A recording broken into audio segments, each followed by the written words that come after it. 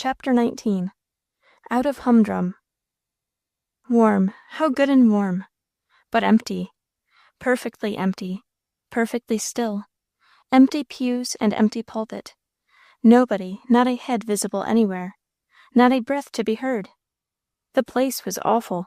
It was like the ghost of a church, all the life out of it. But how then came it to be warm? Somebody must have made the fires. Where was somebody gone? And had none of all the congregation come to church that day? Was it too bad for everybody? Diana began to wake up to facts, as she heard the blast drive against the windows, and listened to the swirl of it round the house. And how was she going to get home, if it was so bad as that? At any rate, here was still solitude and quiet and freedom. She could get warm and enjoy it for a while, and let Prince rest. She would not be in a hurry. She turned to go to one of the corners of the room, where the stoves were screened off by high screens in the interest of the neighboring pews. And then, just at the corner of the screen, from where he had been watching her, she saw Mr. Masters. Diana did not know whether to be sorry or glad. On the whole, she rather thought she was glad. The church was eerie all alone. "Mr. Masters, I thought nobody was here." "I thought nobody was going to be here. Good morning. Who else is coming?"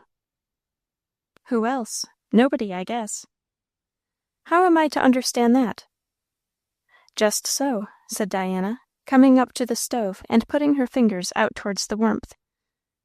"Where is the other half of your family?" "I left Mother at home." "You came alone?" "Yes, I came alone." Diana began to wonder a little at the situation in which she found herself, and to revolve in her mind how she could make use of it. "Miss Diana, you have dared what no one else has dared." "It was not daring," said the girl. "I did not think much of the storm till I was so far on the way that it was as easy to come on as to go back." A light rejoinder, which would have been given to anybody else, was checked on Mr. Masters' lips by the abstracted, apart air with which these words were spoken. He gave one or two inquisitive glances at the speaker, and was silent. Diana roused herself. "Has nobody at all come to church?" "Nobody but Mr. Sinclair. He was the old sexton, and he has such a bad cold that I took pity on him and sent him home. I promised him I would shut up the church for him, when it was necessary to leave it. He was in no condition to be preached to." He half expected Diana would propose the shutting up of the church at once, and the ensuing return home of the two people there. But instead of that, she drew up a stool and sat down. "You will not be able to preach to-day," she remarked. "Not to much of a congregation," said the minister. "I will do my best with what I have." "Are you going to preach to me?" said Diana, with a ghost of a smile. "If you demand it, you have an undoubted right." Diana sat silent. The warmth of the room was very pleasant, also the security. Not from the storm, which howled and dashed upon the windows and raged round the building and the world generally, but from that other storm and whirl of life. Diana did not want just yet to be at home. Furthermore, she had a dim notion of using her opportunity. She thought how she could do it. And the minister, standing by, watched her, with some secret anxiety, but an extremely calm exterior. "You must give me the text, Miss Diana," he ventured presently. Diana sat still, musing. "Mr. Masters," she said at last, very slowly, in order that the composure of it might be perfect, "will you tell me what is the good of life?" "To yourself, you mean?" "Yes, for me, or for anybody." "I should say briefly that God makes all his creatures to be happy." "Happy," echoed Diana, with more sharpness of accent than she knew. "Yes. But, Mr. Masters, suppose that is impossible. It never is impossible." "That sounds like mockery," said Diana, "only you never do say mocking things." "I do not about this." "But, Mr. Masters, surely there are a great many people in the world that are not happy." "A sorrowful truth. How comes Diana Starling to be one of them?" And saying this, the minister himself drew up a chair and sat down. The question was daring, but the whole way and manner of the man were so quiet and gentle, so sympathizing and firm at once, that it would have lured a bird off its nest, much more the brooding reserve from a heart it is not nursing but killing. Diana looked at him, met the wise, kind, grave eye she had learned long ago to trust, and broke down. All of a sudden, she had not dreamed she was in any danger. She was as much surprised as he was, but that helped nothing. Diana buried her face in her hands and burst into tears. He looked very much concerned. Wisely, however, he kept perfectly quiet and let the storm pass, the little inner storm which caused the outer violence of winds and clouds to be for the time forgotten. Diana sobbed bitterly. When after a few minutes she checked herself, the minister went off and brought her a glass of water. Diana lifted her flushed face and drank it, making no word of excuse or apology. As he took the glass back, Mr. Masters spoke in the tone of mixed sympathy and authority. It was a winning kind of authority, which was peculiar to him. "Now, Miss Diana, what is it?" But there was a long pause. Diana was regaining self-command and searching for words. The minister was patient, and waited. "There seems to be nothing left in life," she said at last. "Except duty, you mean?" "There is enough of that, common sort of duties. But duty is very cold and bare if it is all alone, Mr. Masters." "Undoubtedly true. But who has told you that your life must be filled with only common sorts of duties?" "It has nothing else," said Diana, despondently, "and I look forward and see nothing else. And when I think of living on and on so, my brain almost turns, and I wonder why I was made. Not to live so. Our Maker meant none of us to live a humdrum life. Don't you know, we were intended for glory, honor, and immortality." "But how can one get out of humdrum?" Diana asked disconsolately. "By living to God." "I don't understand you." "You understand how a woman can live to a beloved human creature, doing everything in the thought and joy of her affection." Was he probing her secret? Diana's breath came short. She sat with eyes cast down and a feeling of oppression, growing pale with her pain. But she said, "Well?" "Let it be God, instead of a fellow creature. Your life will have no humdrum then." "But one can only love what one knows," said Diana, speaking carefully. "Precisely, and the Bible cry to men is, that they would know the Lord. For want of that knowledge, all goes wild." "Do you mean that that will take the place of everything else?" said Diana, lifting her weary eyes to him. They were strong, beautiful eyes, too, but the light of hope was gone, and all sparkle of pleasure out of them. The look struck to the minister's heart. He answered, however, with no change of tone. "I mean that it more than takes the place of everything else." "Not replace what is lost," said Diana sadly. "More than replace it, even when one has lost all." "That can't be. That must be impossible, sometimes," said Diana. "I don't believe you know." "Yes, I do," said the minister gravely. "People would not be human." "Very human, tenderly human. Do you really think, Miss Diana, that He who made our hearts made them larger than He himself can fill?" Diana sat silent a while, and the minister stood considering her, his heart strained with sympathy and longing to give her help, and at the same time doubting how far he might or dared venture. Diana on her part fearing to show too much, but remembering also that this chance might never repeat itself. The fear of losing it began to overtop all other fear. So she began again. "But, Mr. Masters, this that you speak of, I haven't got it, and I don't understand it. What shall I do?" "Get it." "How?" "Seek it in the appointed way." "What is that?" "Jesus said, He that hath my commandments, and keepeth them, he it is that loveth me, and he that loveth me shall be loved of my Father, and I will love him, and will manifest myself to him. But I do not love him. Then pray as Moses prayed.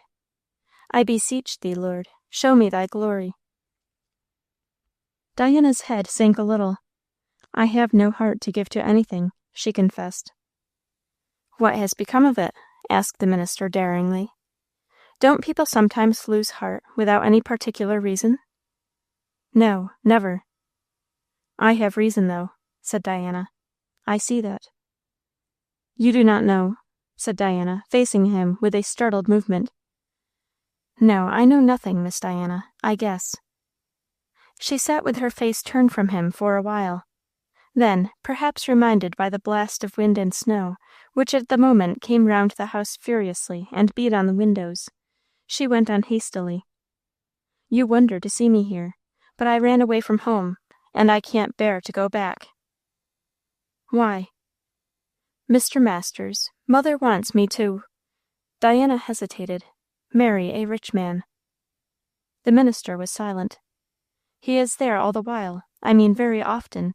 He has not spoken out yet, but mother has, and she favors him all she can. You do not? I wish I could never see him again, sighed Diana. You can send him away, I should think. I can't, till he asks my leave to stay.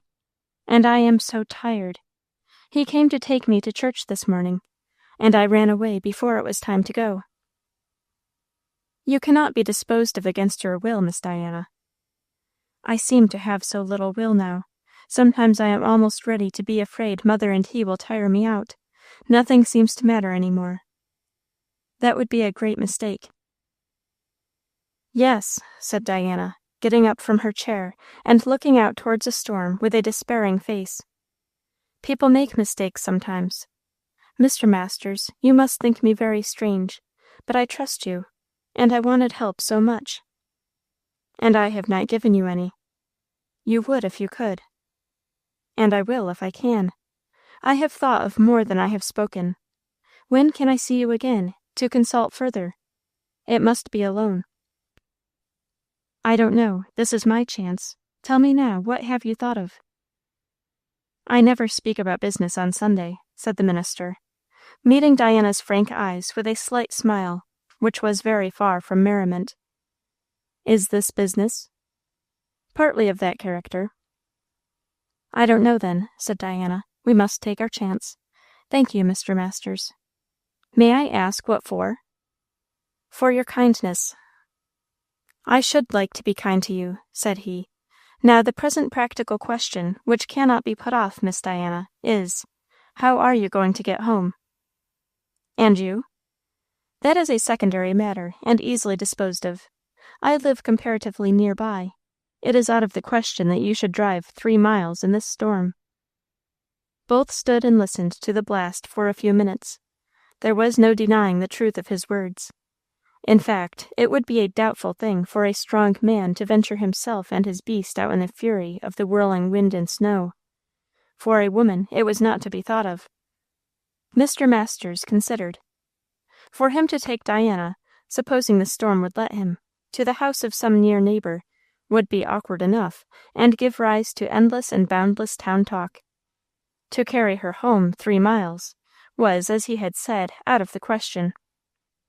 To wait, both of them, in the church for the storm's abating, was again not a desirable measure, and would furnish even richer food for the tongues of the parish than the other alternatives would. To leave her, or for her to leave him, were alike impossible. Mr. Masters was not a man who usually hesitated long about any course of action, but he was puzzled today. He walked up and down in one of the aisles, thinking, while Diana resumed her seat by the stove. Her simplicity and independence of character did not allow her to greatly care about the matter, though she, too, knew very well what disagreeable things would be said, at home and elsewhere, and what a handle would be made of the affair, both against her and against the minister. For his sake she was sorry. For herself, what did anything much matter? This storm was an exceptional one, such as comes once in a year perhaps, or perhaps not in several years. The wind had risen to a tempest, the snow drove thick before it, whirling in the eddies of the gust, so as to come in every possible direction, and seemingly caught up again before it could reach a resting place. The fury of its assault upon the church windows made one thing at least certain: it would be a mad proceeding now to venture out into it, for a woman or a man either. And it was very cold, though happily the stoves had been so effectually fired up that the little meeting-house was still quite comfortable. Yet the minister walked and walked. Diana almost forgot him. She sat lost in her own thoughts. The lull was soothing. The solitude was comforting. The storm which put a barrier between her and all the rest of the world was a temporary friend. Diana could find it in her heart to wish it were more than temporary. To be out of the old grooves of pain is something, until the new ones are worn.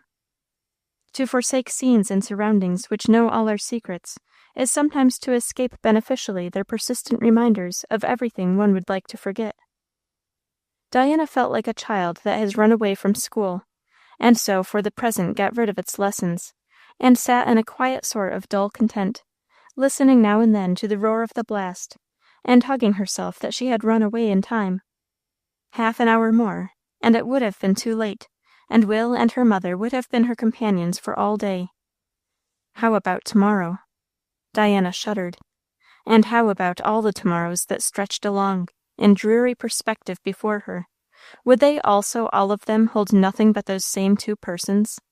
Nothing but an endless vista of butter-making and pork-killing on one hand, and hair oil scented with cloves on the other?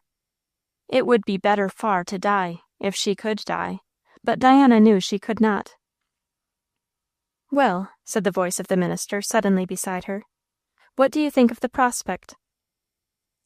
Diana's eyes, as they were lifted to his face, were full of so blank a life prospect that his own face changed, and a cloud came over its brightness.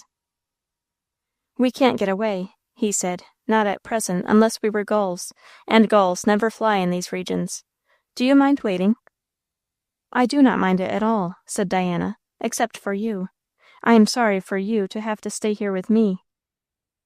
"There isn't anybody I would rather stay with," said the minister, half humorously. "Now, can you return the compliment?" "Yes, indeed," said Diana earnestly. "There isn't anybody else I would half as lieve stay with." "Apparently you have some confidence in me," he said in the same tone. "I have confidence in nobody else," said Diana sadly. "I know you would help me if you could." They were silent a few minutes after that, and when Mr. Masters began to speak again, it was in a different tone, a gentle, grave tone of business. "I have been doing some hard thinking," he said, "while I have been walking yonder, and I have come to the conclusion that the present is an exceptional case and an exceptional time. Ordinarily, I do not let business, private business, come into Sunday. But we are brought here together, and detained here, and I have come to the conclusion that this is the business I ought to do.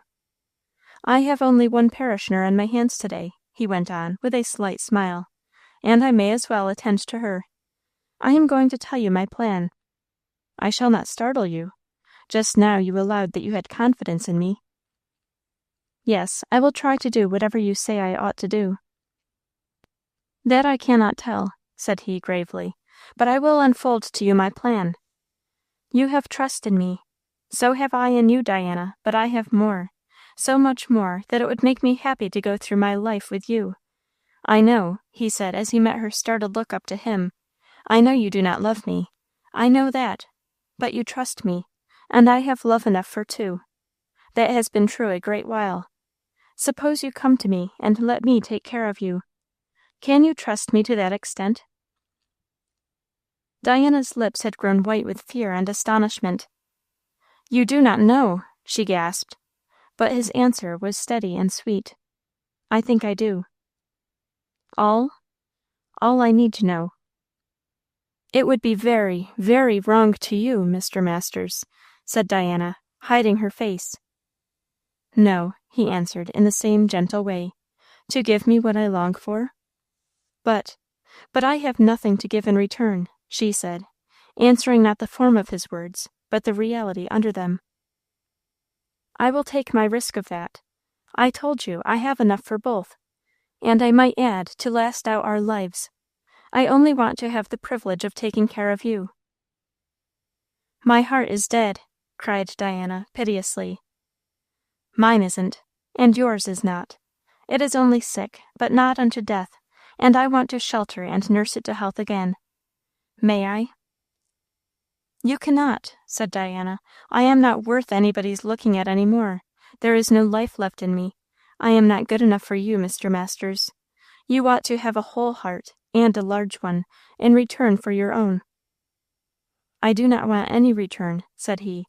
"Not at present, beyond that trust which you so kindly have given me. And if I never have any more, I will be content, Diana, to be allowed to do all the giving myself. You must spend your life somewhere. Can you spend it anywhere better than at my side?" "No," Diana breathed rather than spoke.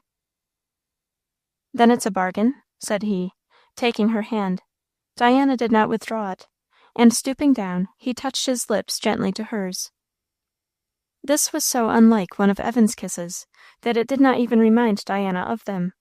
She sat dazed and stunned, hardly knowing how she felt, only bewildered, yet dimly conscious that she was offered a sheltered, and a lot which, if she had never known Evan, she would have esteemed the highest possible. An empty lot now, as any one must be, an unequal exchange for Mr. Masters, an unfair transaction, at the same time, for her, a hiding place from the world's buffetings. She would escape so from her mother's exactions and rule, from young Flandin's fouling and pretensions, from the pointed finger of gossip. True, that finger had never been levelled at her, not yet, but every one who has a secret sore spot knows the dread of its being discovered and touched. And Diana had never been wont to mind her mother's exactions, or to rebel against her rule. But lately, for a year past, without knowing or guessing the wrong of which her mother had been guilty, Diana had been conscious of an underlying want of harmony somewhere. She did not know where it was. It was in the air, for nature's subtle sympathies find their way, and know their ground, far beyond the sphere of sense or reason. Something adverse and something sinister she had vaguely felt in her mother's manner, without having the least clue to any possible cause or motive. Suspicion was the last thing to occur to Diana's nature, so she suspected nothing, nevertheless felt the grating, and now and then the jar of their two spirits one against the other.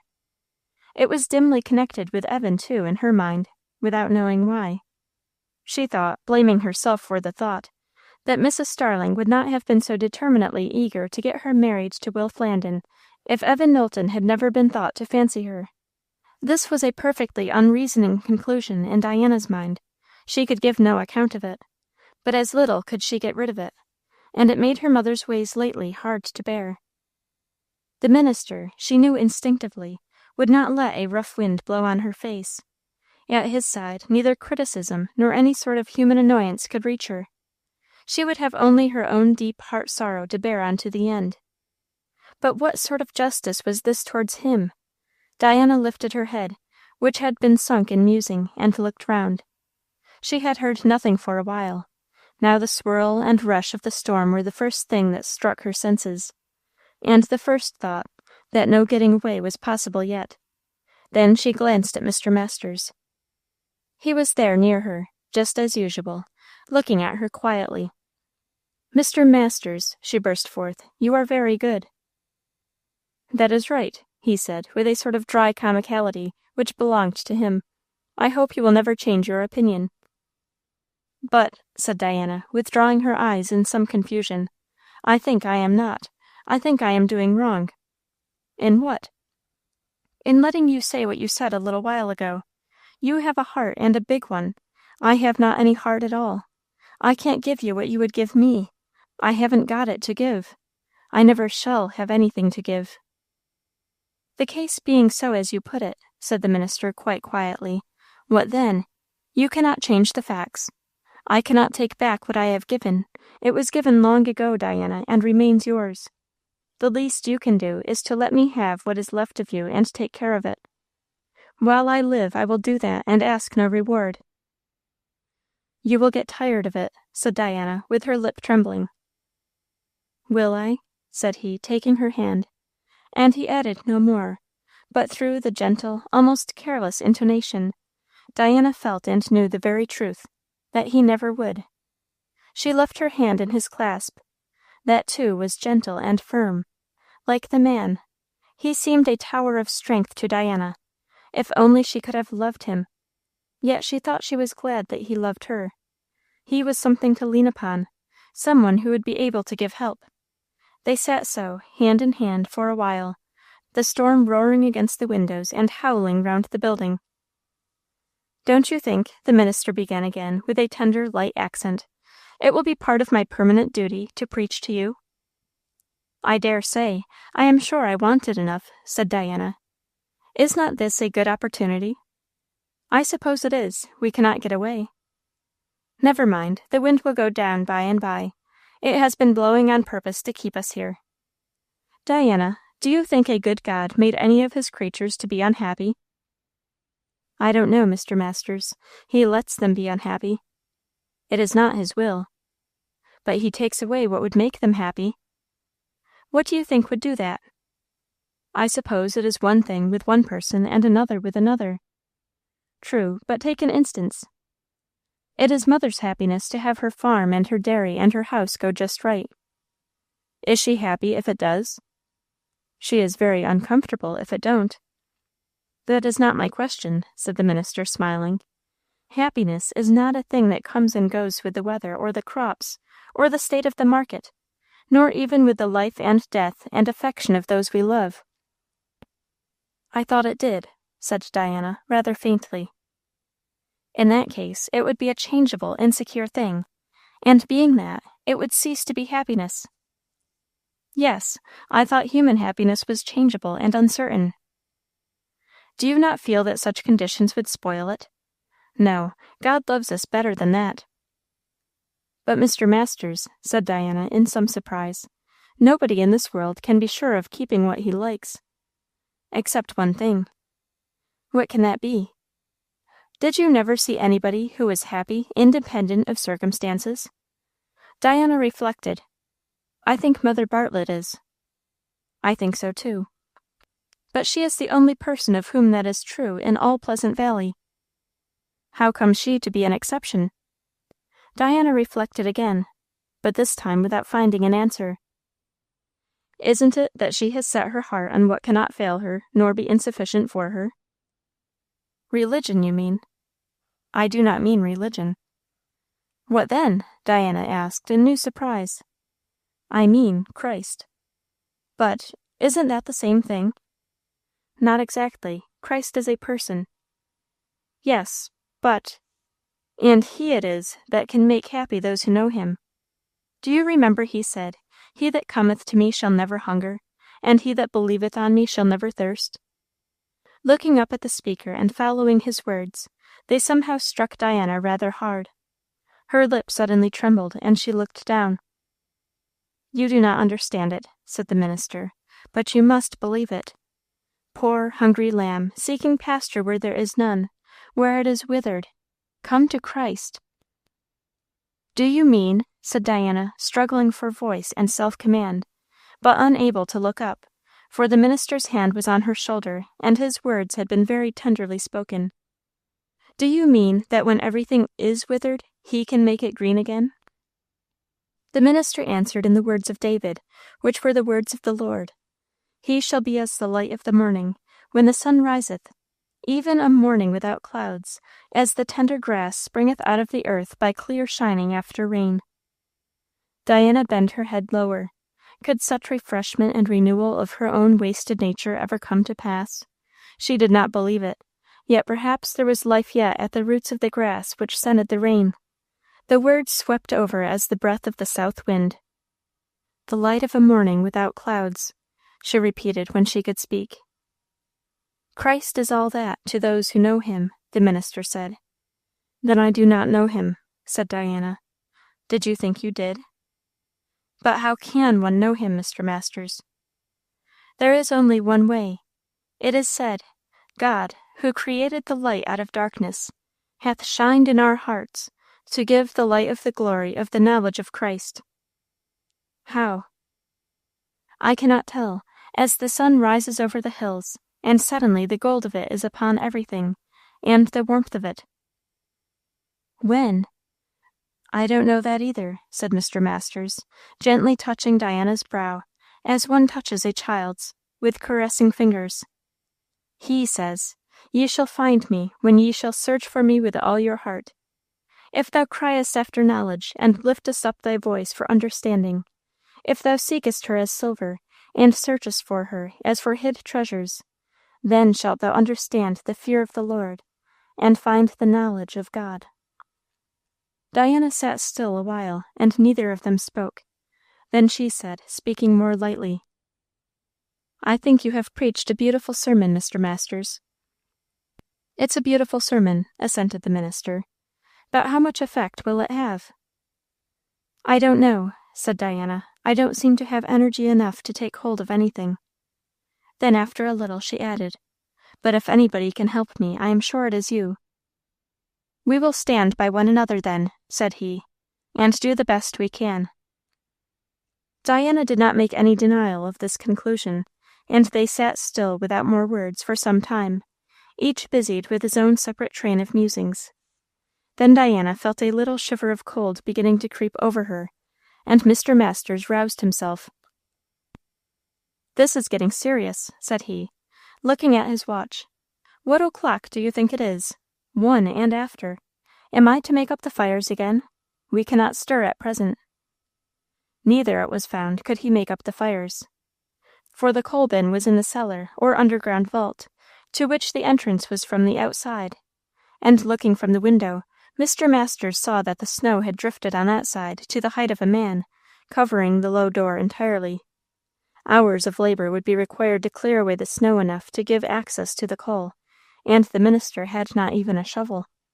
At the same time the fires were going down, and the room was beginning to get chilly under the power of the searching wind, which found its way in by many entrances. The only resource was to walk. Mr. Masters gave Diana his arm, and she accepted it, and together they paced up and down the aisle. It was a strange walk to Diana. Her companion was rather silent, speaking only a few words now and then, and it occurred to her to wonder whether this, her first walk with him, was to be a likeness of the whole, a progress through chilly and empty space.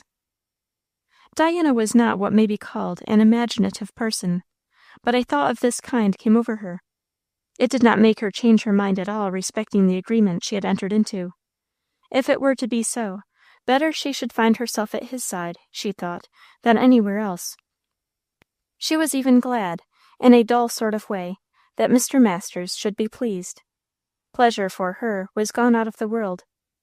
Honor him she could, and did, from the bottom of her heart, but that was all. It was well, perhaps, for her composure that whatever pleasure her companion might feel in the new relations, he did not make the feeling obtrusively prominent. He was just his usual self, with a slight confidence in his manner to her which had not appeared before. So they walked. Diana, said Mr. Masters suddenly, have you brought no lunch with you? I forgot it. At least, I was in such a hurry to get out of the house without being seen, I didn't care about anything else.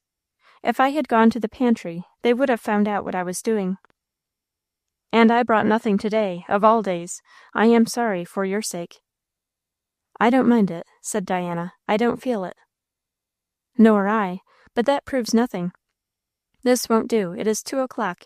We must get away. It will be growing dark in a little while more. The days are just at the shortest. I think the storm isn't quite so bad as it was, said Diana. They stood still and listened. It beat and blew, and the snow came thick. Still the exceeding fury of the blast seemed to be lessened. We'll give it a quarter of an hour more, said the minister. Diana, we have had preaching, but we have had no praying. She assented submissively, to his look as well as his words, and they knelt down together in the chancel. Mr. Masters prayed, not very long, but a prayer full of the sweetness and the confidence and the strength of a child of God who is at home in his Father's presence, full of tenderness and sympathy for her. Diana's mind went through a series of experiences in the course of that short prayer.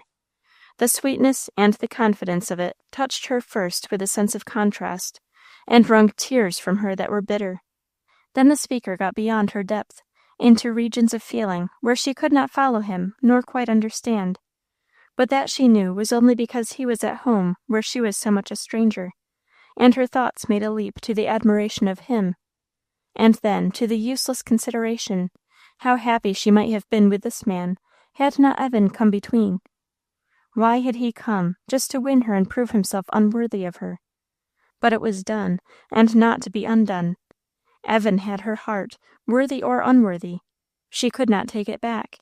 There was nothing left for her but to be a cold shadow walking beside this good man who was so full of all gentle and noble affections. Well, she was glad, since he wanted her, that she might lead her colorless existence by his side. That was the last feeling with which she rose from her knees. Chapter 20. Settled. It was a very wild storm yet, through which Mr. Masters drove Diana home. Still the wind blew hard, and the snow came driving and beating down upon their shoulders and faces in thick white masses, and the drifts had piled up in some places very high. More than once the sleigh, Prince and all, was near being lodged in a snowbank, from which the getting free would have been a work of time. Mr. Masters had to get out and do some rather complicated engineering, and withal, through the thick and heavy snowfall, it was difficult to see what they were coming to. Patience and coolness and good driving got the better of dangers, however, and slowly the way was put behind them. They met nobody. "Mr. Masters," said Diana suddenly, "you will have to stay at our house tonight. You can never get back." "I don't believe Mrs. Starling will let me go," said the minister. Diana did not know exactly how to understand this.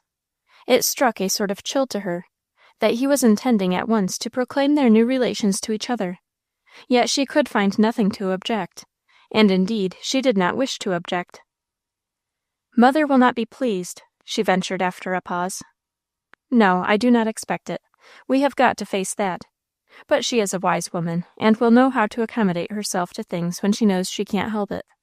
I will put Prince up and give him some supper, and then we will see." Diana accordingly went in alone, but as it happened, Mrs. Starling was busied with some affairs in the outer kitchen, and Diana passed through and got up to her own room without any encounter. She was glad. Encounters were not in her line. She was somewhat leisurely, therefore, in taking off her wrappings and changing her dress. And as the minister was on the other hand as soon done with his ministrations to Prince as circumstances and the snow permitted, it fell out that they re-entered the kitchen almost at the same moment, though by different doors. It was the lean-to kitchen, the only place where fire was kept on Sunday, and indeed that was the usual winter dwelling-room, a little outer kitchen serving for all the dirty work. It was in what I should call dreary Sunday order, which means order without life. The very chairs and tables seemed to say forlornly that they had nothing to do. Not so much as an open book proclaimed that the mistress of the place was any better off. However, she had other resources, for even as the minister came in from the snow, and Diana from upstairs, Mrs. Starling herself made her appearance from the outer kitchen, with a pan of potatoes in her hand. Mrs. Starling liked neither to be surprised, nor to seem so. Moreover, from the outer kitchen door, she had seen Prince and the sleigh going to the barn, and seen, too, who was driving him. With the cunning of an Indian, she had made a sudden tremendous leap to conclusions. How arrived at, I cannot say. There is a faculty in some natures that is very like a power of intuition. So she came in now with a manner that was undeclarative of anything but grimness, gave no sign of either surprise or curiosity, vouchsafed the minister only a scant little nod of welcome, and to Diana scarce a look, and set her pan of potatoes on the table, while she went into the pantry for a knife. "Do you want those peeled, Mother?" Diana asked. "Must have something for supper, I suppose." "Shall I do it?" "No, I guess you've done enough for one day." "I have," said Mr. Masters, "and if you had driven these 3 miles in the snow, you would know it. May I have some supper, Mrs. Starling?"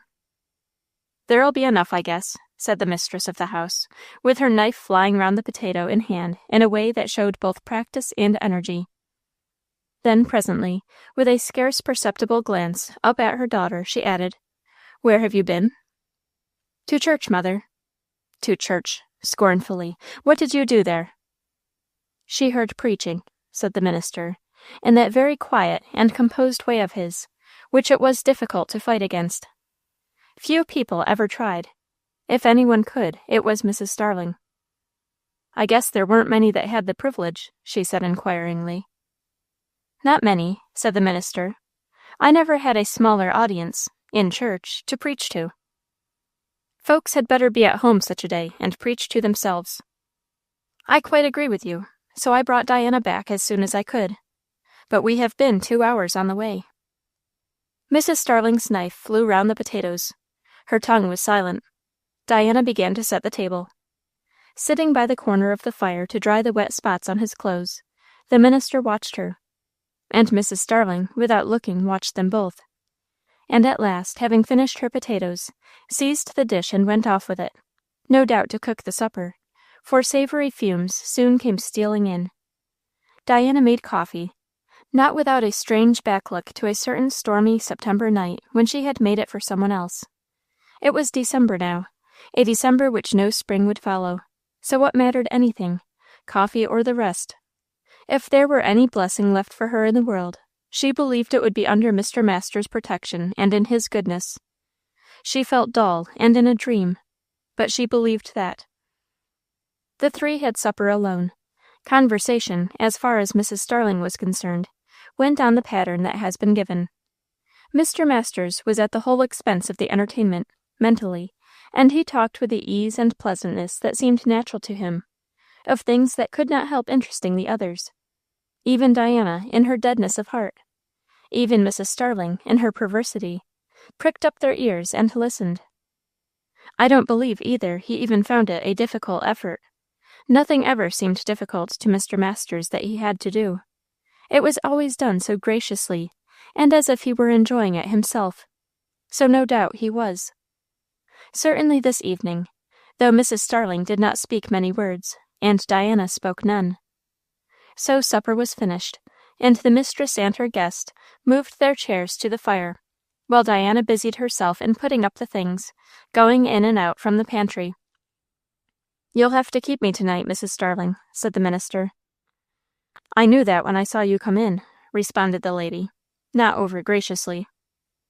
"I am not going to receive hospitality under false pretenses, though," said the minister. "If I rob, I won't steal. Mrs. Starling, Diana and I have come to an agreement." "I knew that, too," returned the lady defiantly. "According to which agreement," pursued the other, "without change of a hair, I am coming again, some other time, to take her away, out of your care into mine." "There go 2 words to that bargain," said Mrs. Starling, after a half-minute's pause. "2 words have been spoken, mine and hers. Now we want yours." "Diana's got to take care of me." "Does that mean that she is never to marry?" "It don't mean anything ridiculous," said Mrs. Starling, "so it don't mean that." "I should not like to say anything ridiculous. Then, if she may marry, it only remains that she and you should be suited. Do you object to me as a son-in-law?" It is impossible to convey the impression of the manner, winning, half humorous, half dry, supremely careless and confident, in which all this was said on the minister's part. It was something almost impossible at the moment to withstand, and it fidgeted Mrs. Starling to be under the power of it. Her grudge against the minister was even increased by it, and yet she could not give vent to the feeling. "I'm not called upon to make objections against you in any way," she answered rather vaguely. "That means, of course, that you have no objections to make?" "I don't make any," said Mrs. Starling shortly. "I must be content with that," said Mr. Masters, smiling. "Diana, your mother makes no objections." And rising, he went and gravely kissed her. I do not know what tied Mrs. Starling's tongue. She sat before the fire, with her hands in her lap, in an inward fury of dull displeasure. She had untold objections to this arrangement, and yet, though she knew she must speak now or never, she could not speak. Whether it were the spell of the minister's manner, which, as I said, worked its charm upon her as it did upon others. Whether it were the prick of conscience, warning her that she had interfered once too often already in her daughter's life affairs, or whether, finally, she had an instinctive sense that things were gone too far for her hindering hand, she fumed in secret and did nothing. She was a woman of sense. She knew that if a man like Mr. Masters loved her daughter, and had got her daughter's good will, it would be an ill waste of strength on her part to try to break the arrangement. It might be done, but it would not be worth the scandal and the confusion, and she was not sure that it could be done. So she sat, chewing the cud of her mortification and ire, giving little heed to what words passed between the others. It had come to this. She had schemed, she had put a violent hand upon Diana's fate, to turn it her own way, and now this was the way it had gone. All her wrong deeds for nothing. She had purposed, as she said, that Diana should take care of her. Therefore, Diana should not marry any poor and proud young officer, nor any officer at all, to carry her away beyond reach and into a sphere beyond and above the sphere of her mother. No, Diana must marry a rich young farmer. Will Flandin would just do. A man who would not dislike or be anywise averse to receive such a mother-in-law into his house, but reckon it an added advantage. Then her home would be secure, and her continued rule, and ruling was as necessary to Mrs. Starling as eating. She would have a larger house and business to manage, and withal need not do herself more than she chose. Having Diana, she would be sure of everything else she wanted. Now she had lost Diana, and only to a poor parson when all was done. Would it have been better to let her marry the officer? For Mrs. Starling had a shrewd guess that such would have been the issue of things if she had let them alone.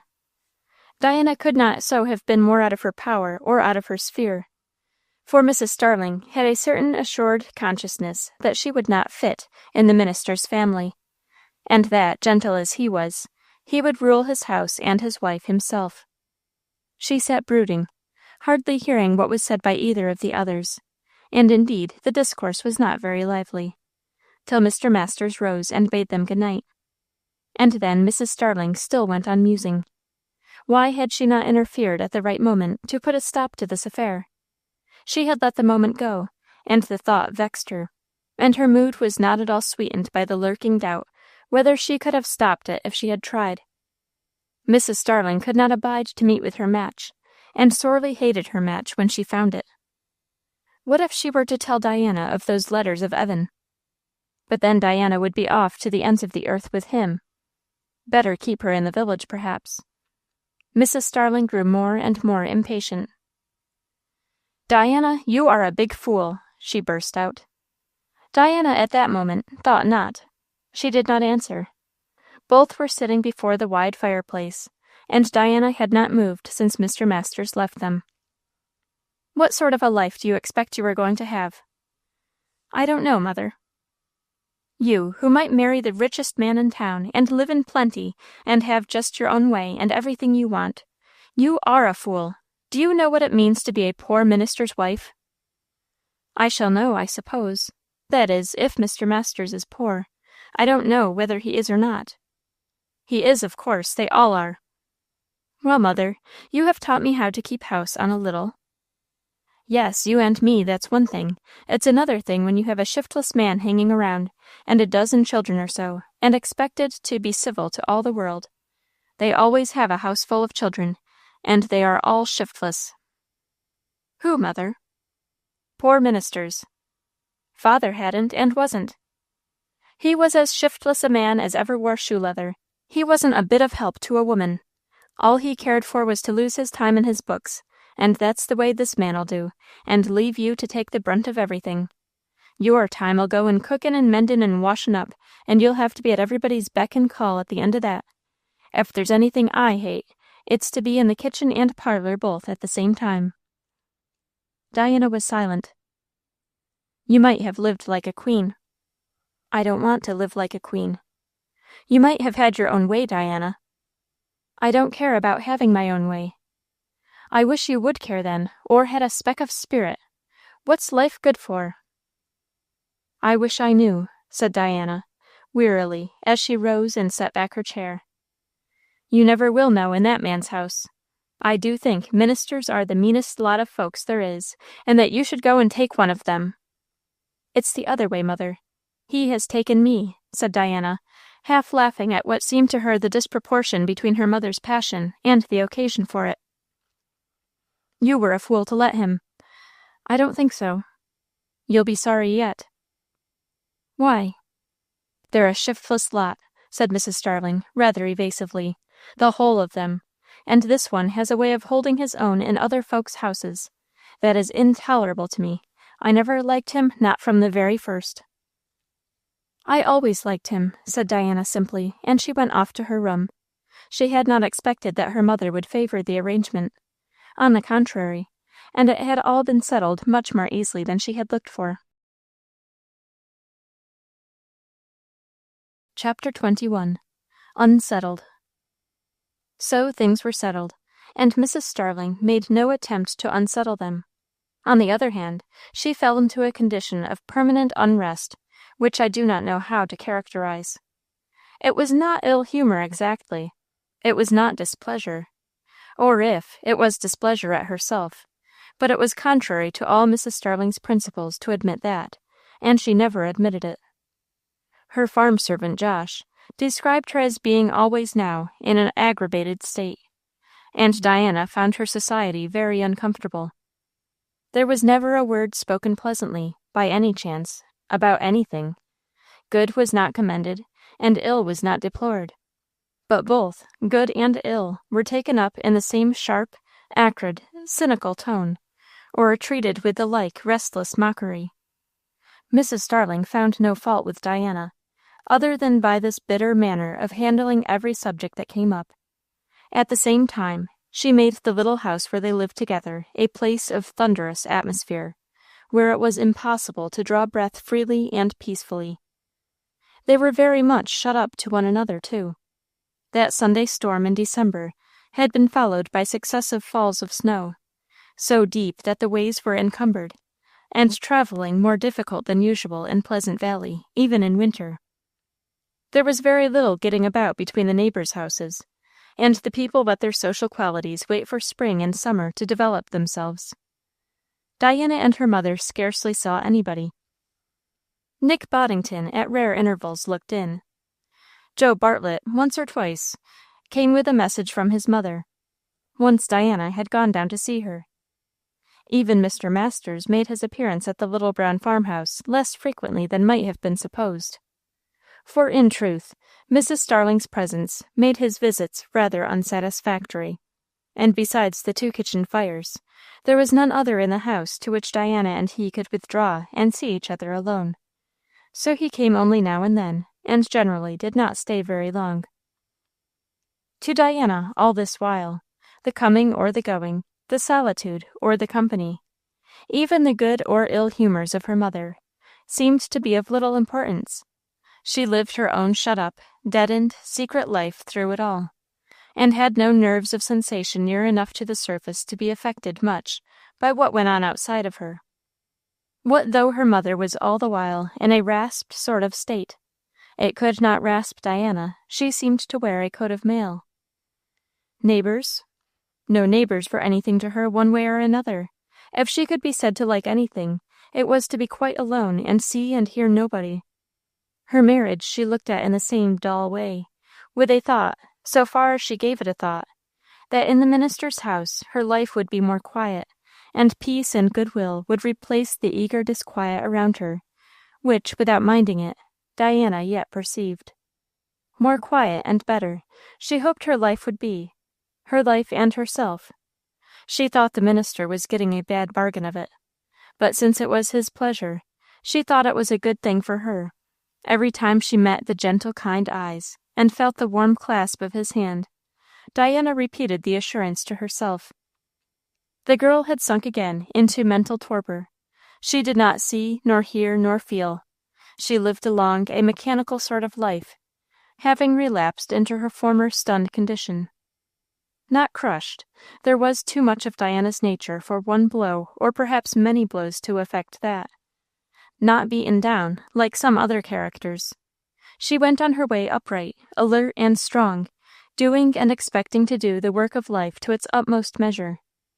All the same, walking as a ghost might walk through the scenes of his former existence, with no longer any natural conditions to put her at one with them, and only conscious of her dead heart. This state of things had given way in the fall to a few months of incessant and very live pain. With her betrothal to the minister, Diana had sunk again into the dullness of apathy.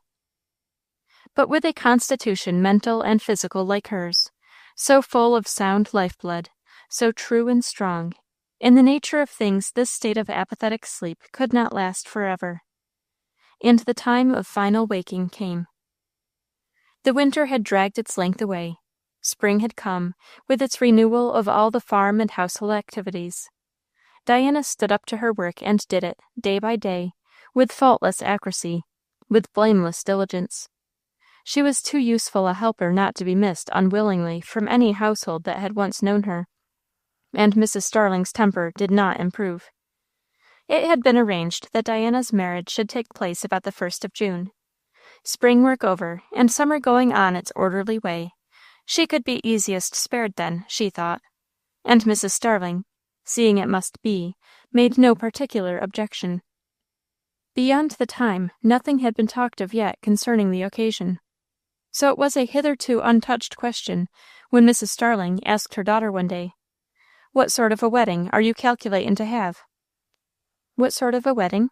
I don't know," said Diana. "What do you mean by a wedding?" "The thing is, what you mean by it. Don't be a baby, Diana Starling. Do you mean to ask your friends to see you married?"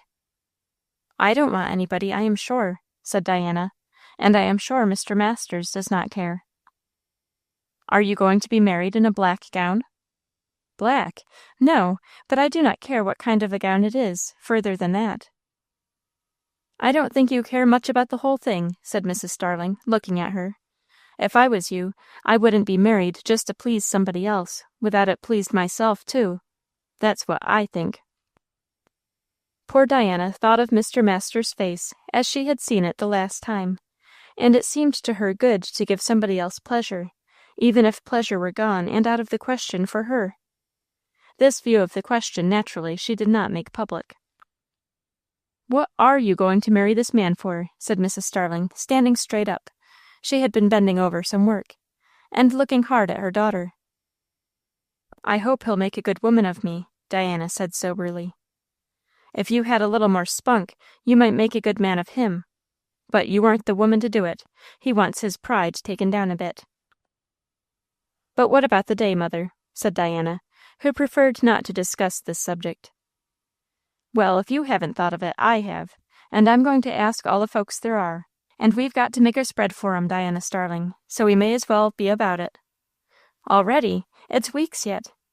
They'll run away, you'll find, and the cake'll be better for keepin'. You may go about stonin' the fruit as soon as you're a mind to." Diana said no more, but stoned her raisins, and picked over her currants, and sliced her citron, with the same apathetic want of realization which lately she had brought to everything. It might have been cake for anybody else's wedding that she was getting ready, so little did her fingers recognize the relation of the things with herself. The cake was made and baked, and iced and ornamented, and then Mrs. Starling's activities went on to other items of preparation. Seeing Diana would be married, she meant it should be done in a way the countryside would not forget.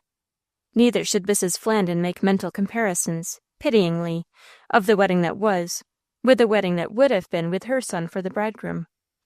Baking and boiling and roasting and jellying went on in quantity, for Mrs. Starling was a great cook, and could do things in style when she chose.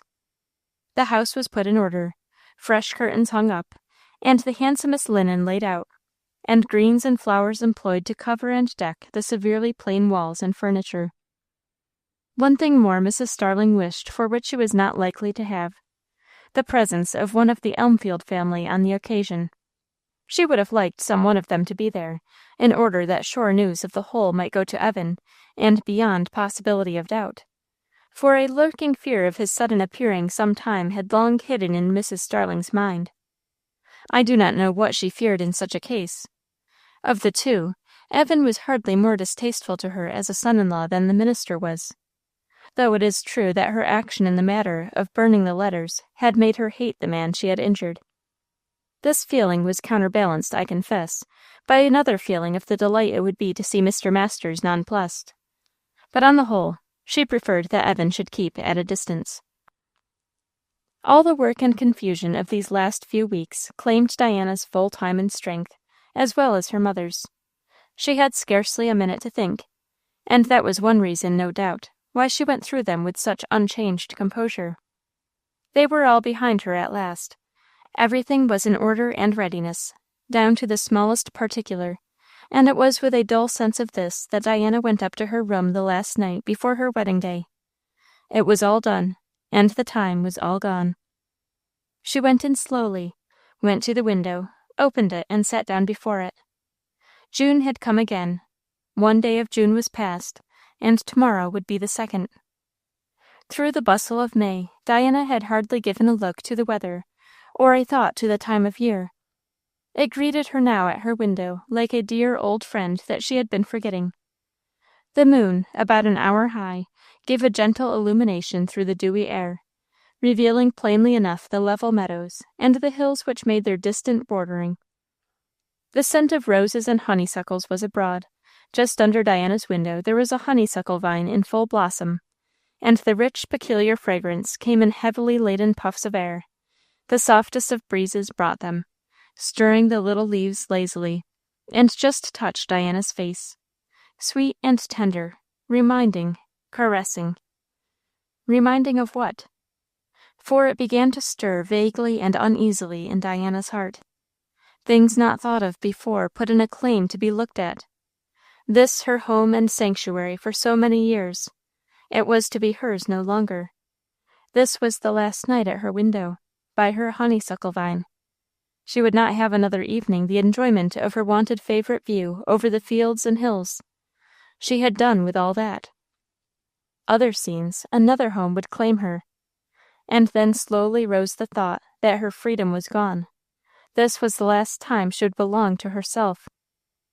Oddly enough, nothing of all this had come under consideration before. Diana had been stunned. She had believed for a long time that she was dead.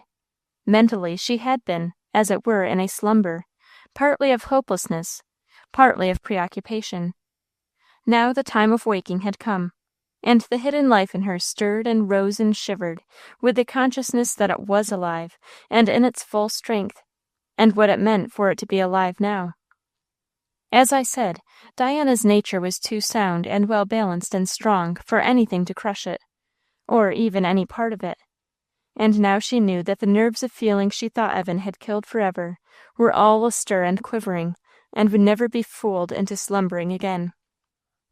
I cannot tell how all this dawned and broke to her consciousness. She had sat down at her window, a calm, weary-hearted girl, placid, and with even a dull sort of content upon her. So she had sat and dreamed a while, and then June and moonlight, and her honeysuckle, and the roses, and the memory of her free childish days, and the image of her lost lover, and the thought of where she was standing, by degrees, how gently they did it too, roused her and pricked her up to the consciousness of what she was going to do. What was she going to do? Marry a man who had no real place in her heart. She had thought it did not matter. She had thought she was dead. Now all at once she knew that she was alive in every fibre, and that it mattered fearfully. The idea of Mr. Masters stung her, not as novel writers say, almost to madness, for there was no such irregularity in Diana's round, sound, healthy nature, but to pain that seemed unbearable. No confusion in her brain, and no dullness now. On the contrary, an intense consciousness of all that her position involved. She had made a mistake, like many another. Unlike many, she had found it out early. She was going to marry a man to whom she had no love to give, and she knew now that the life she must henceforth lead would be daily torture. Almost the worse, because she had for Mr. Masters so deep a respect, and so true an appreciation. And he loved her. Of that there was no question. The whole affection of the best man she had ever known was bestowed upon her, and in his hopes he saw doubtless a future when she would have learnt to return his love. And I never shall, thought Diana. Never, as long as I live. I wonder if I shall get to hate him because I am obliged to live with him. All the heart I have is Evan's, and will be Evan's. It doesn't make any difference that he was not worthy of me, as I suppose he wasn't. I have given, and I cannot take back, and now I must live with this other man. Diana shuddered already. She shed no tears. Happy are they whose grief can flow. Part of the oppression at least flows off with tears, if not part of the pain. Eyes wide open, staring out into the moonlight, a rigid face, from which the color gradually ebbed and ebbed away, more and more so. So Diana kept the watch of her bridal eve.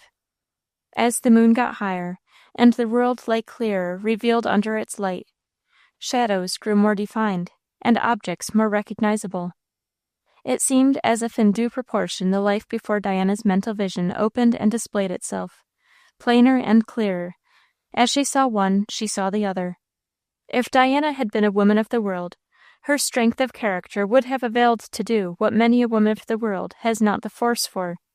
She would have drawn back at the last minute, and declined to fulfill her engagement. But in the sphere of Diana's experience, such a thing was unheard of. All the proprieties, all the conditions of the social life that was known to her, forbade even the thought, and the thought never came to her. She felt just as much bound, that is, as irrecoverably, as she would be 24 hours later. But she was like a caged wild animal. The view of the sweet moonlit country became unbearable at last, and she walked up and down her floor. She had a vague idea of tiring herself so that she could sleep. She did get tired of walking, but no sleep came, and at last she sat down again before her window to watch another change that was coming over the landscape. The moon was down, and a cool gray light, very unlike her soft glamour, was stealing into the sky and upon the world. Yes, the day was coming, the clear light of a matter-of-fact, work-a-day creation. It was coming, and she must meet it, and march on in the procession of life, which would leave no one out. If she could go alone!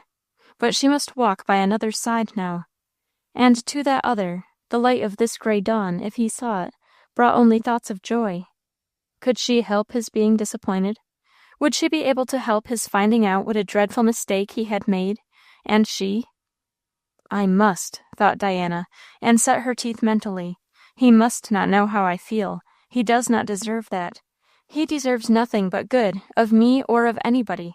I will give him all I can, and he shall not know how I do it. With a recoil in every fibre of her nature, Diana turned to take up her life burden. She felt as if she had had none till now. Chapter 22.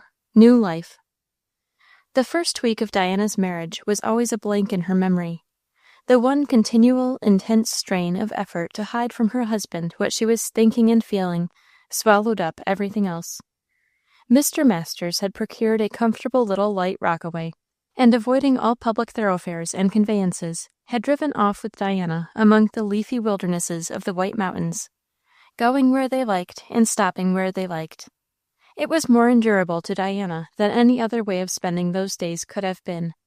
The constant change and activity, and the variety of new things always claiming attention and admiration, gave her all the help circumstances could give. They offered abundance of subjects for Mr. Masters to talk about, and Diana could listen, and with a word or two now and then get along quite passably. But of all the beauty they went through, of all the glory of those June days, of all the hours of conversation that went on, Diana kept in her memory but the one fact of continual striving to hinder Mr. Masters from seeing her heart. She supposed she succeeded. She never could tell. For one thing forced itself upon her consciousness as the days went on, a growing appreciation of this man whom she did not love, his gentleness of manner, his tender care and consideration for her, the even sweetness of temper which nothing disturbed and which would let nothing disturb her, playing with inconveniences which he could not remove, and then, beneath all that, a strength of character and steady force of will which commanded her utmost respect and drew forth her fullest confidence. It hurt Diana's conscience terribly that she had given this man a wife who, as she said to herself, was utterly unworthy of him. To make this loss good, so far as any possible service or life work could, she would have done anything or submitted to anything. It was the one wish left her. "What do you think of going home?" Mr. Masters asked suddenly one evening. They had come back from a glorious ramble over the nearest mountain, and were sitting after supper in front of the small farmhouse where they had found lodging, looking out upon the view. Twilight was settling down upon the green hills. Diana started and repeated his word. "Home?" "Yes, I mean Pleasant Valley," said the minister, smiling. "Not the house where I first saw you. There are 1 or 2 sick people from whom I do not feel that I can be long away."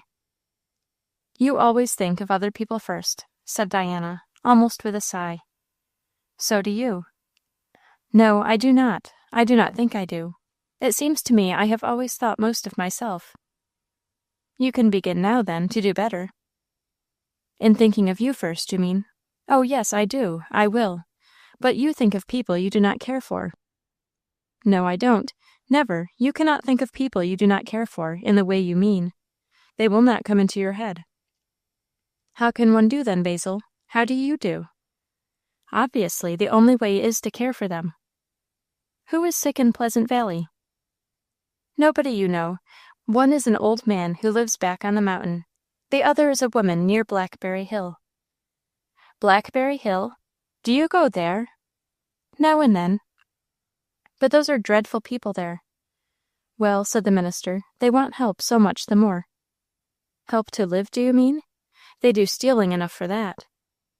"Nobody lives by stealing," said the minister. "It is one of the ways of death, and help to live is just what they want. But how shall they believe on him of whom they have not heard, and how shall they hear without a preacher?" "And do you preach to them in that place?" "I try." "But there is no church there." "When you have got anything to do," said the minister, with a dry sort of humorousness which belonged to him, "it is best not to be stopped by trifles." "Where do you preach then, Basil?" "Wherever I can find a man or a woman to listen to me." "In the houses?" exclaimed Diana. "Why not?" "Well, we never had a minister in Pleasant Valley like you before." "Didn't you?" "I don't believe anybody ever went to those people to preach to them until you went." "They had a good deal of that appearance," Mr. Masters assented. "But," Diana began again after a short pause, "to go back, Basil, you do not care for those people." "I think I do," said the minister very quietly. "I suppose you do," said Diana, in a sort of admiration. "But how can you?" "Easy to tell," was the answer. "God made them, and God loves them. I love all that my Father loves. And Christ died for them, and I seek the lost whom my Master came to save. And there is not one of them but has in him the possibility of glory, and I see that possibility. And when I see it, Diana, it seems to me a small thing to give my life, if need be, that it may be realized." "I am not good enough to be your wife," said Diana, sinking her head. And her secret self-abasement was very deep. "Does that mean that you object to the cutting short of our holiday?" the minister asked, in his former tone of dry, humorous suggestion. "I?" said Diana, looking up and meeting his eyes. "No, certainly. I am ready for whatever you wish, and whenever you wish." "I don't wish it at all," said the minister, giving a somewhat longing look at the green wilderness before them, of which the lovely hilly outlines were all that the gathering twilight left distinct. "But the thing is, Di, I cannot play when I ought to be working." It made little difference to Diana. Indeed, she had a hope that in her new home she would find, as she always had found in her old home, engrossing duties that would make her part easier to get through, and in some measure put a check to the rush of thought and feeling. So with her full consent, the very next day they set out upon their journey home. It was not a great journey, indeed. A long day's drive would do it. Their horse was fresh, and they had time for a comfortable rest and dinner at midday. The afternoon was very fair, and as they began to get among the hills overlooking Pleasant Valley, Something in the air or light reminded Diana of the time, 2 years ago, when she had gone up the brook with Evan. She began to talk to get rid of her thoughts.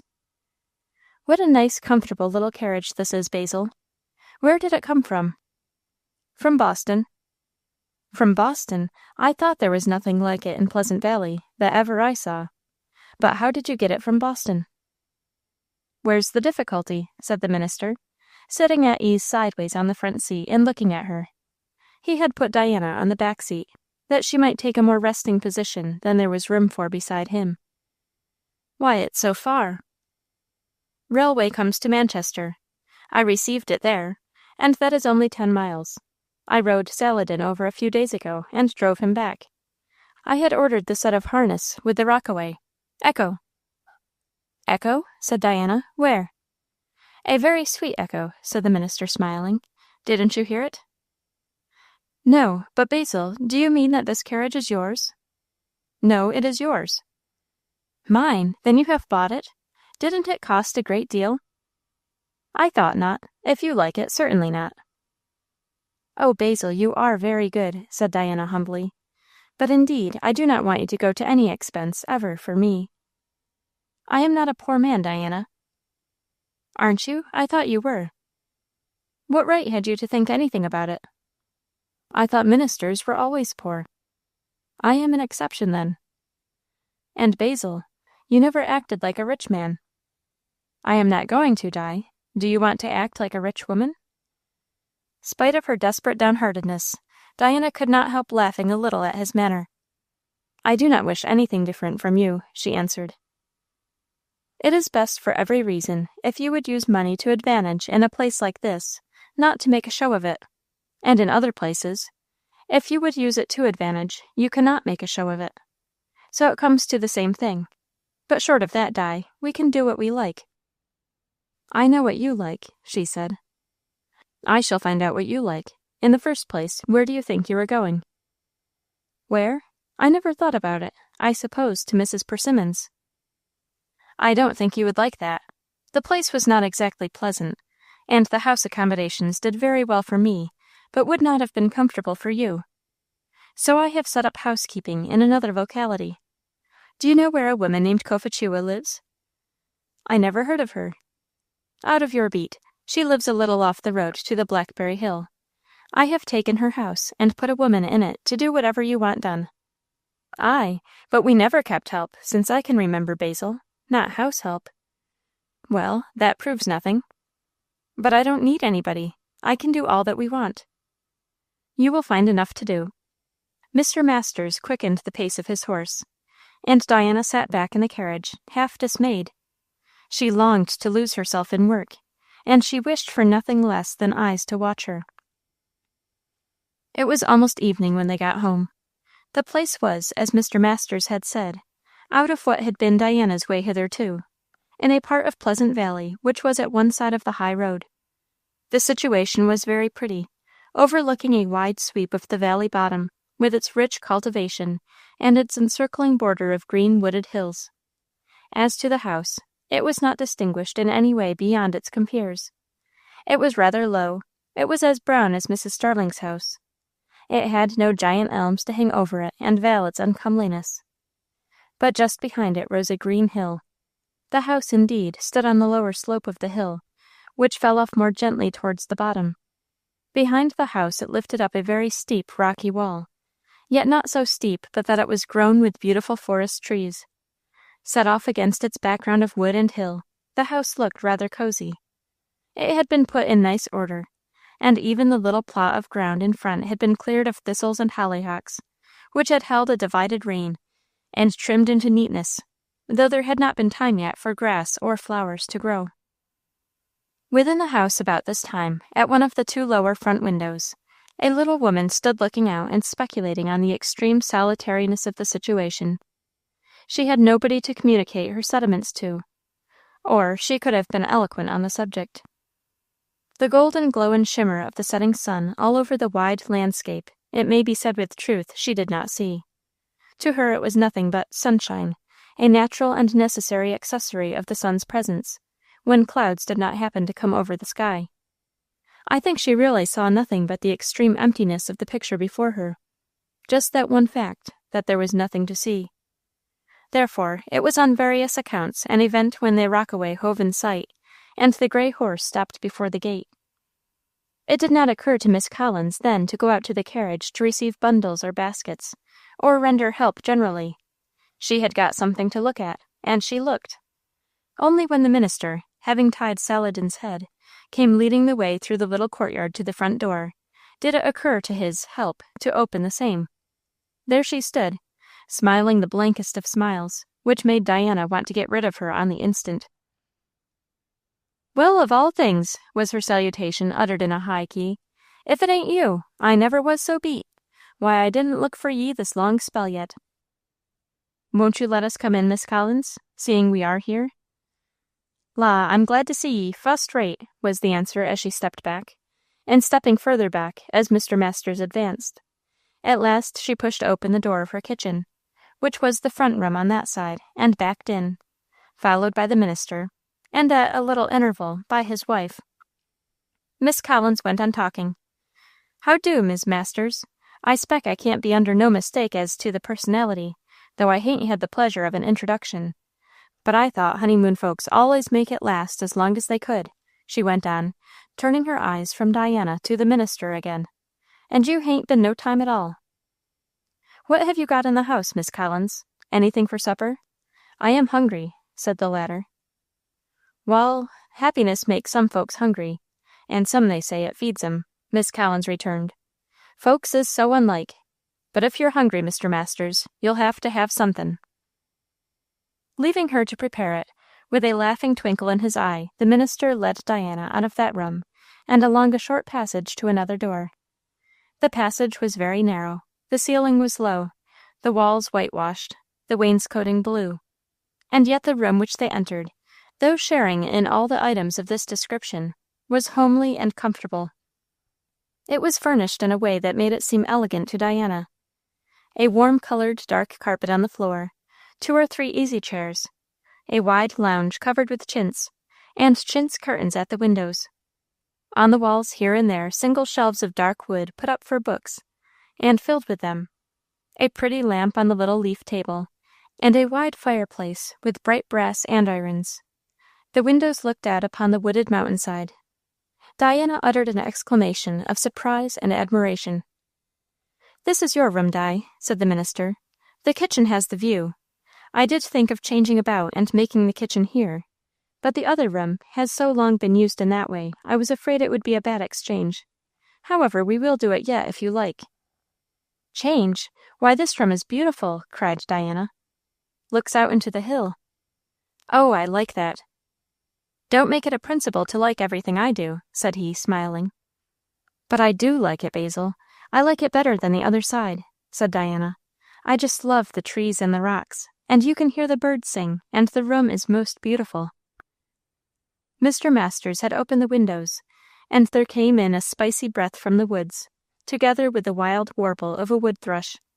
It was so wild and sweet, they both were still to listen. The notes almost broke Diana's heart, but she would not show that. "What do you think that bird is saying?" she asked. "I don't know what it may be to his mind. I know what it is to mine. Pray, what does it say to yours?" "It is too plaintive for the bird to know what it means," said Diana.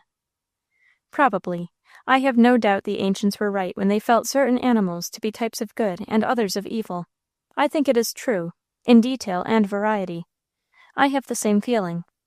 And in like manner, carrying out the principle, I hear one bird say one thing and another, in their countless varieties of song." "Did the ancients think that? Don't you remember the distinction between clean beasts and unclean?" "I thought that was ordered. It was ordered to be observed. The distinction was felt before." They were again silent a moment, while the thrush's song filled the air with liquid rejoicing. "That bird," said Diana slowly, "sings as if he had got somewhere above all the sins and troubles and fights of life. I mean, as if he were a human being who had got there." "That will do," said the minister. "But that's impossible, so why should he sing it?" "Take it the other way," said the minister, smiling. You mean, said Diana, looking up, for she had sat down before the open window, and he stood by her side. You mean he would not sing a false note? Nor God make a promise he would not fulfill. Come upstairs. But Basil, how could the bird song be a promise from God? Think, he gave the song, Diana, and has been said of visible things in nature, so it may be said of audible things. Every one of them is the expression of a thought of God. He did not wait for an answer, and Diana's mind was too full to give one. Upstairs they went. The room over Diana's was arranged to be Mr. Masters' study. The other, above the kitchen, looked out upon a glorious view of the rich valley and its encompassing hills. Both were exceedingly neat and pretty in their furniture and arrangements, in all of which Diana's comfort had been sedulously cared for. Her husband showed her the closet for her boxes, and opened the huge press prepared for her clothes, and taking off her bonnet, welcomed her tenderly home. But it seemed to Diana as if everything stifled her, and she would have liked to flee to the hills, like the wild creatures that had their home there. Her outward demeanor, for all that, was dignified and sweet. Whatever she felt, she would not give pain. You are too good to me, she murmured. I will be as good as I can, Basil, to you. I know it, said he. And I think I had better begin, she presently added more lightly, by going down and seeing how Miss Collins and supper are getting on. I dare say they will get on to some sort of consummation. It will be a better consummation if you let me go. Perhaps he divined something of her feeling, for he made no objection, and Diana escaped, with a sense that her only refuge was in action, to do something no matter what, and stop thinking. Yet when she went downstairs, she went first to the back room and to the open window to see if she could catch the note of the thrush once more. It came to her like a voice from the other world. He was still singing, somewhere up amid the cool shades of the hemlocks and oaks on the hill, from out the dusky twilight of their tops, sending his tremulous trills of triumph down the hillside. He was undoubtedly having a good time. Diana listened a minute, and then went to the kitchen. Miss Collins was standing in front of the fireplace, contemplating it, or the kettle she had hung over it. Where is Mr. Masters' supper? Diana began. Don't you take none? Was the rejoinder. I mean, what can we have? You can have all there is, and there ain't nothin' in the house but what's no count. If I'd had knowed, honeymoon folks want somethin' tip-top, been livin' on the fat of the land, I expect, and now you're come home to pork, and that's the whole on it. Pork will do, said Diana, if it is good. Have you no ham? Lots, that's pork, ain't it? Eggs? Yes, there's eggs. Potatoes? La, I didn't expect you'd want potatoes at this time o' day. Diana informed herself of the places of things, and set herself and Miss Collins vigorously to work. The handmaid looked on somewhat ungraciously at the quiet, competent energy of her superior, the smile on her broad mouth gradually fading. Reckon you don't know me, she remarked presently. Yes, I do, said Diana. You are Jemima Collins, that used to live at the post office. How came you here? Well, there's nothin' but changes in the world, I expect. That's my life. Mis' Reems, to the post office, had her mother come home to live with her, owin' to her father gettin' his arm took off in some chinery, which was the death o' him. So the mother come home to her daughter, and then they made it out as they two was equal to all there was to do. And I don't say they weren't, but that was reason enough why they didn't want me no longer. And then I stayed with Miss Gunn a spell, helpin' her get her house cleaned, and then the minister made out as he wanted a real 'sponsible person for to take care o' his house. And Miss Gunn, she told him what she knowed about me, and so I moved in. La, it's a change from the post office. It was sort o' lively there, allays comin' and goin', and lots of news. Diana made no answer. The very mention of the post office gave her a sort of pang. About that spot her hopes had hovered for so long, and with such bitter disillusioning. She sent Miss Collins to set the table in the other room, and presently, having finished her cookery, followed with it herself. Chapter 23. Supper at Home. The windows were open still, and the dusky air without was full of cool freshness. In the wide fireplace the minister had kindled a fire, and in a little blue teapot he was just making the tea. The kettle stood on the hearth. It was as pretty and cheerful a home view as any bride need wish to see for the first evening in her new house. Diana knew it, and took the effect, which possibly was only heightened by the consciousness that she wished herself 500 miles away. What the picture was to her husband she had no idea, nor that the crowning feature of it was her own beautiful, sweet presence. Miss Collins brought in the prepared dishes and left the two alone. "I see I have fallen into new hands," the minister remarked presently.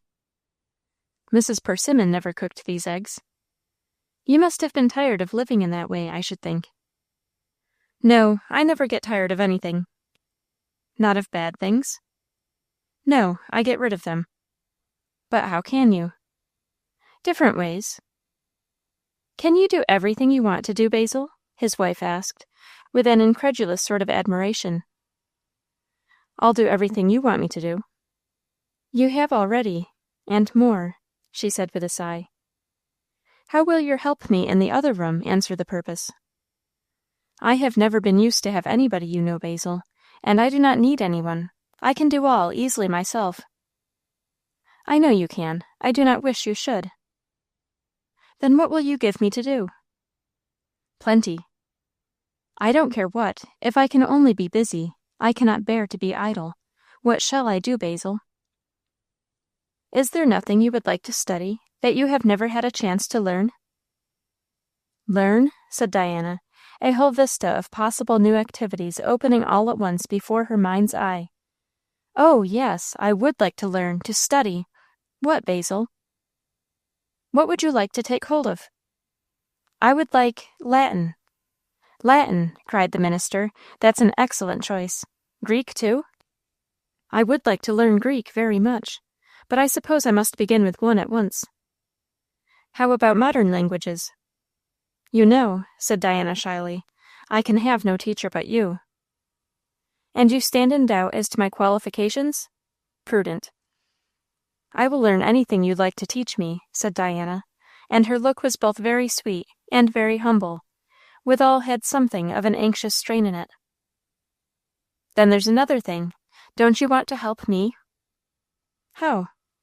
"In my work." "How can I?" "I don't believe you know what my work is," said the minister dryly. "Do you now?" "I thought I did," said Diana. "Preaching sermons, to wit," said the minister, "but that is only one item. My business is to work in my master's vineyard." "Yes, and I thought that was how you did it." "But a man may preach many sermons, and never do a bit of work, of the sort I mentioned." "What is the sort, then, Basil?" "I'll show you when we get away from the table. It is time you knew." So when the supper tray and Miss Collins were gone, the minister took his Bible and made Diana sit down beside him, where they could both look over it. "Your notion of a minister is, that he is a sort of machine to make sermons?" "I never thought you were a machine of any sort," said Diana gently. "No, of course not, but you thought that was my special business, didn't you? Now look here. Son of man, I have made thee a watchman unto the house of Israel. Therefore hear the word at my mouth, and give them warning from me." "A watchman," Diana repeated. "It is a responsible post, too, for see over here. If the watchman see the sword come, and blow not the trumpet, and the people be not warned, if the sword come and take any person from among them, he is taken away in his iniquity, but his blood will I require at the watchman's hand." "Do you mean, Basil?" "Yes, I mean all that. You can understand now what was in Paul's mind, and what a great word it was, when he said to the Ephesian elders, 'I take you to record this day that I am pure from the blood of all men.' He had done his whole duty in that place." "I never felt that old Mr. Hardenburgh warned us against anything," Diana remarked. "Did I?" "You began to make me uncomfortable almost as soon as you came." "That's good," said the minister quietly. "Now see these words, Diana. 'Go ye into all the world, and tell the good news to everybody.'" "Preach the gospel," said Diana. "That is simply telling the good news." "Is it?" "Certainly. But, Basil, it never seemed so." "There was a reason for that. As cold waters to a thirsty soul, so is good news from a far country. You were not thirsty, that is all." Basil, said Diana, almost tremulously, I think I am now.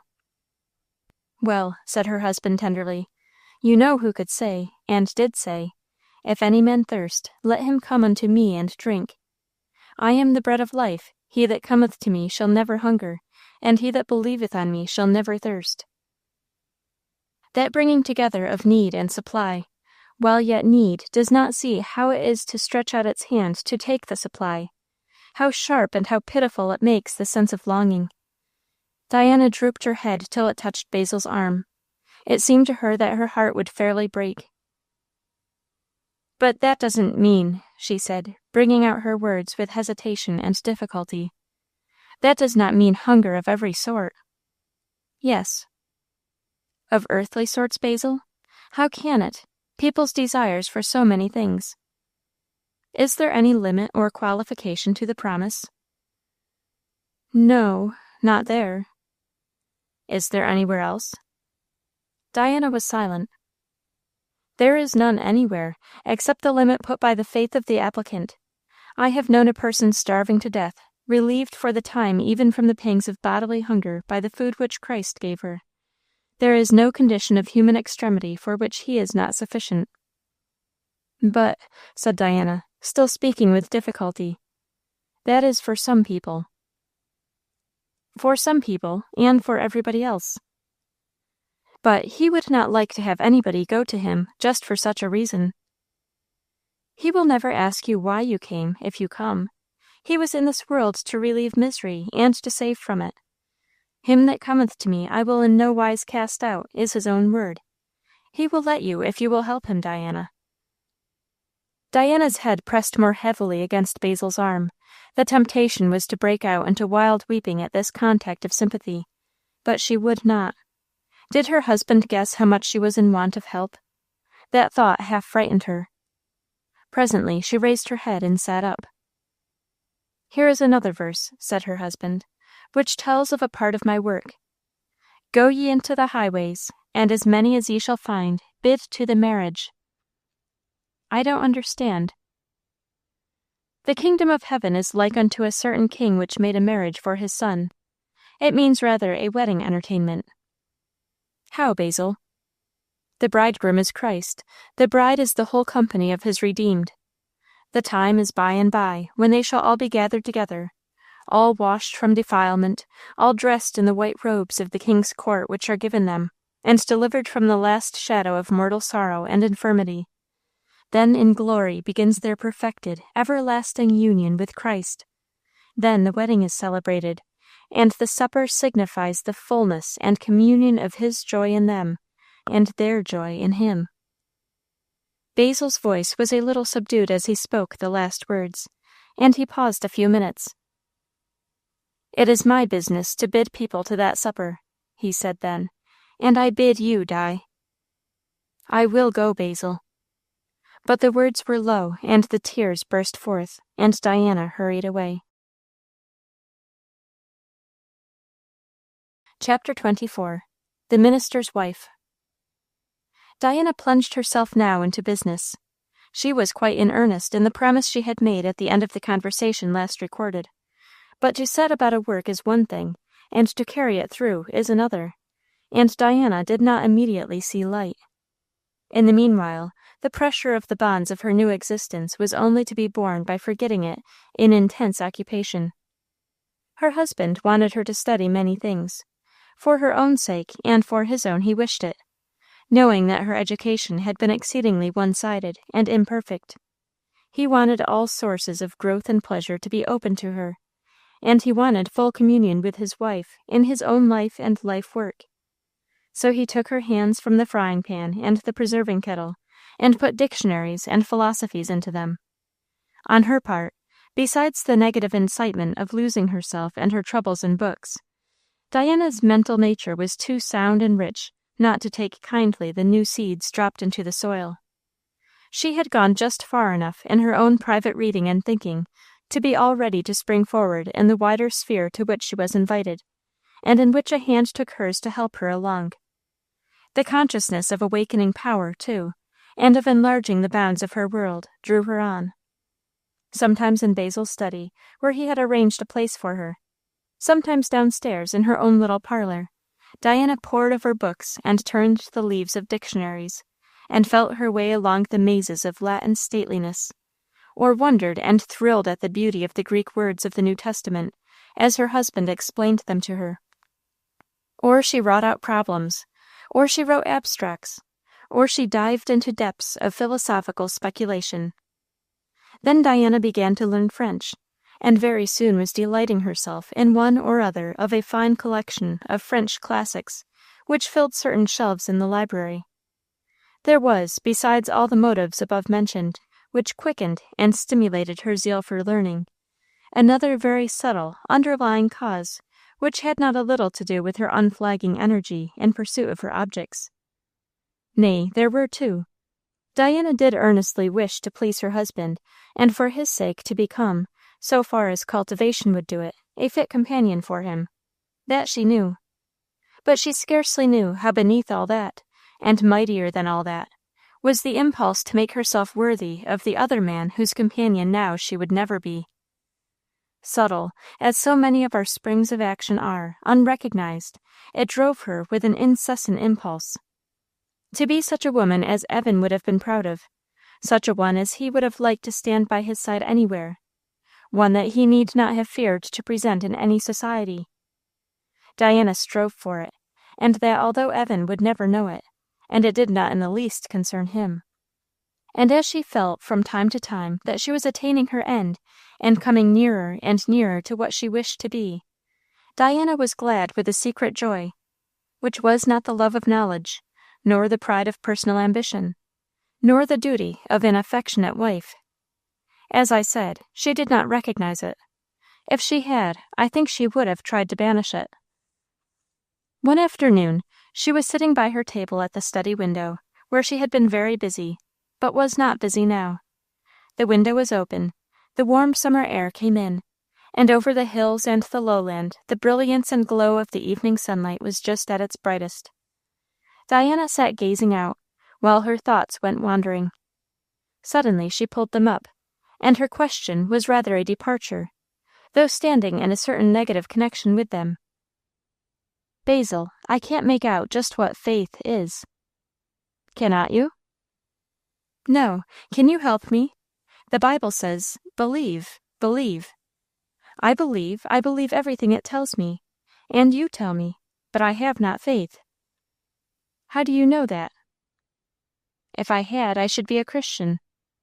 "And you think you are not?" "I am sure I am not." "Are you willing?" "I think I am willing," Diana answered slowly, looking out into the sunlight.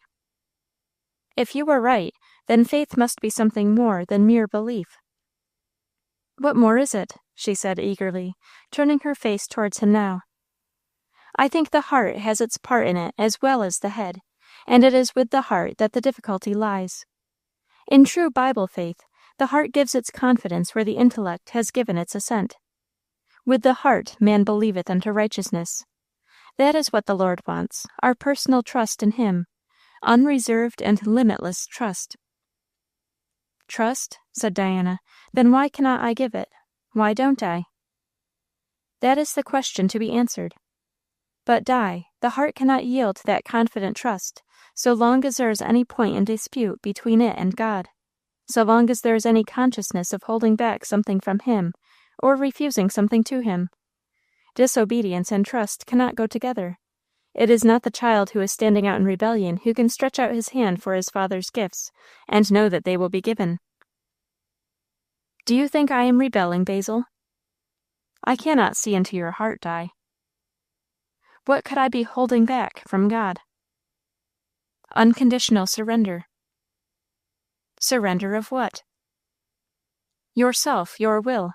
When you have made that surrender, there will be no difficulty about trusting. There never is." Diana turned to the window again, and leaning her head on her hand, sat motionless for a long time. Sunlight left the bottomlands and crept up the hills and faded out of the sky. Dusk and dews of twilight fell all around, and the dusk deepened till the stars began to shine out here and there. Sweet summer scents came in on the dew-freshened air. Sweet chirrup of insects made their gentle running commentary on the silence.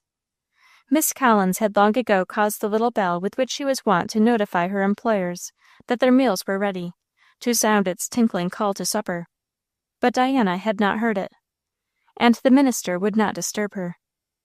It was after a very long time of this silence that she rose, came to the table where he was sitting, and knelt down beside it. "I believe," she said, "and I trust, Basil." He took her hand, but said nothing otherwise. He could not see her face, for she had laid it down upon some books, and besides the room was very dusky now.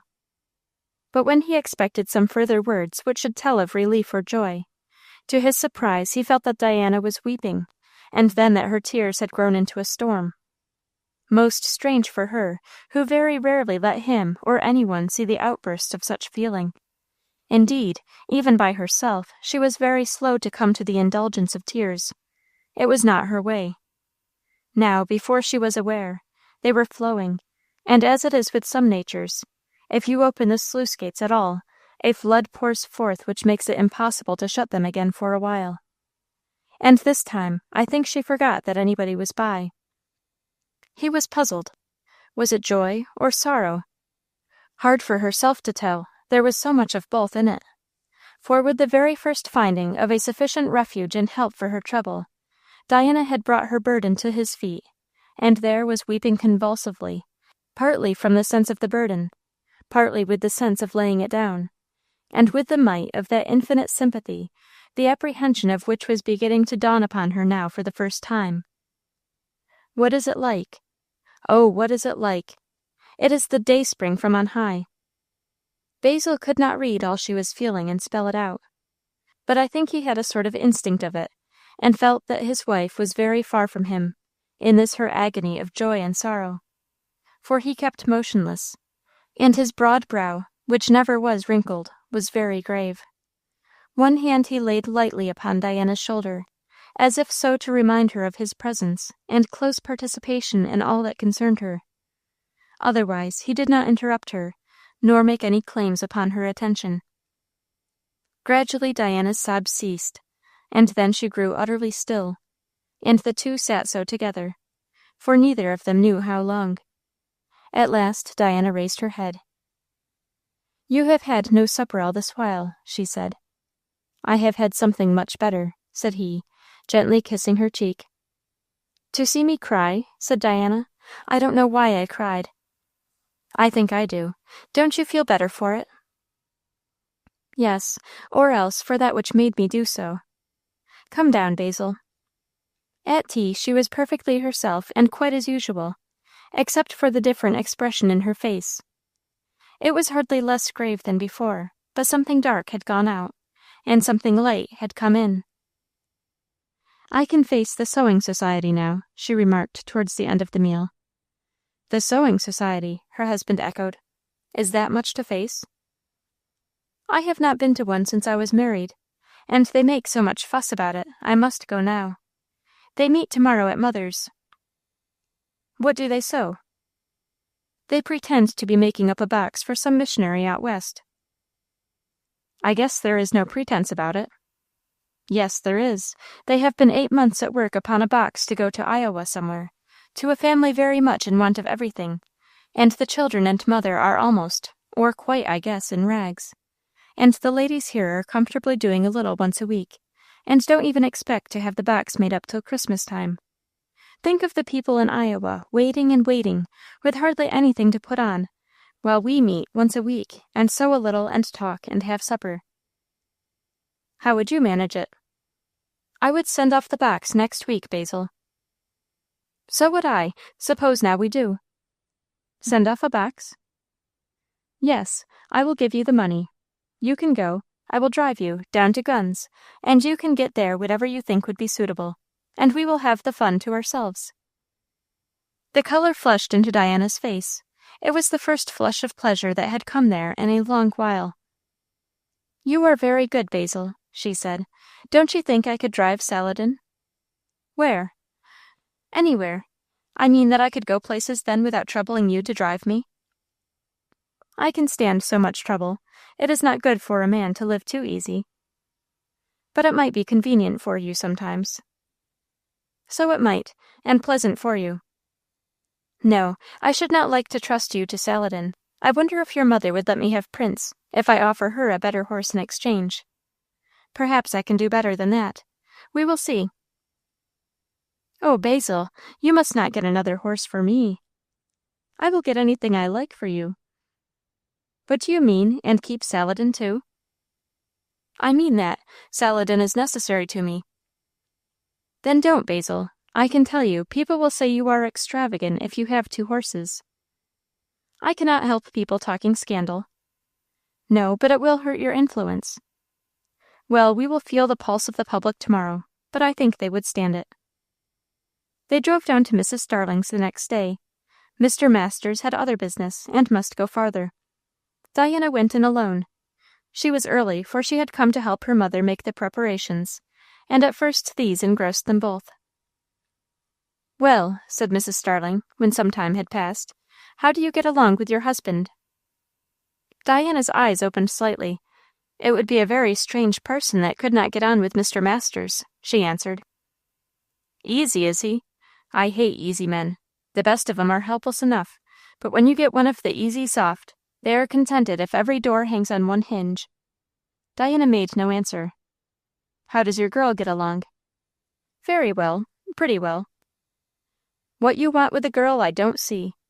I didn't either, but Mr. Masters wants me to do other things. Set you up to be a lady. Well, the world's full of fools. I am as busy, mother, as ever I was in my life. Depends on what you call business. Making yourself unfit for business, I should say. Call it what you like. I suppose he is your humble servant, and just gives you your own way. He is not that sort of man at all, mother. He is as kind as he can be, but he is nobody's humble servant. Then I suppose you are his. There is somebody now, Diana. It's Kate Boddington. Do go in and take care of her. You can do so much, and keep her from coming out here where I am. Well, Di, exclaimed her relative as Diana met her, ain't it a sight to see you at the sewing meetin'? Why haven't you been before? Seems to me you make an uncommon long honeymoon of it. Diana's natural sweetness and dignity, and furthermore, the great ballast of old pain and new gladness which lay deep down in her heart, kept her quite steady and unruffled under all such breezes. She had many of the like to meet that day, and the sweet calm and poise of her manner through them all would have done honor to the most practised woman of the world. Most of her friends and neighbors here collected had scarce seen her since her marriage, unless in church, and they were curious to know how she would carry herself, and curious in general about many things. It was a sort of battery that Diana had to face, and sometimes a masked battery, but it was impossible to tell whether a shot hit. What I want to know, said Mrs. Boddington, is, where the minister and you made it up, Di. You were awful sly about it. Ain't that so? Chimed in Mrs. Carpenter. I never had no notion of what was goin' on, not the smallest idee, and I was just a sayin' one day to Miss Gunn, or somebody, I declare I don't know now who 'twas. I was so dumbfounded when the news come, it took all my memory away. But I was just a sayin' to somebody, and I remember it because I'd just been after dandelion greens and couldn't find none. They was just about passed by then, and bitter, and we was a-settin' with our empty baskets, and I was just tellin' somebody, I don't know who 'twas, who I thought would make a good wife for the minister, when up comes Mrs. Starling's Josiah and reaches me the invitation. There, says I, if he ain't a-goin' to have Diana Starling. I was beat. I dare say you could have fitted him just as well, remarked Mrs. Starling. Wall, I don't know. I was thinkin', but I guess it's as well as not to say now what I was thinkin'. That's so, assented Miss Barry. I don't believe he thinks nobody could ha' chosen for him no better than he has chosen for himself. Men never do know what is good for them, Mrs. Salter remarked, but not ill-naturedly. On the contrary, there was a gleam of fun in her face. I'm thankful anyway he hain't done worse, said another lady. I used to be afraid he would go and get himself hitched to a flyaway. Euphemie Knowlton? Said Mrs. Salter. Yes, I used to wonder if we shouldn't get our minister's wife from Elmfield. It looked likely at one time. Those two wouldn't have pulled together well, never, said another. I should like to know how he and Di's going to pull together, said Mrs. Flandin acidly, he going one way and she another. Do you think so, Mrs. Flandin? asked the lady thus, in a very uncomplimentary manner referred to. Well, ain't it true? Said Mrs. Flandin judicially. I do not think it is true. Well, I'm glad to hear it, I'm sure, said the other. But there's a word in the Scripture about two walking together when they ain't agreed. Mr. Masters and I are agreed, said Diana, while her lips parted in a very slight smile, and a lovely tinge of rose color came over her cheeks. But not in everything, I reckon. In everything I know, said Diana steadily, while a considerable breeze of laughter went round the room. Mrs. Flandin was getting the worst of it. Then it'll be the worse for him, she remarked with a jerk at her sewing. Diana was silent now, but Mrs. Boddington took it up. Do you mean to say, Miss Flandin, you approve of quarrels between man and wife, and quarrels in high places too? High places, echoed Mrs. Flandin, when it says that a minister is to be the servant of all. And ain't he? Said Mrs. Carpenter. Is there a place or a thing our minister don't go to if he's wanted? And does he mind whether it's night or day, or rough or smooth? And does he care how fur it is, or how long he goes without his victuals? I will say, I never did see a no more self-forgetful man than is Mr. Masters, and I've a good right to know, and I say it with feelin's of gratitude. That's just so, said Miss Barry, her eyes glistening over her knitting, which they did not need to watch. And there was a hum of assent through the room. I'm not sayin' nothin' agin him, said Mrs. Flandin, in an injured manner. But what I was hintin', I weren't sayin' nothin', is that he's married a beauty, said Mrs. Boddington. I don't set no count on beauty, said the other.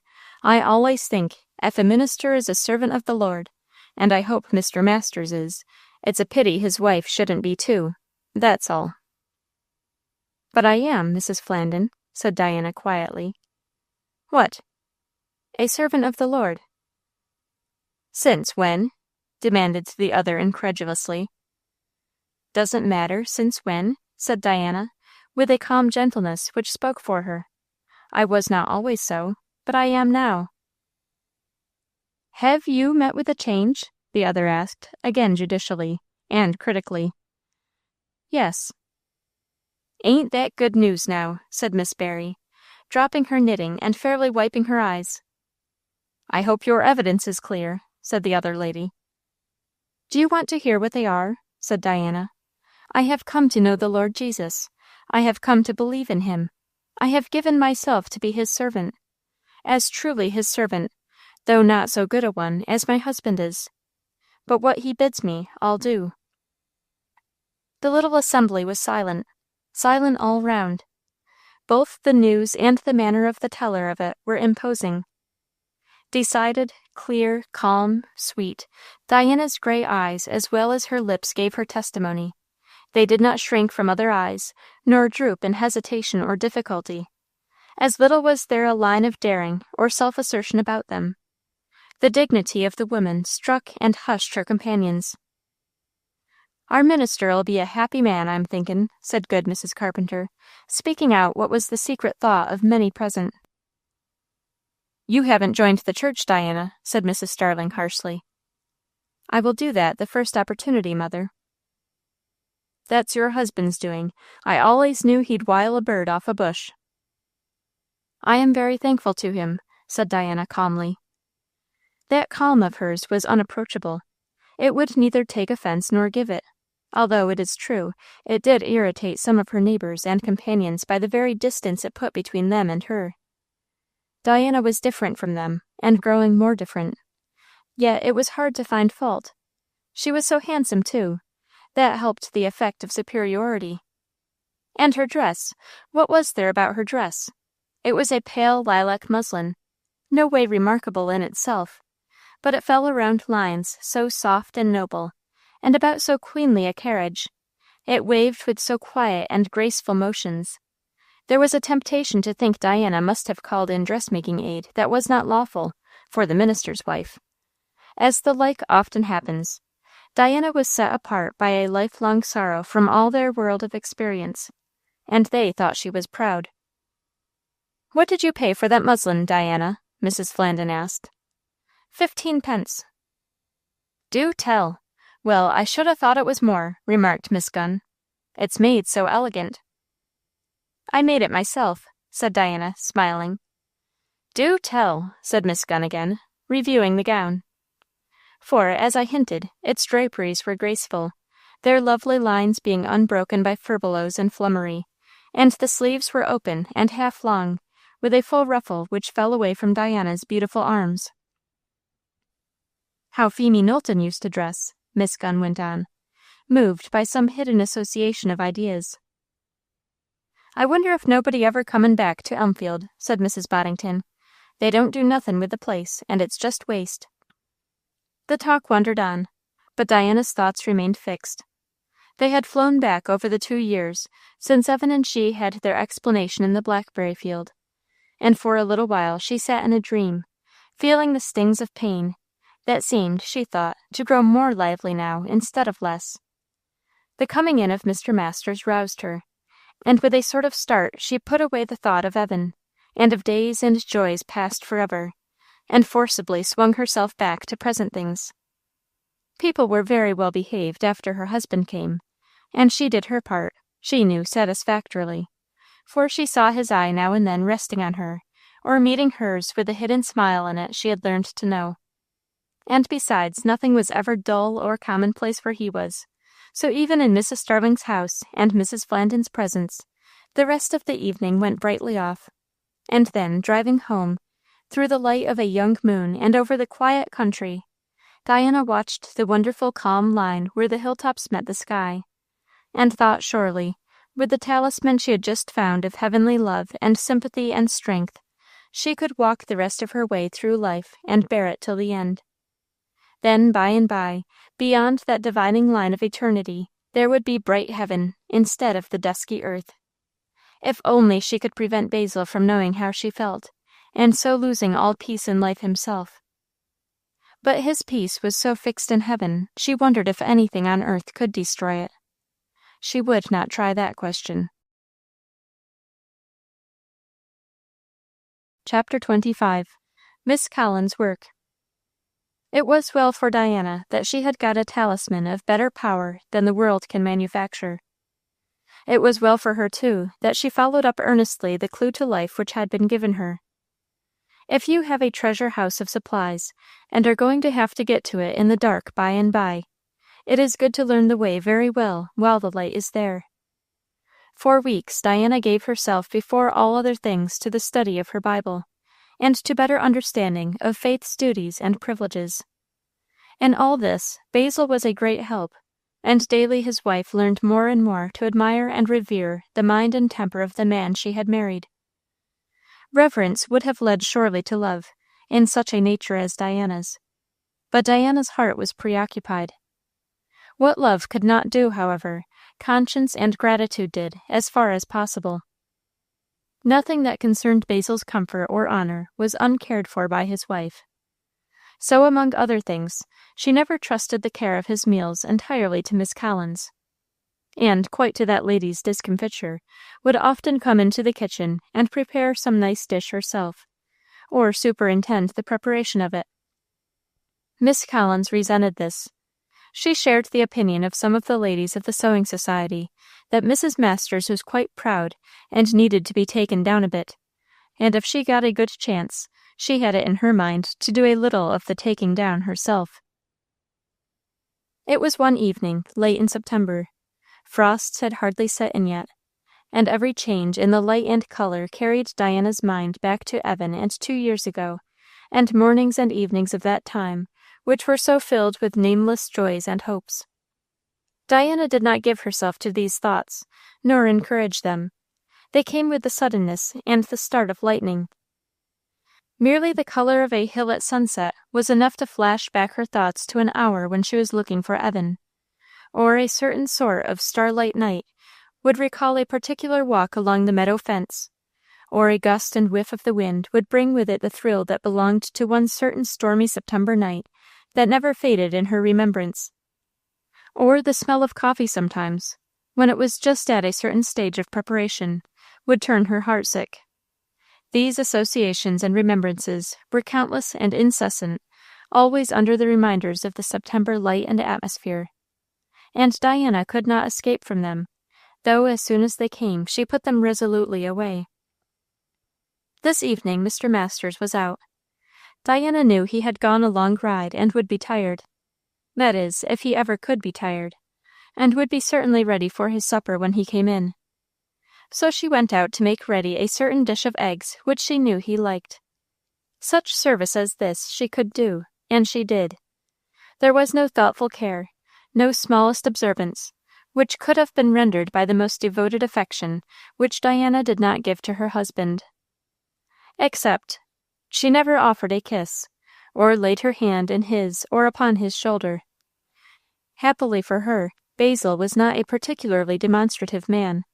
For every caress from him was as vinegar upon nitre. She did not show repulsion, that was all.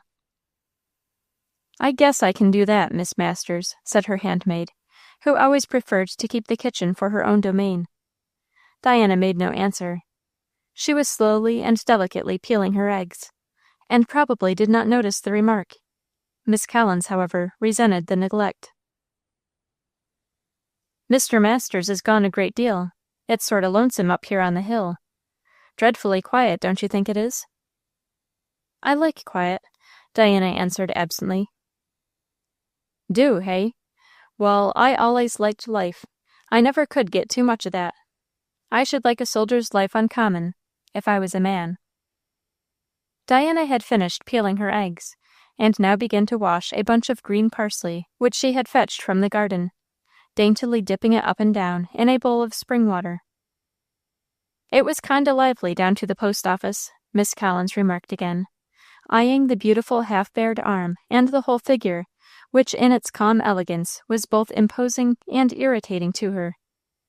Miss Collins, indeed, had a very undefined sense of the beautiful, yet she vaguely knew that nobody else in Pleasant Valley looked so or carried herself so. No other woman's dress adorned her so, or was so set off by the wearer, although Diana's present attire was a very simply made print gown. Not even the stylish ladies of Elmfield produced an equal effect with their French dresses. And was not Diana Miss Darling's daughter? And Diana seemed not to hear or care what she had to say. "Everybody comes to the post office," she went on grimly. "You have only to watch, and you see all the folks, and you know all that is goin' on. And that suits me exactly." "But you had nothing to do with the post office," said Diana. "How could you see everybody?" "You keep your eyes open, and you'll see things most places," said Miss Collins. "La, I used to be in and out. Why shouldn't I? And now and then I'd say to Miss Gunn, 'You're just fagged out with standin' upon your feet. You just go in there and sit down by the fire, and don't let the pot bile over and put it out, and I'll see to the letters and the folks.' And so she did, and so I did. It was as good as a play." "How?" said Diana, feeling a vague pain at the thought of the post office, that place where her hopes had died. Somehow there was a vague dread in her heart also, without any reason. "Well, you get at folks' secrets, if they have any," Miss Collins answered, suddenly checking her flow of words. Diana did not ask again. The subject was disagreeable. She began to cut up her parsley deftly with a sharp knife, and her handmaid stood and looked at her. "Some folks thought, you know, at one time, that Mr. Masters was courtin' Phemy Knowlton. I didn't let on. But la, I knowed it warn't so. Why, there warn't never a letter come from her to him, nor went from him to her." "She was here herself," said Diana. "Why should they write? You could tell nothing by that." "She weren't here after she had gone away," said Miss Collins, "and that was just the time when I knowed all about it. I knowed about other people, too."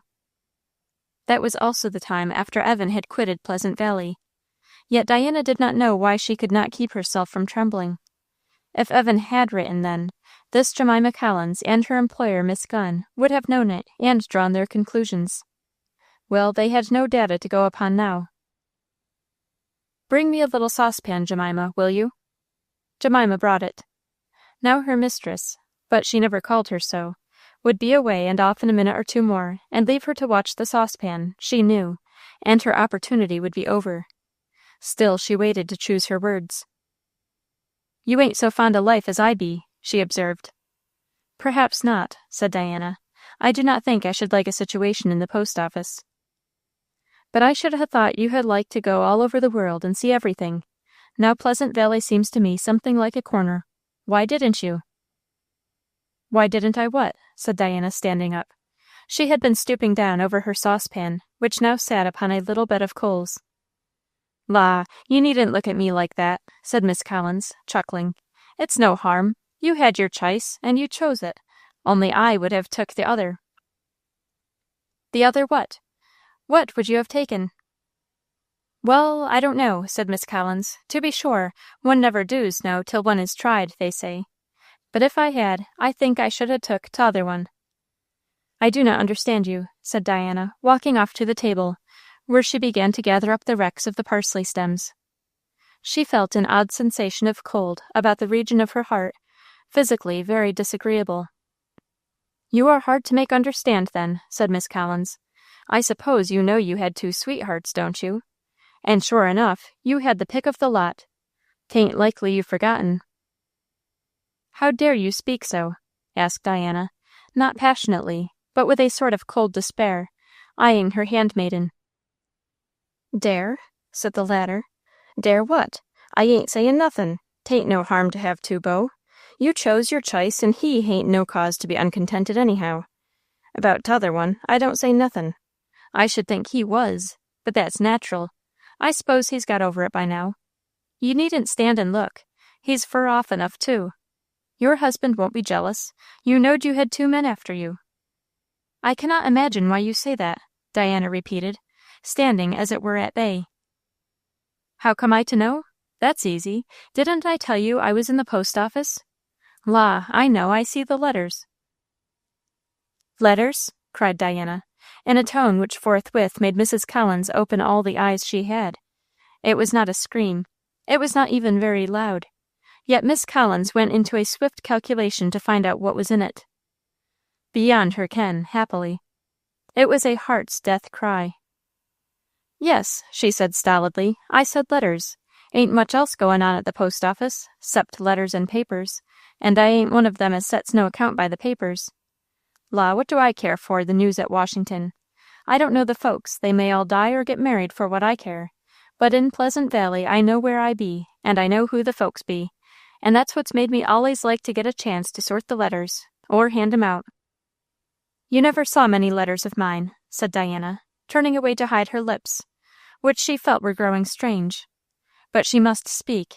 She must know more. "No," said Miss Collins, "not letters o' your writin', if you mean that." "Letters of mine of any sort. I don't get many letters." "Some of 'em's big ones, when they come. My, didn't I used to wonder what was in 'em? 2 stamps, and 3 stamps. I s'pose feelin's make heavy weight." Miss Collins laughed a little. "2 stamps and 3 stamps?" said Diana fiercely. "How many were there?" "I guess I knowed of 3. 2 I handed out of the box myself, and Miss Gunn, she said there was another. There was no mistaking them big letters. They was on soft paper, and lots of stamps, as I said." "You gave them out? Who to?" "To Miss Starlin herself. I mind particularly. She come for 'em herself, and she got 'em. You don't mean she lost 'em on her way home? They was postmarked some queer name, but they come from Californy, I know that. You hain't never forgotten 'em. I heerd it's good to be off with the old love before you're on with the new, but I never heerd of folks forgettin' their love letters. La, 'tain't no harm to have love letters. Nobody can cast that up to ye. You have chosen your chice, and it's all right. I reckon most folks would be proud to have somebody else thrown over for them." Diana heard nothing of this. She was standing, deaf and blind, seeming to look out of the window. Then slowly, moved by some instinct, not reason, she went out of the kitchen, and crept upstairs to her own room, and laid herself upon her bed. Deaf and blind, she could neither think nor feel. She only thought she knew that she was dead. The consciousness of the truth pressed upon her to be numbing, but she was utterly unable to separate points or look at the connection of them. She had lived and suffered before. Now she was crushed and dead, that was all she knew. She could not even measure the full weight of her misery. She lay too prostrate beneath it. So things were when very shortly after the minister came in. He had put up his horse, and came in with his day's work behind him. Diana's little parlor was bright, for a smart fire was blazing. The evenings and mornings were cool now in Pleasant Valley, and the small table stood ready for supper, as Diana had left it. She was upstairs, probably, and upstairs he went, to wash his hands and get ready for the evening, for the minister was the neatest man living. There he found Diana laid upon her bed, where nobody ever saw her in the daytime, and furthermore, lying with that nameless something in all the lines of her figure, which is the expression not of pain, but of despair. And those who have never seen it before read it at first sight. How should it be despair? Of course, the minister had no clue to guess. So although it struck him with a sort of strange chill, he supposed she must be suffering from some bodily ailment, in spite of the fact that nobody had ever known Diana to have so much as a headache in her life until now. Her face was hid. Basil went up softly and laid his hand on her shoulder, and felt so the slight convulsive shiver that ran over her. But his inquiries could get nothing but monosyllables in return. Hardly that, rather inarticulate utterances of assent or dissent to his questions or proposals. Was she suffering? Yes. What was the cause? No intelligible answer. Would she not come down to tea? No. Would she have anything? No. Could he do anything for her? No. Diana, said her husband tenderly, is it bad news? There was a pause, and he waited. Just go down, she managed with great difficulty to say. There is nothing the matter with me. I'll come by and by. I'll just lie still a little. She had not shown her face, and the minister quietly withdrew, feeling that here was more than appeared on the surface. There was enough appearing on the surface to make him uneasy, and he paid no attention to Miss Collins, who brought in the supper and bustled about rather more than was necessary. Don't ring the bell, Jemima, Mr. Masters said. Mrs. Masters is not coming down. Miss Collins went on to make the tea. That was always Diana's business. What ails her? He asked abruptly. You ought to know, said the minister. What did she complain of? Complain, echoed the handmaiden. She was as well as you be, not 5 minutes afore you come in. How do you know? Guess I had ought to. Why, she was in the kitchen talkin' and fiddle-faddlin' with them eggs. She thinks I ain't up to 'em. There warn't nothin' on earth the matter with her then. She had sot the table in here and fixed up the fire, and then she come into the kitchen and went to work at the supper. There ain't never nothin' the matter with her. The minister made no sort of remark, nor put any further inquiry, nor even looked curious. Miss Collins, however, did. Her brain got into a sudden confusion of possibilities. Pouring out the tea, she stood by the table reflecting what she should say next. I guess she's mad at me, she began slowly. Or maybe she's afeard you'll be mad with her. La, 'tain't nothin'. I told her you'd never be jealous. 'Tain't no harm for a girl to have 2 beaux, is it? The minister gave her a quick look from under his brows, and replied calmly that he supposed not. Wall, I told her so, and now she's put out 'cause I noted them letters. La, folks that has a post office can't help but know more o' what concerns their fellow creatures than other folks does. I handled them myself, you see, and handed them out, leastways 2 o' them. That weren't no fault of mine nor of anybody's. La, she needn't to mind. How much tea did you put in, Jemima? I don't know, Mr. Masters. I put in a pinch. Mrs. Masters had ought to have been here to make it herself. She knows how you like it. I like more than such a pinch as this was. If you will empty the teapot, I will make a cup for myself. That will do, thank you. Left alone, Mr. Masters sat for a little while with his head on his hand, neglecting the supper. Then he roused himself and went on to make some fresh tea. And very carefully and nicely he made it, pouring out a cup and prepared it, put it on a little tray then, and carried it steaming and fragrant up to his wife's room. Diana was lying just as he had left her. Mr. Masters shut the door, and came to the bedside. Di, he said gently, I have brought you a cup of tea. There was neither answer nor movement. He repeated his words. She murmured an unintelligible rejection of the proposal, keeping her face carefully covered. "No," said he, "I think you had better take it. Lift up your head, Di, and try. It is good." The tone was tender and quiet. Nevertheless, Diana had known Mr. Masters long enough to be assured that when he had made up his mind to a thing there was no bringing him off it. She would have to take the tea, and as he put his hand under her head to lift her up, she suffered him to do it. Then he saw her face. Only by the light of a candle, it is true, but that revealed more than enough. So wan, so deathly pale, so dark in the lines round the eyes, and those indescribable shadows which mental pain brings into a face, that her husband's heart sank down. No small matter, easy to blow away, had brought his strong, beautiful Diana to look like that. But his face showed nothing, though indeed she never looked at it, and his voice was clear and gentle, just as usual in the few words he said. He held the cup to her lips, and after she had drank the tea and lay down again, he passed his hand once or twice with a tender touch over her brow and the disordered hair. Then, with no more questions or remarks, he took away the candle and the empty cup, and Diana saw him no more that night. Chapter 26. Things Undone. The mischief-maker slept peacefully till morning. Nobody else. Diana did not keep awake, it is true. She was at that dull stage of misery when something like stupor comes over the brain. She slumbered heavily from time to time. Nature does claim such a privilege sometimes. It was Basil who watched the night through, watched and prayed. There was no stupor in his thoughts. He had a very full, though vague, realization of great evil that had come upon them both. He was very near the truth, too, after an hour or two of pondering.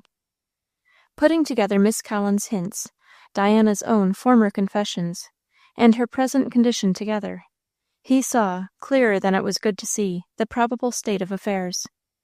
And yet he was glad to see it, if any help or bettering was ever to come. It was desirable that his vision should be true, and his wisdom have at least firm data to act upon. But what action could touch the case, the most difficult that a man can have to deal with? Through the night, Basil alternately walked the floor and knelt down, sometimes at his study table, sometimes before the open window, where it seemed almost as if he could read signs of that invisible sympathy he was seeking. The air was a little frosty, but very still. He kept up a fire in his chimney, and Basil was not one of those ministers who live in perpetual terror about draughts. It was a comfort to him tonight to look off and away from earth, even though he could not see into heaven.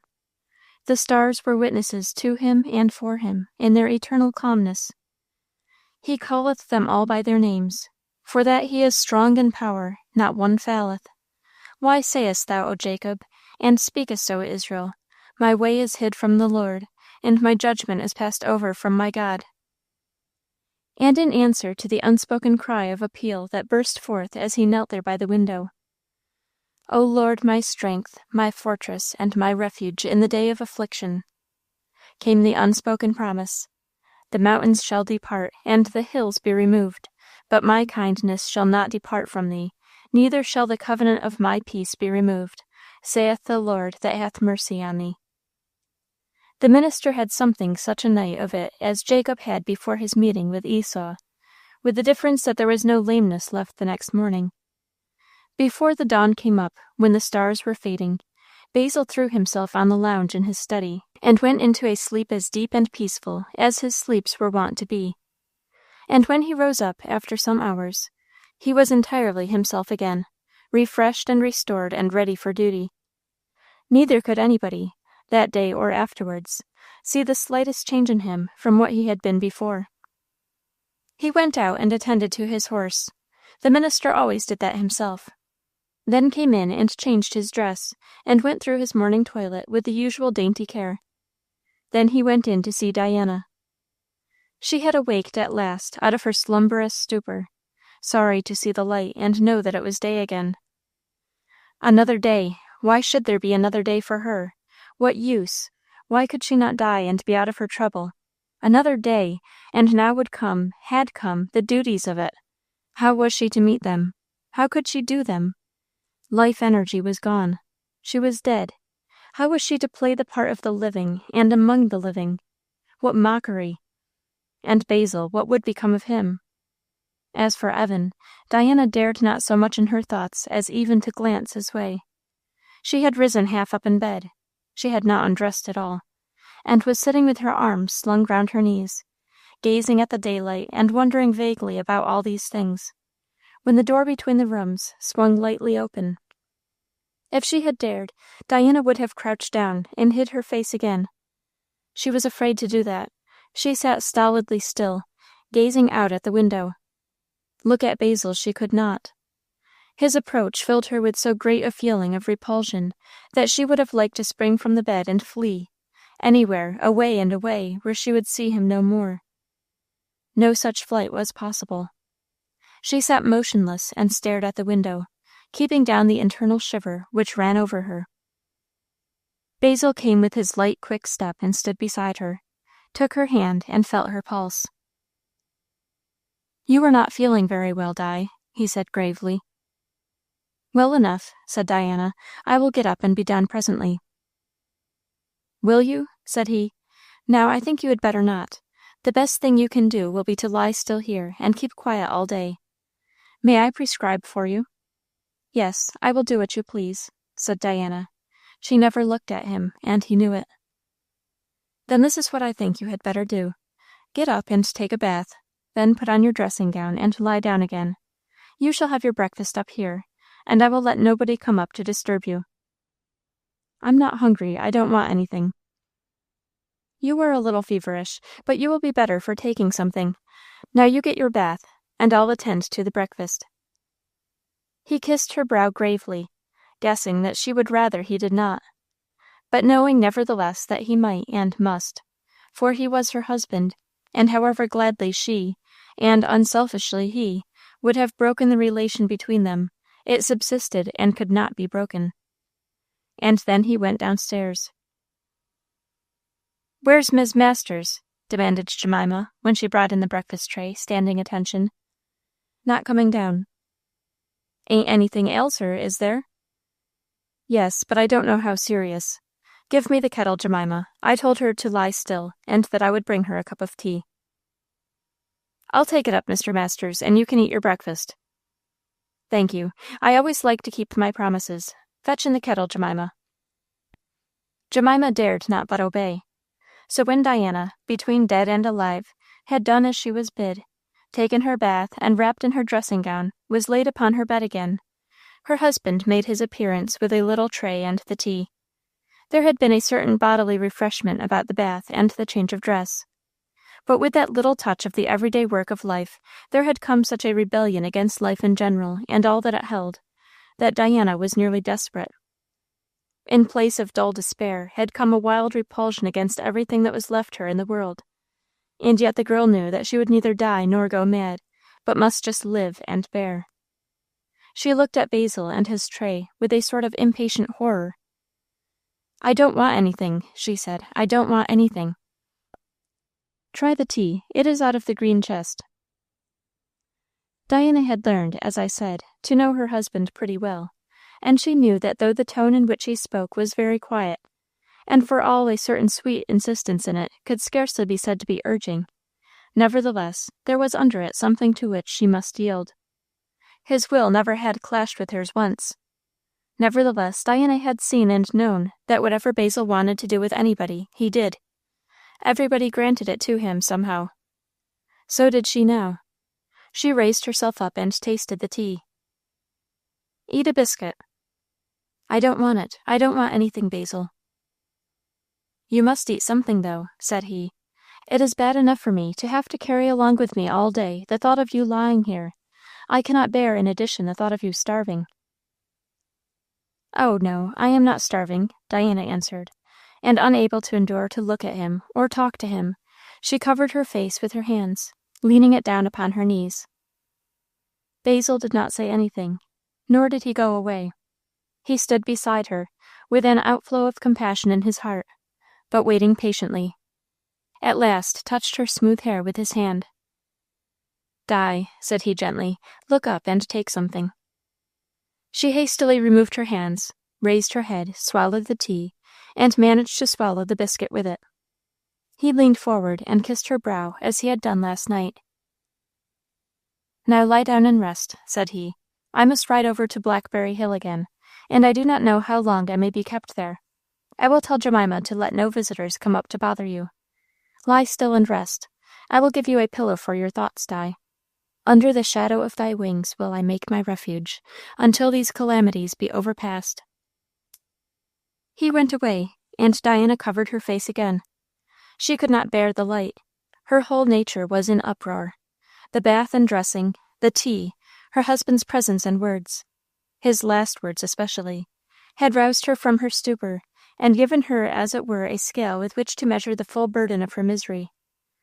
There was no item wanting, Diana thought, to make it utterly immeasurable and unbearable. If she had married a less good man, it would have been less hard to spoil all his hopes of happiness. If he had been a weaker man, she would not have cared about him at all. If any hand but her own mother's had dashed her cup of happiness out of her hand, she would have had there a refuge to go to. Most girls have their mothers. If Evan had not been sent to so distant a post. But when her thoughts dared turn to Evan, Diana writhed upon her bed in tearless agony.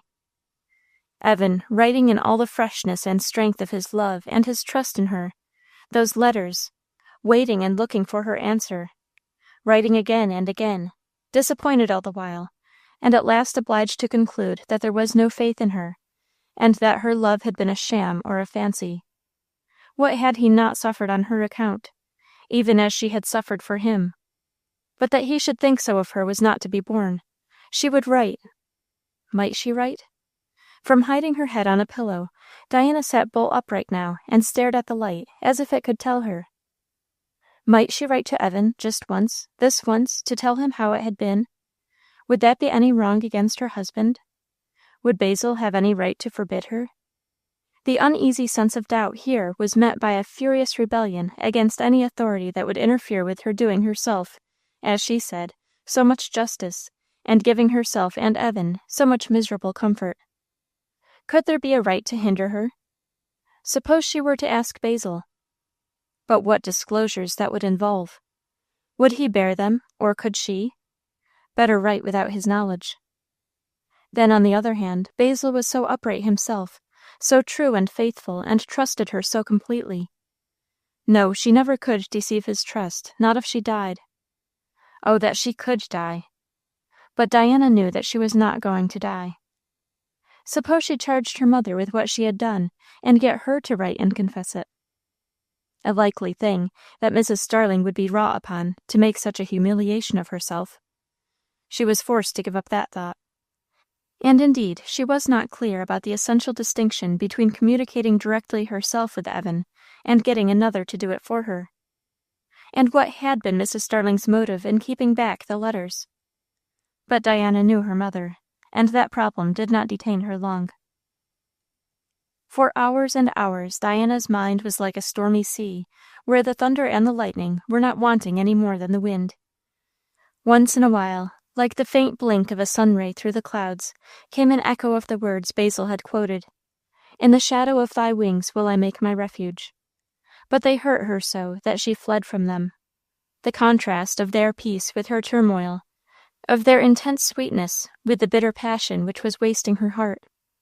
The hint of that harbor for the storm-tossed vessel, which could only be entered, she knew, by striking sail. All that was unbearable. I suppose there was a whisper of conscience, too, which said, "Strike sail and go in," while passion would not take down an inch of canvas. Could not, she said to herself. Could she submit to have things be as they were, submit and be quiet and accept them, and go her way accepting them, and put the thought of Evan away, and live the rest of her life as though he had no existence? That was the counsel Basil would give. She had an unrecognized consciousness. And for the present, pain was easier to bear than that. And now memory flew back over the years, and took up again the thread of her relations with Evan, and traced them to their beginning, and went over all the ground, going back and forward, recalling every meeting, and reviewing every one of those 2 scanty hours. For a long while she had not been able to do this, because Evan, she thought, had been faithless, and in that case she really never had had what she thought she had in him. Now she knew he was not faithless, and she had got the time and him back again, and she, in a sort, revelled in the consciousness. And with that came then the thought, too late. She had got him again, only to see an impassable barrier set between, which must keep them apart forever. And that barrier was her husband. What the thought of Basil, or rather what his image was to Diana that day, it is difficult to tell. She shunned it whenever it appeared, with an intolerable mingling of contradictory feelings. Her fate, and yet more like a good angel to her than anybody that had ever crossed the line of her path. The destroyer of her hope and joy forever, and yet one to whom she was bound, and to whom she owed all possible duty and affection. She wished it were possible never to see him again in the world, and at the same time there was not another in the world of whom she believed all the good she believed of him. His image was dreadful to her. Basil was the very center point of her agonized struggles that day. To be parted from Evan she could have borne, if she might have devoted herself to the memory of him and lived in quiet sorrow. But to put this man in his place, to belong to him, to be his wife. In proportion to the strength and health of Diana's nature was the power of her realization and the force of her will, but also the possibility of endurance. The internal fight would have broken down a less pure and sound bodily organization. It was characteristic of this natural soundness and sweetness, which was mental as well as physical, that her mother's part in the events which had destroyed her happiness had very little of her attention that day. She thought of it with a kind of sore wonder and astonishment, in which resentment had almost no share. "Oh, mother, mother," she said in her heart, but she said no more. Miss Collins came up once or twice to see her, but Diana lay quiet, and was able to baffle curiosity. "Are ye goin' to get up and come down to supper?" the handmaid asked in the second visit, which occurred late in the afternoon. "I don't know. I shall do what Mr. Masters says." "You don't look as if there was much ailin' you, and yet you look kind o' queer, too. I shouldn't wonder a bit if you was gettin' a fever. There's a red spot on one of your cheeks that's like fire. T'other one's pale enough. You must be in a fever, I guess, or you couldn't lie here with the window open." "Leave it open, and just let me be quiet." Miss Collins went down, marveling to herself. But when Basil came home, he found the flush spread to both cheeks, and a look in Diana's eyes that he did not like. "How has the day been?" he asked, passing his hand over the flushed cheek and the disordered hair. Diana shrank and shivered, and did not answer. He felt her pulse. "Diana," said he, "what is the matter with you?" She stared at him, in the utter difficulty of answering. "Basil," she began, and stopped, not finding another word to add, for prevarication was an accomplishment Diana knew nothing of. She closed her eyes, that they might not see the figure standing there. "Would you like me to fetch your mother to you?" "No," she said, starting. "Oh, no. Don't bring her, Basil." "I will not," said he kindly. "Why should she not come?" "Mother? Never, never, never. Not mother. I can't bear her," said Diana strangely. Mr. Masters went downstairs looking very grave. He took his supper, for he needed it, and then he carried up a cup of tea, fresh made, to Diana. She drank it this time eagerly, but there was no lightening of his grave brow when he carried the cup down again. Something was very much the matter. He knew now, as he had feared it last night. He debated with himself whether he had better try to find out just what it was. Miss Collins, by a judicious system of suggestion and inquiry, might be led perhaps to reveal something without knowing that she revealed anything. But the minister disliked that way of getting information, when it could be dispensed with. He had enough knowledge to act upon. For the rest, he was patient and could wait. That night he knew Diana did not sleep. He himself passed the night again in his study, though not in the struggles of the night before. He was very calm, steadfast, diligent, that is, his usual self entirely. and watching her without her knowing he watched. He knew by her breathing and her changes of position that it was a night of no rest on her part. Once he saw she was sitting up in the bed. Once he saw that she had left it and was sitting by the window. The next day the minister did not leave home. He had no more urgent business anywhere, he thought, than there. And he found Diana did not make up by day what she had lost by night. She was always staring wide awake whenever he went into the room, and he went there whenever there was a cup of tea or a cup of broth to be taken to her, for he prepared it and carried it to her himself. It happened in the course of the afternoon that Prince and the little old green wagon came jogging along, and landed Mrs. Starling at the minister's door. This was a very rare event. Mrs. Starling came at long intervals to see her daughter, and made then a call which nobody enjoyed. To-day Miss Collins hailed the sight of her. Indeed, if the distance had not been too much, Miss Collins would have walked down to carry the tidings of Diana's indisposition. For, like a true gossip, she scented mischief where she could see none.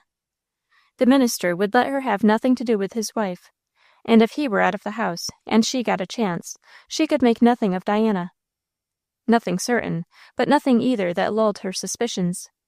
Now, with Miss Starling, there was no telling what she might get at. The lady dismounted and came into the kitchen, looking about her, as always, with sharp eyes. "How do you do?" she said. "Where is Diana?" "I'm glad to see ye, Miss Starling, and that's a fact," said the handmaid. "I was most a mind to walk down to your place to-day." "What's the matter? Where's Diana?" "Wall, she's upstairs. She hain't been down now for 2 days." "What's the reason?" "Wall, somethin' ain't right, and I don't think the minister's clear what it is, and I ain't. She was took as sudden. You never see nothin' suddener. She come in here to fix a dish o' eggs for supper that she's mighty particular about, and don't think no one can cook eggs but herself. And I was talkin' and tellin' her about my old experiences in the post office, and she went upstairs and took to her bed, and she hain't left it sen. Now ain't that queer? 'Cause she didn't say nothin' ailed her, not a word, only she went up and took to her bed, and she doos look queer at you, that I will say. Mebbe it's a fever comin' on." There was a minute or two's silence. Mrs. Starling did not immediately find her tongue. "What have the post office and your stories got to do with it?" she asked harshly. "I should like to know." "Yes," said Miss Collins, drawing out the word with affable intonation. "That's what beats me. What should they? But la, the post office is queer. That's what I always said. Everybody gets into it, and if you're there, o' course you can't help knowin' things." "You weren't in the post office," said Mrs. Starling. "It was none of your business." "Warn't I?" said Miss Collins. "Don't you mind better'n that, Miss Starling? I mind you comin', and I mind givin' you your letters, too. I mind some particular big ones that had stamps enough on to set up a shop. La, 'tain't no harm. Miss Gunn, she used to feel a sort of sameness about allays takin' in and givin' out, and then she'd come into the kitchen and make cake, mebbe, and send me to tend the letters and the folks, and then it was as good as a play to me. Don't you never get tired o' trottin' a mile in a bushel, Mis' Starlin'? So I was just a tellin' Diany. Where's the minister?" "Most likely he's where she is, upstairs. He won't let nobody else do a hand's turn for her. He takes up every cup of tea, and he spreads every bit of bread and butter, and he tastes the broths. You'd think he was anythin' in the world but a minister. He tastes the broth, and he calls for the salt and pepper, and he stirs and he tastes, and then, you never see a man make such a fuss, leastways I never did. He'll have a white napkin and spread over a tray, and the cup on it, and a saucer too, for he won't have the cup 'thout the saucer, and then carry it off. Was your husband like that, Mis' Starling? He was a minister, I've heerd tell." Mrs. Starling turned short about without answering and went upstairs. She found the minister there, as Miss Collins had opined she would, but she paid little attention to him. He was just drawing the curtains over a window where the sunlight came in too glaringly. As he had done this, and turned, he was a spectator of the meeting between mother and child. It was peculiar. Mrs. Starling advanced to the foot of the bed, came no nearer, but stood there looking down at her daughter. And Diana's eyes fastened on hers, with a look of calm, cold intelligence. It was intense enough, yet there was no passion in it. I suppose there was too much to spare. However, it was, as I said, keen and intent, and it held Mrs. Starling's eye like a vice. Those Mr. Masters could not see. The lady's back was towards him. But he saw how Diana's eyes pinioned her, and how strangely still Mrs. Starling stood. "What's the matter with you?" she said harshly at last. "You ought to know," said Diana, not moving her eyes. "I ain't a conjurer," Mrs. Starling returned, with a sort of snort. "What makes you look at me like that?" Diana gave a short, sharp laugh. "How can you look at me?" she said. "I know all about it, mother." Mrs. Starling, with a sudden determination, went round to the head of the bed, and put out her hand to feel Diana's pulse. Diana shrank away from her. "Keep off!" she cried. "Basil, Basil, don't let her touch me." "She is out of her head," said Mrs. Starling, turning to her son-in-law, and speaking half loud. "I had better stay and sit up with her." "No!" cried Diana. "I don't want you. Basil, don't let her stay. Basil, Basil!" The cry was urgent and pitiful.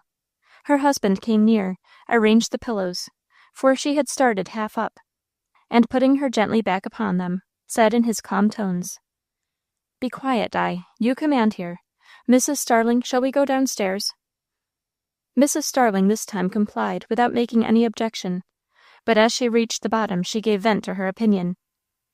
"You are spoiling her." "Really, I should like to have the chance." "What do you mean by that?" "Just the words. I should like to spoil Di. She has never had much of that sort of bad influence."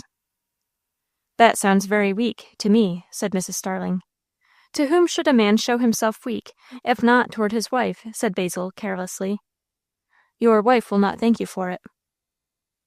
"I will endeavor to retain her respect," said Basil in the same way, which aggravated Mrs. Starling beyond bounds.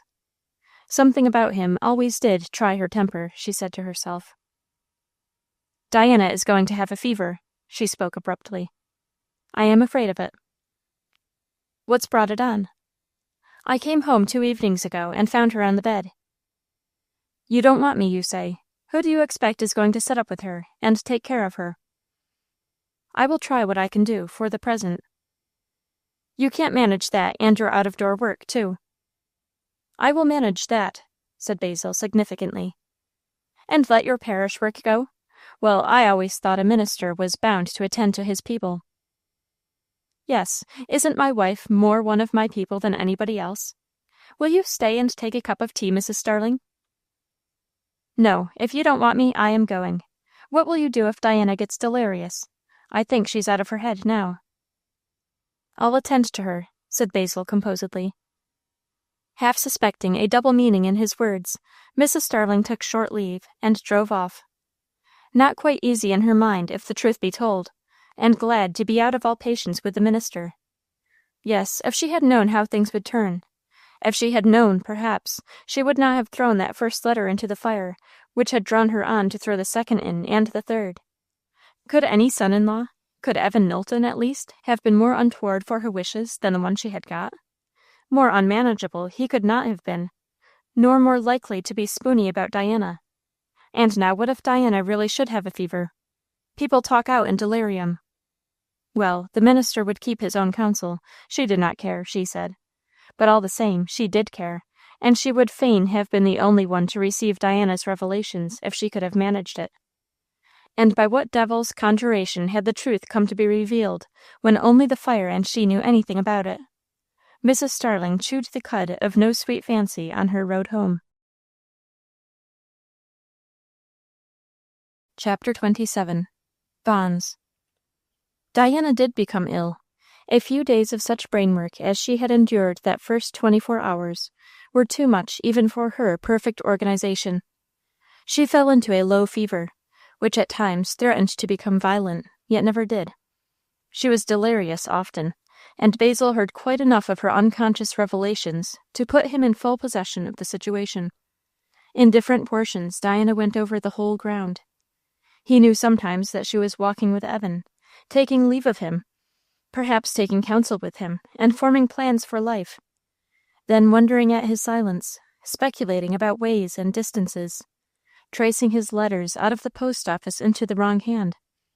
and when she was upon that strain, Diana would break out into a cry of, "Oh, mother!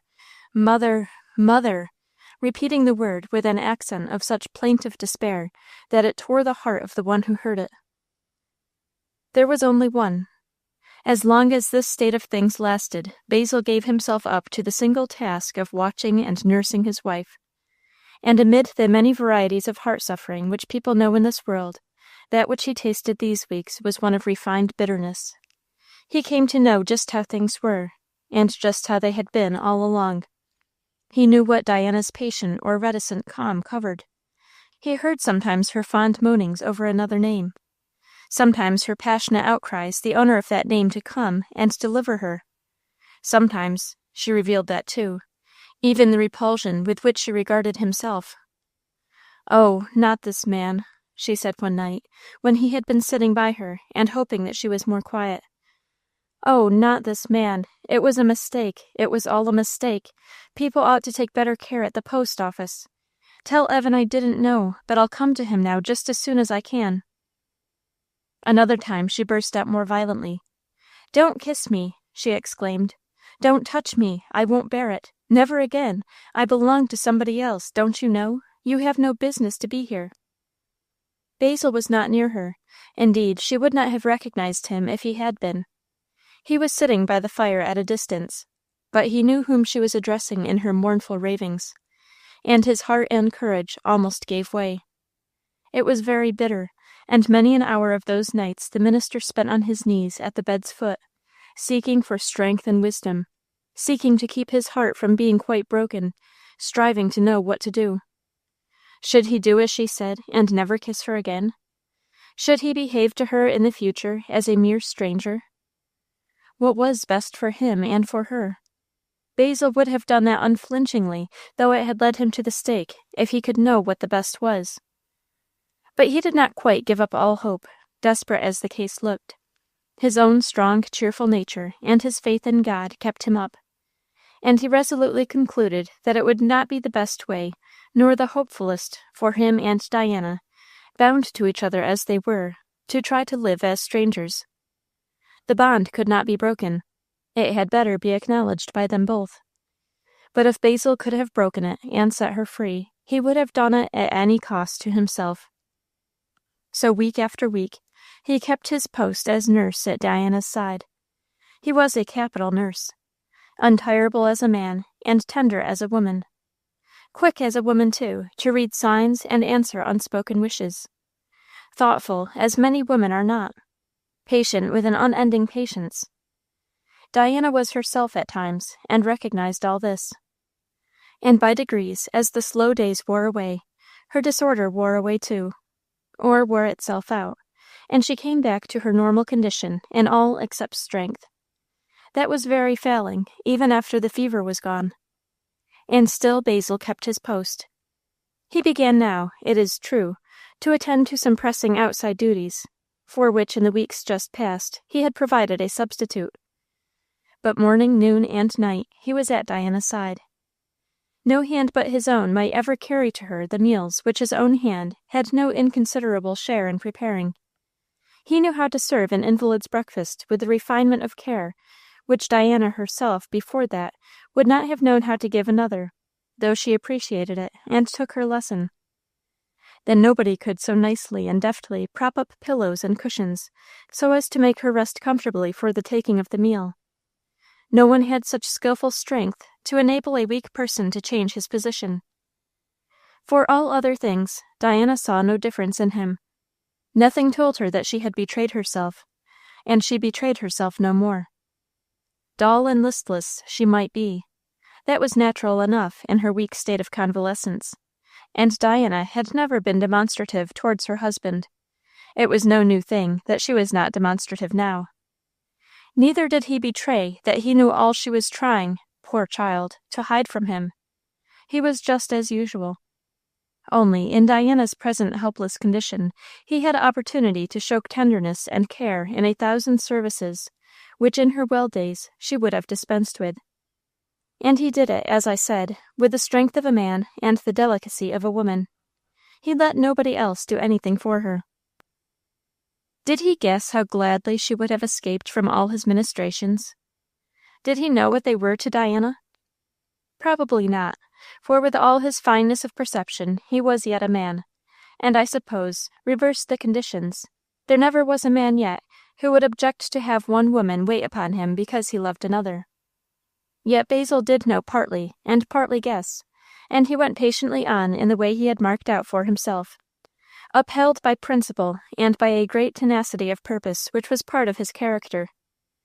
Nevertheless, those were days of pain, great and terrible even for him. What they were to Diana, he could but partially divine.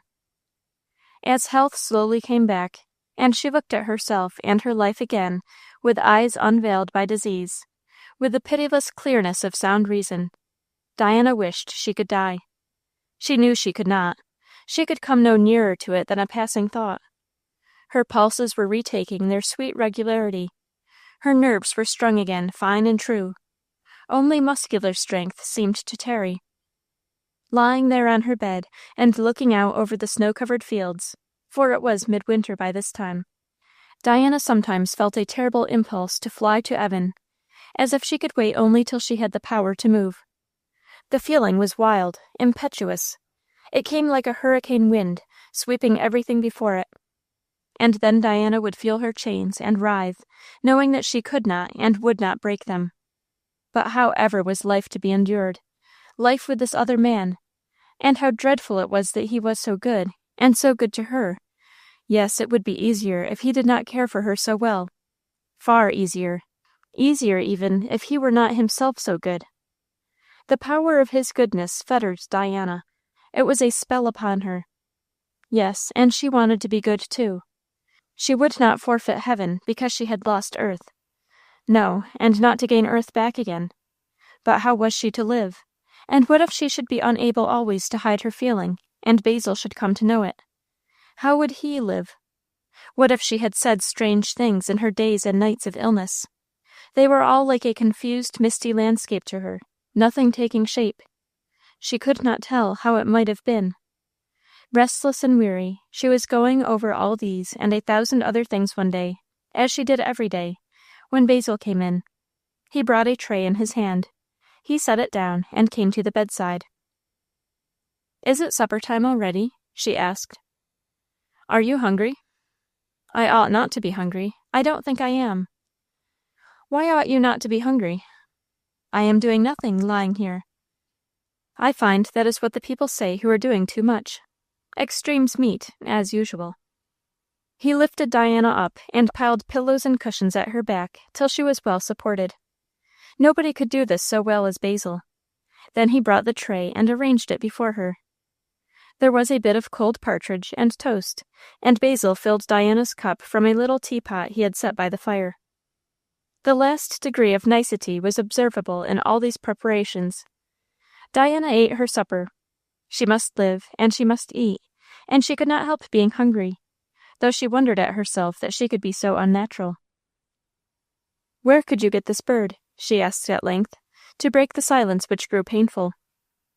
"I caught it." "Caught it? You? Shot it, do you mean?" "No, I had not time to go after it with a gun, but I set snares." "I never knew partridges were so good," said Diana, though something in her tone said, unconsciously to her, that she cared not what was good or bad. "You did not use your advantages. That often happens." "I had not the advantage of being able to get partridges," said Diana, languidly. "The woods are full of them." "Don't you think it is a pity to catch them?" "For you?" said Basil. He was removing her empty plate, and putting before her another with an orange upon it, so accurately prepared that it stirred her admiration. "Oranges!" cried Diana. "How did you learn to do everything, Basil?" "Don't be too curious," said he. As he spoke, he softly put back off her ear a stray lock of the beautiful brown hair, which fell behind her like a cloud of wavy brightness. Even from that touch she inwardly shrank. Outwardly she was impassive enough. "Basil," said Diana suddenly, "didn't I talk foolishly sometimes? When I was sick, I mean?" "Don't you ever do it when you are well?" "Do I?" "What do you think?" said he, laughing, albeit his heart was not merry at the moment. But Diana's question was naive. "I did not think I was in the habit of talking foolishly." "Your thoughts are true and just, as usual.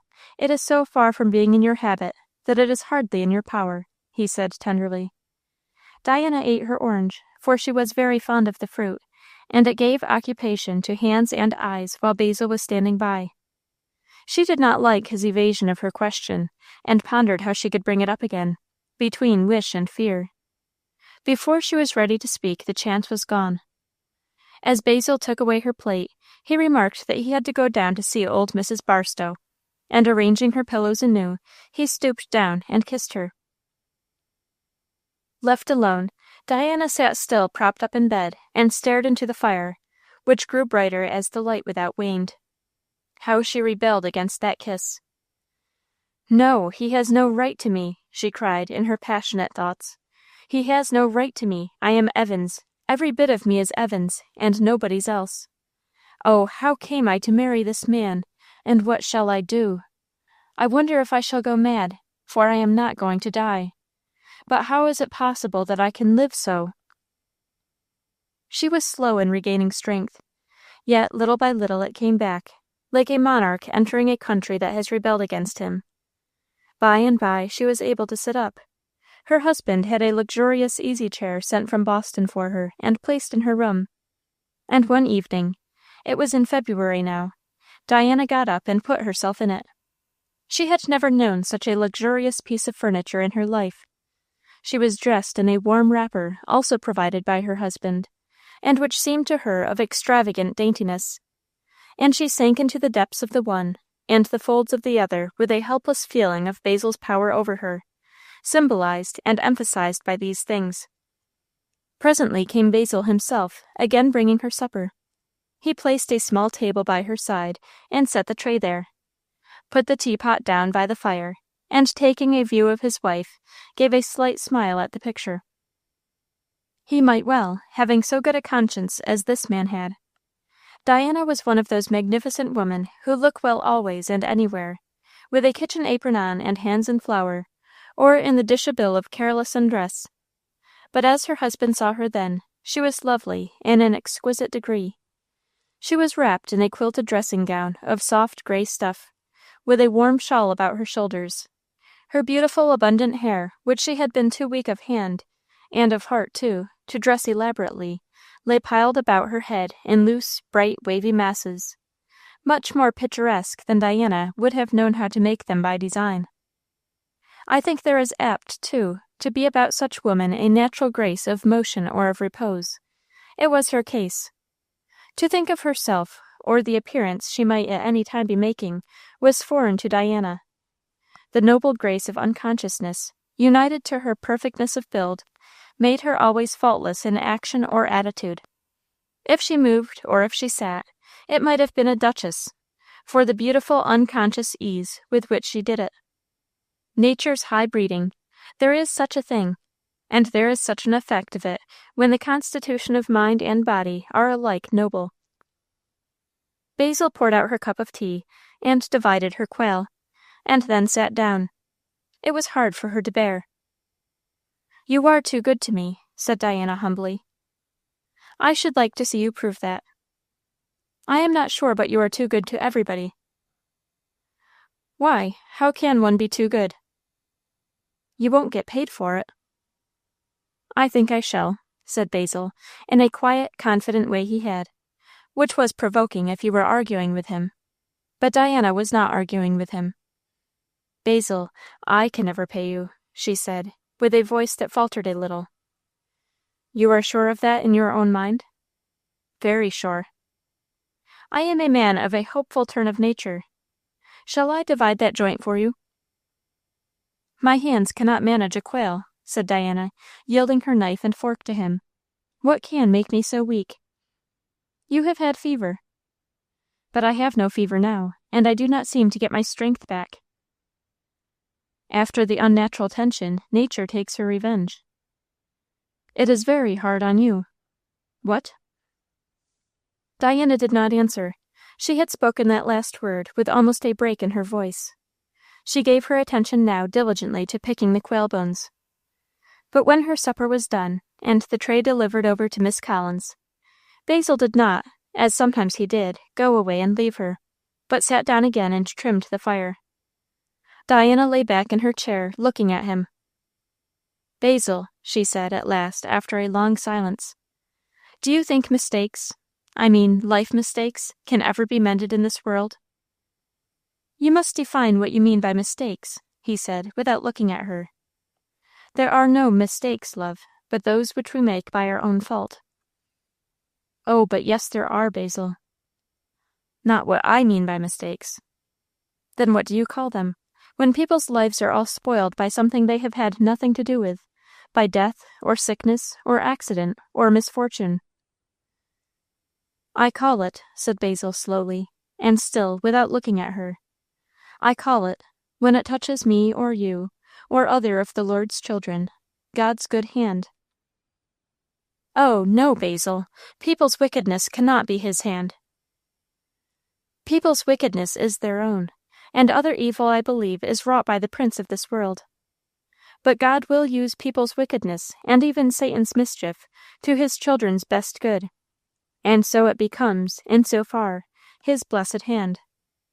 Don't you know he has promised, 'There shall no evil happen to the just,' and that 'all things shall work together for good to them that love God'? His promise does not fail, my child." "But, Basil, loads of things do happen to them which cannot work for their good." "Then what becomes of the Lord's promise?" "He cannot have made it, I think." "He has made it, and you and I believe it." "But, Basil, it is impossible. I do not see how some things can ever turn to people's good." "If any of the Lord's children were in doubt upon that point, I should recommend him to ask the Lord to enlighten him. For the heavens may fall, Diana, but the word of our God shall stand forever." Diana felt her lips quivering, and drew back into the shadow to hide them. "But there can be no kindness in some of these things that I am thinking about," she said, as soon as she could control her voice, and it sounded harsh even then. "There is nothing but kindness. When I would not give you strong coffee a while ago, in your fever, do you think I was influenced by cruel motives? I could never believe anything but good of you, Basil." "Thank you. Do you mean that of Christ you could?" "No," said Diana, hesitating. "But I thought perhaps he might not care." "He had need to be long-suffering," said Basil, "for we do try his patience, the best of us. He has borne our griefs and carried our sorrows, Diana, down into humiliation and death, that he might so earn the right to lift them off our shoulders and hearts, and one of his children doubts if he cares." "But he does not lift them off, Basil," said Diana, and her voice trembled with the unshed tears. "He will," said her husband. "When?" "As soon as we let him." "What must I do to let him?" "Trust him wholly, and follow him like a child." The tears came. Diana could not hinder them. She laid her face against the side of her chair where Basil could not see it. Chapter 28. Evan's Sister. Slowly from this time Diana regained strength, and by degrees took again her former place in the household.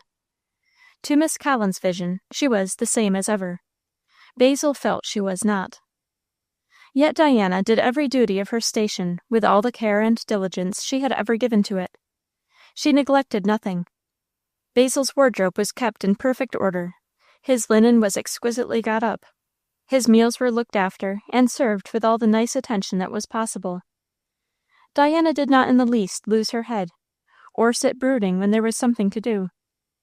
She did not sit brooding at any time, unless at rare intervals. Yet her husband's heart was very heavy with the weight which rested on hers, and truly with his own share as well. There was a line in the corners of Diana's sweet mouth which told him, nobody else, that she was turning to stone, and the light of her eye was, as it were, turned inward upon itself. Without stopping to brood over things, which she did not, her mind was constantly abiding in a different sphere away from him, dwelling afar off or apart in a region by itself. He had her physical presence, but not her spiritual, and who cares for a body without a soul? All this time there was no confidence between them. Basil knew, indeed, the whole facts of the case, but Diana did not know he knew. He wished she would speak, but believed now she never would, and he could not ask her. Truly he had his own part to bear, and withal his sorrow and yearning tenderness for her. Sometimes his heart was nigh to break, but Diana's heart was broken. Was it comfort, or was it not comfort, when near the end of spring a little daughter was born to them? Diana, in any circumstances, was too true a woman not to enter upon a mother's riches and responsibilities with a full heart, not to enter thoroughly into a mother's joy and dignity. It was a beautiful something that had come into her life, so far as itself was concerned. But no young mother's hands ever touched more tenderly the little pink bundle committed to them, nor ever any mother's eyes hung more intently over her wonderful new possession. But lift the burden from Diana's heart, her baby did not. There was something awful about it, too, for it was another bond that bound her to a man she did not love.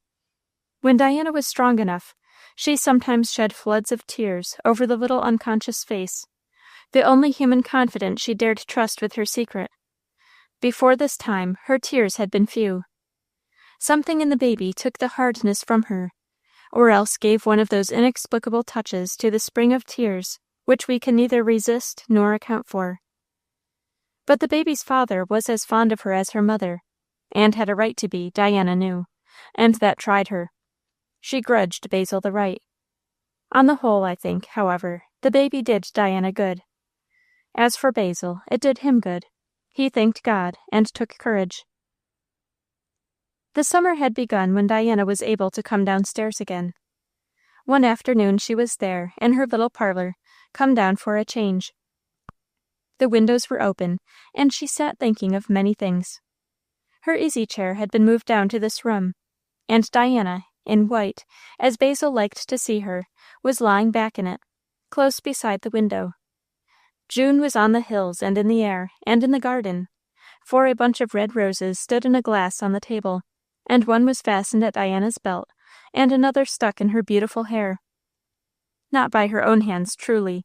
Basil had brought in the roses a little while ago, and held them to her nose, and then put one in her hair and one in her belt.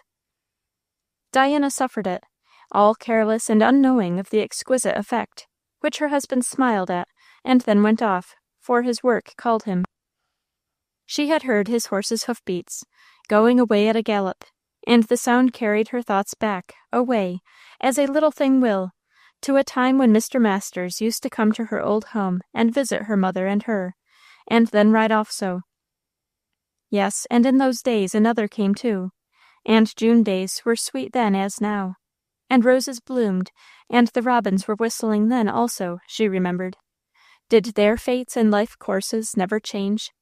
Was it all June to them every year? How the robins whistled their answer! All June to them every year. And the smell of roses did not change, nor the color of the light, and the fresh green of the young foliage was deep and bright and glittering today as ever it was. Just the same, and a human life could have all sweet scents and bright tints and glad sounds fall out of it, and not to come back. There is nothing but duty left, thought Diana, and duty with all the sap gone out of it. Duty was left a dry tree, and more, a tree so full of thorns that she could not touch it without being stung and pierced. Yet, even so, to this stake of duty she was bound. Diana sat cheerlessly gazing out into the June sunlight, which laughed at her with no power to gain a smile in return, when a step came along the narrow entry, and the door was filled with Mrs. Starling's presence. Mother and daughter looked at each other in a peculiar way they had now. Diana's face cold, Mrs. Starling's face hard. "Well," said the latter, "how are you getting along?" "You see, I am downstairs." "I see you're doing nothing." "Mr. Masters won't let me." "Humph! When I had a baby 4 weeks old, I had my own way, and so would you, if you wanted to have it." My husband will not let me have it." "That's fool's nonsense, Diana. If you are the girl I take you for, you can do whatever you like with your husband. No man that ever lived would make me sit with my hands before me. Who's got the baby?" "Jemima." "How's Jemima to do her work and your work too? She can't do it."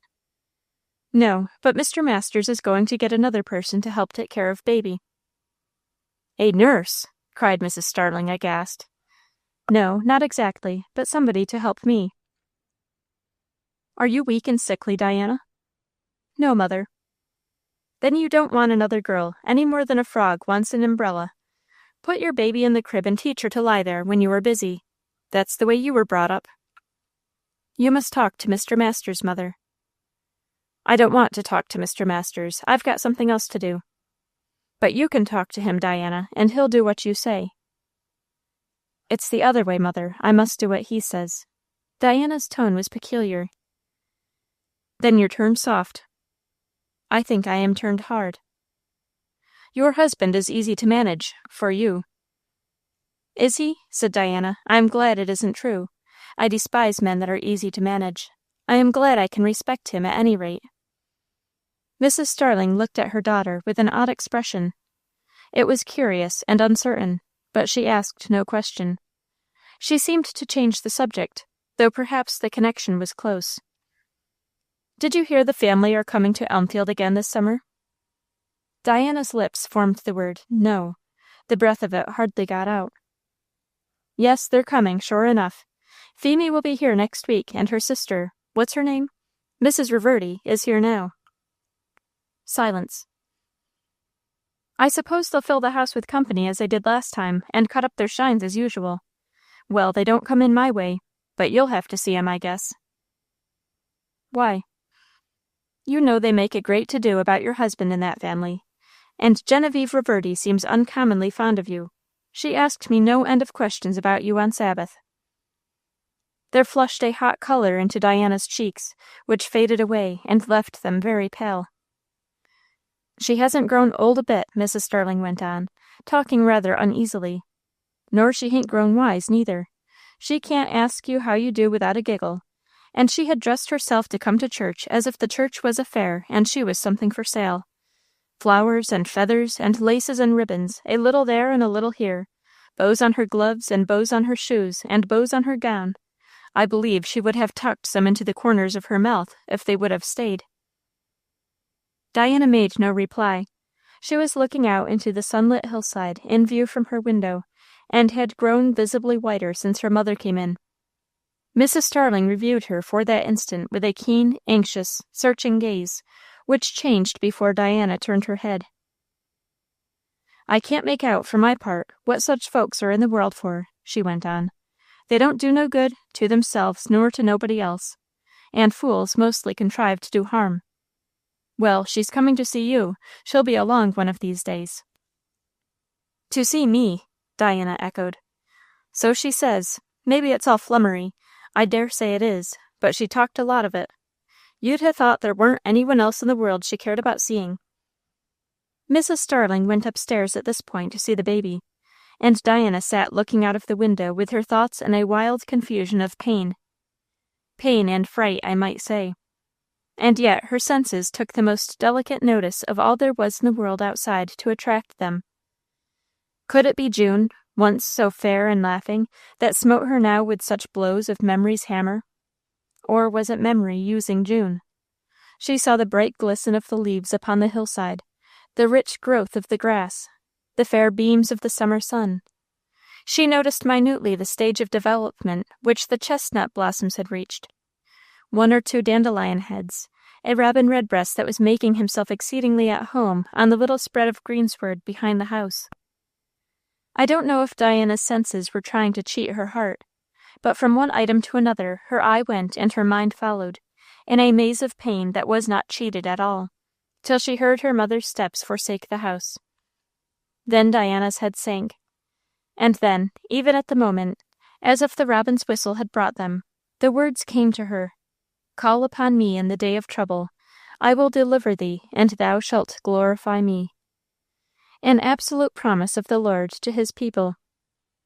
Could it be true, when trouble was beyond deliverance? And then came Basil's faith to her help. She knew how he believed every word, no matter how difficult or impossible. And Diana fell on her knees and hid her face, and fled to the one only last refuge of earth's despairing children. How even God could deliver her, Diana did not see, for the ground seemed giving away beneath her feet. But it is the man who cannot swim who clutches the rope for life and death, and it is when we are hopeless of our own strength that we throw ourselves utterly upon the one hand that is strong. Diana was conscious of little else but of doing that. To form a connected prayer was beyond her. She rather held up the promise, as it were with both hands, and pleaded it mutely and with the intensity of one hovering between life and death.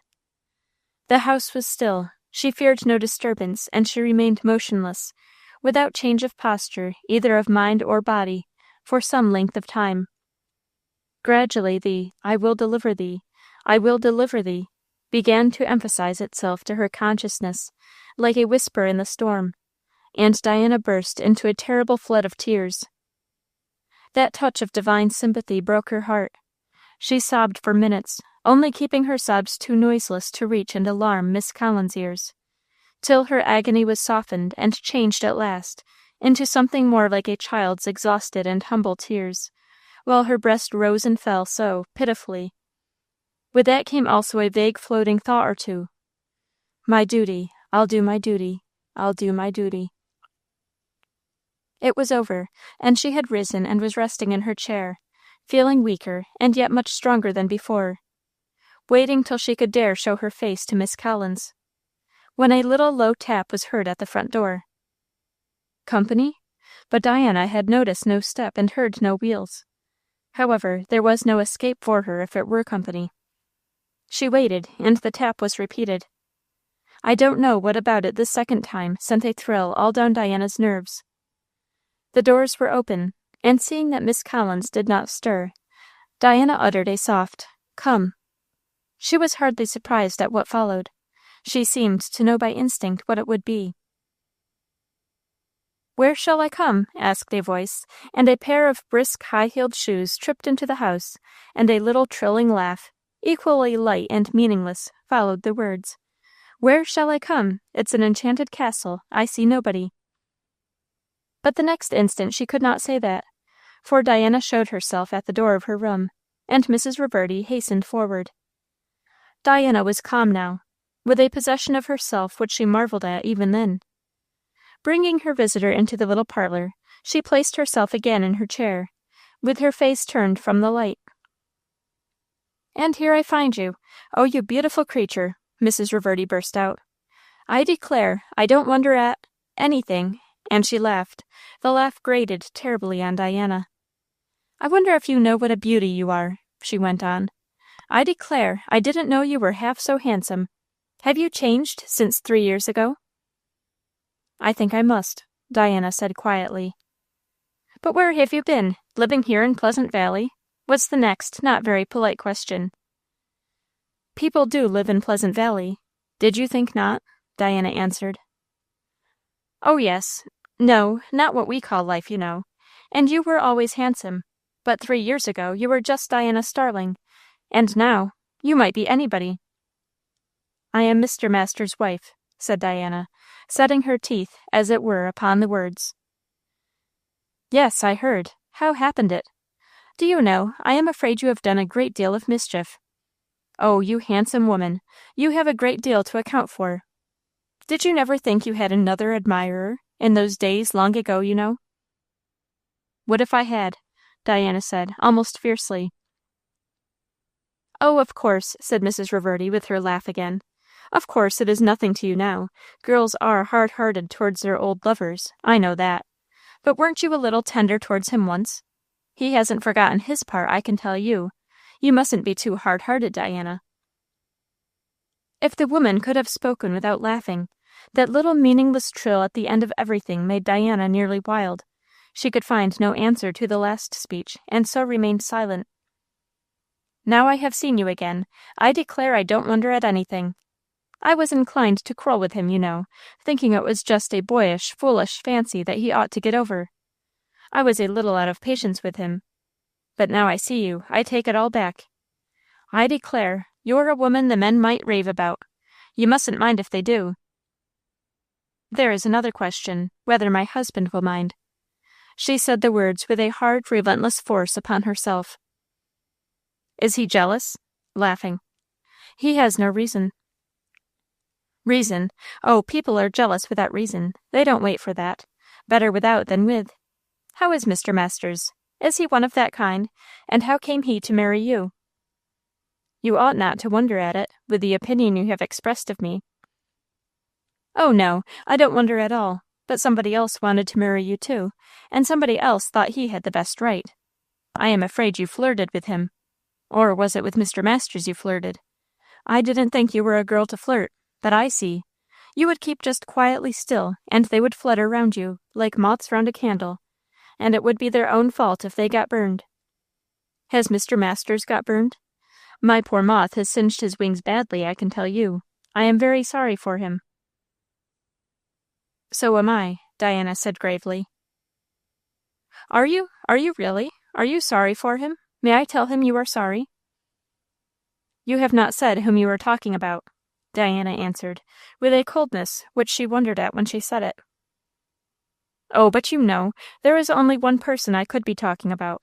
There is only one I could care enough about to be talking for him. You cannot help but know. May I tell him you say you are sorry for him? It would be a sort of comfort, and he wants it.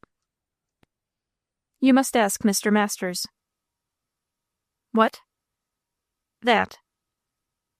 Whether I may tell Evan you are sorry for him? Whether you may tell that to anybody.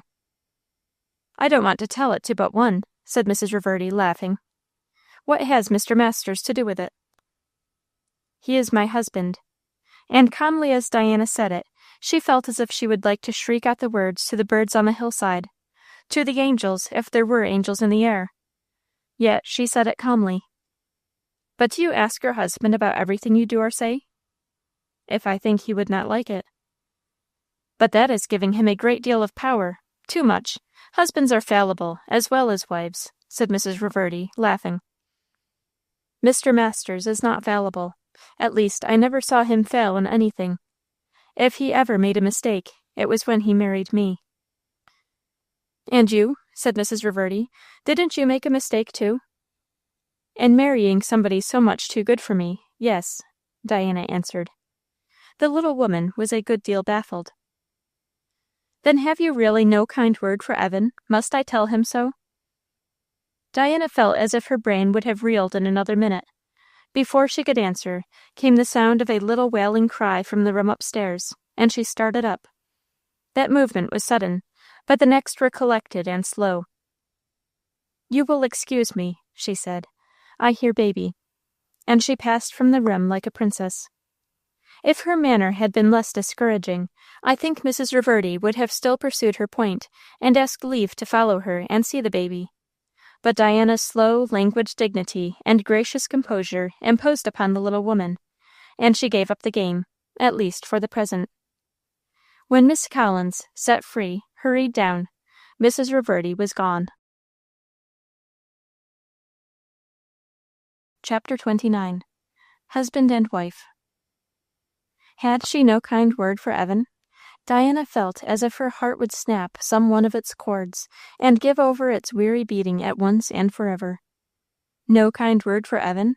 Her beloved, her betrayed, her life treasure once, towards whom still all the wealth of her heart longed to pour itself out, and she might not send him one kind word? And he did not know that she had been true to him, and yet he had remained true to her. Might he not know so much as that, and that her heart was breaking as well as his? Only it would not break. All the pain of death without its cessation of consciousness. Why not let him have one word to know that she loved him still, and would always love him? Truth and duty, loyal faith to her husband, the man whom in her mistake she had married. Oh, why could not such mistakes be undone? But they never could, never. It was a living death that she was condemned to die.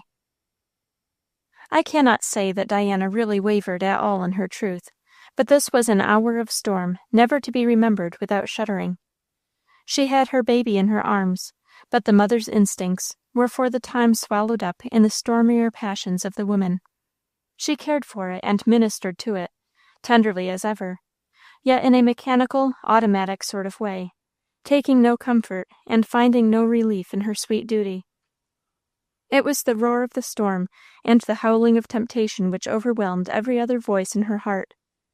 Then there were the practical questions to be met. Mrs. Reverdy and her family at Elmfield. Who could guarantee that Evan would not get a furlough and come there too? Mrs. Reverdy's words seemed to have some ultimate design, which they had not indeed declared. They had the air of somewhat different from mere aimless rattle or mischievous gossip. Suppose Evan were to come, what then?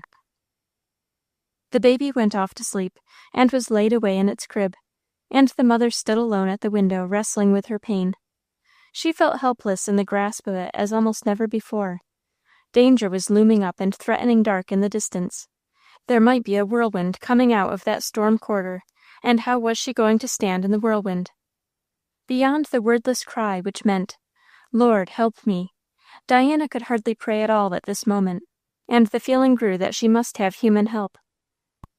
"Tell Basil," a whisper said in her heart. She had shunned that thought always. She had judged it no use.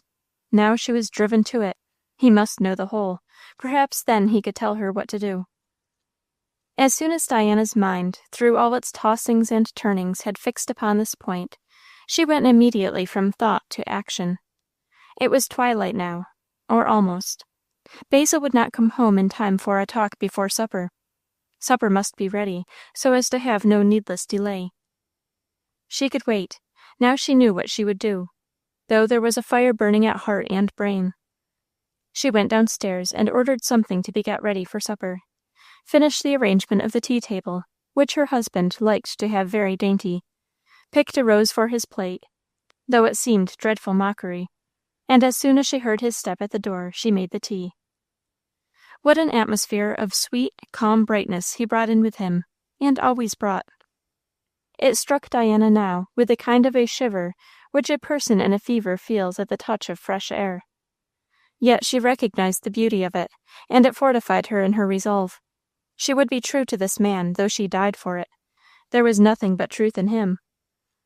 She got through the mealtime as she could, swallowed tea, and even ate bread without knowing how it tasted, and heard Basil talk without knowing what he said.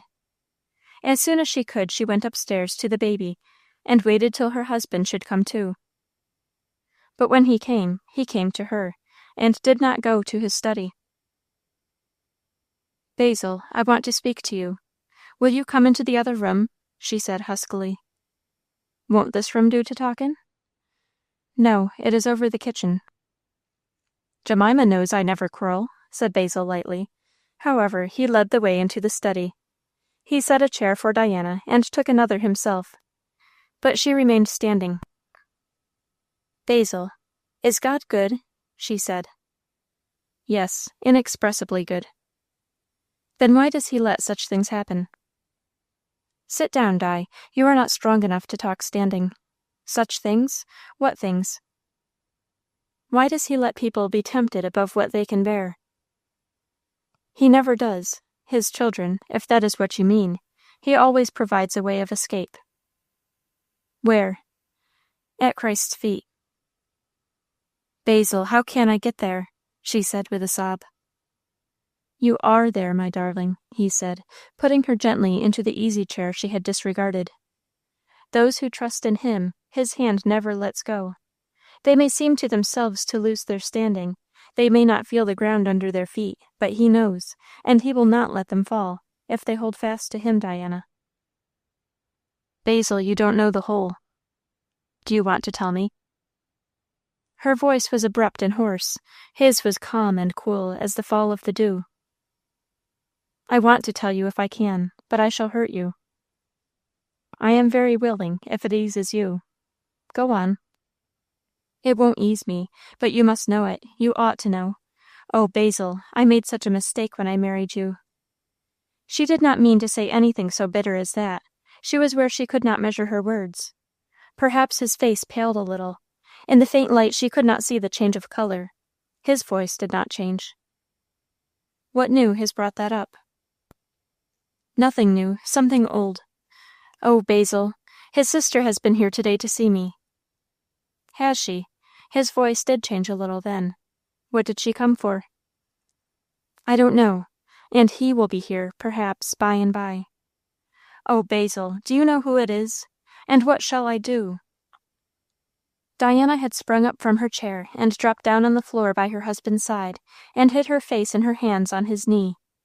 His hand passed tenderly, sorrowfully, over the beautiful hair, which lay in disordered, bright, soft masses over head and neck.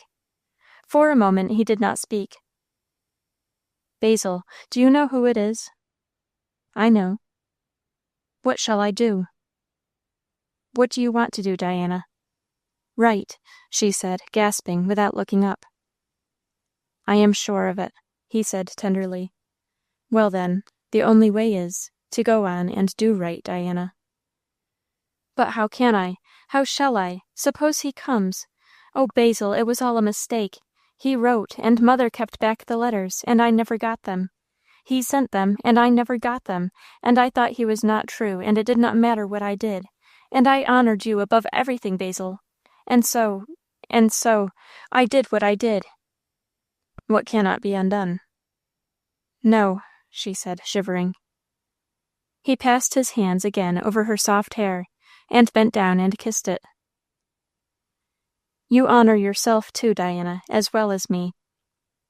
Yes, she said, under breath.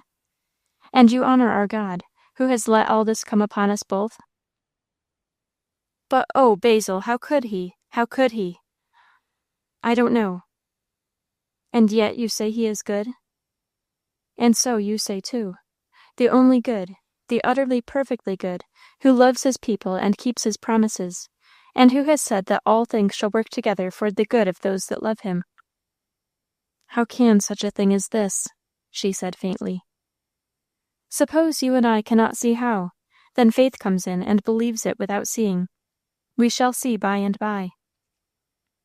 But Basil, suppose Evan comes. Well? Suppose he came here. Well, Diana? She was silent then, but she shook and trembled and writhed.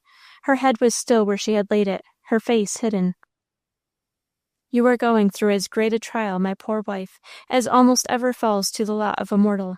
But you will go through it, and come out from it, and then it will be found to have been unto praise and honor and glory by and by. Oh, how can you tell? I trust in God, and I trust you. But I think he will come, here to Pleasant Valley, I mean. And if he comes, here to this house, I mean.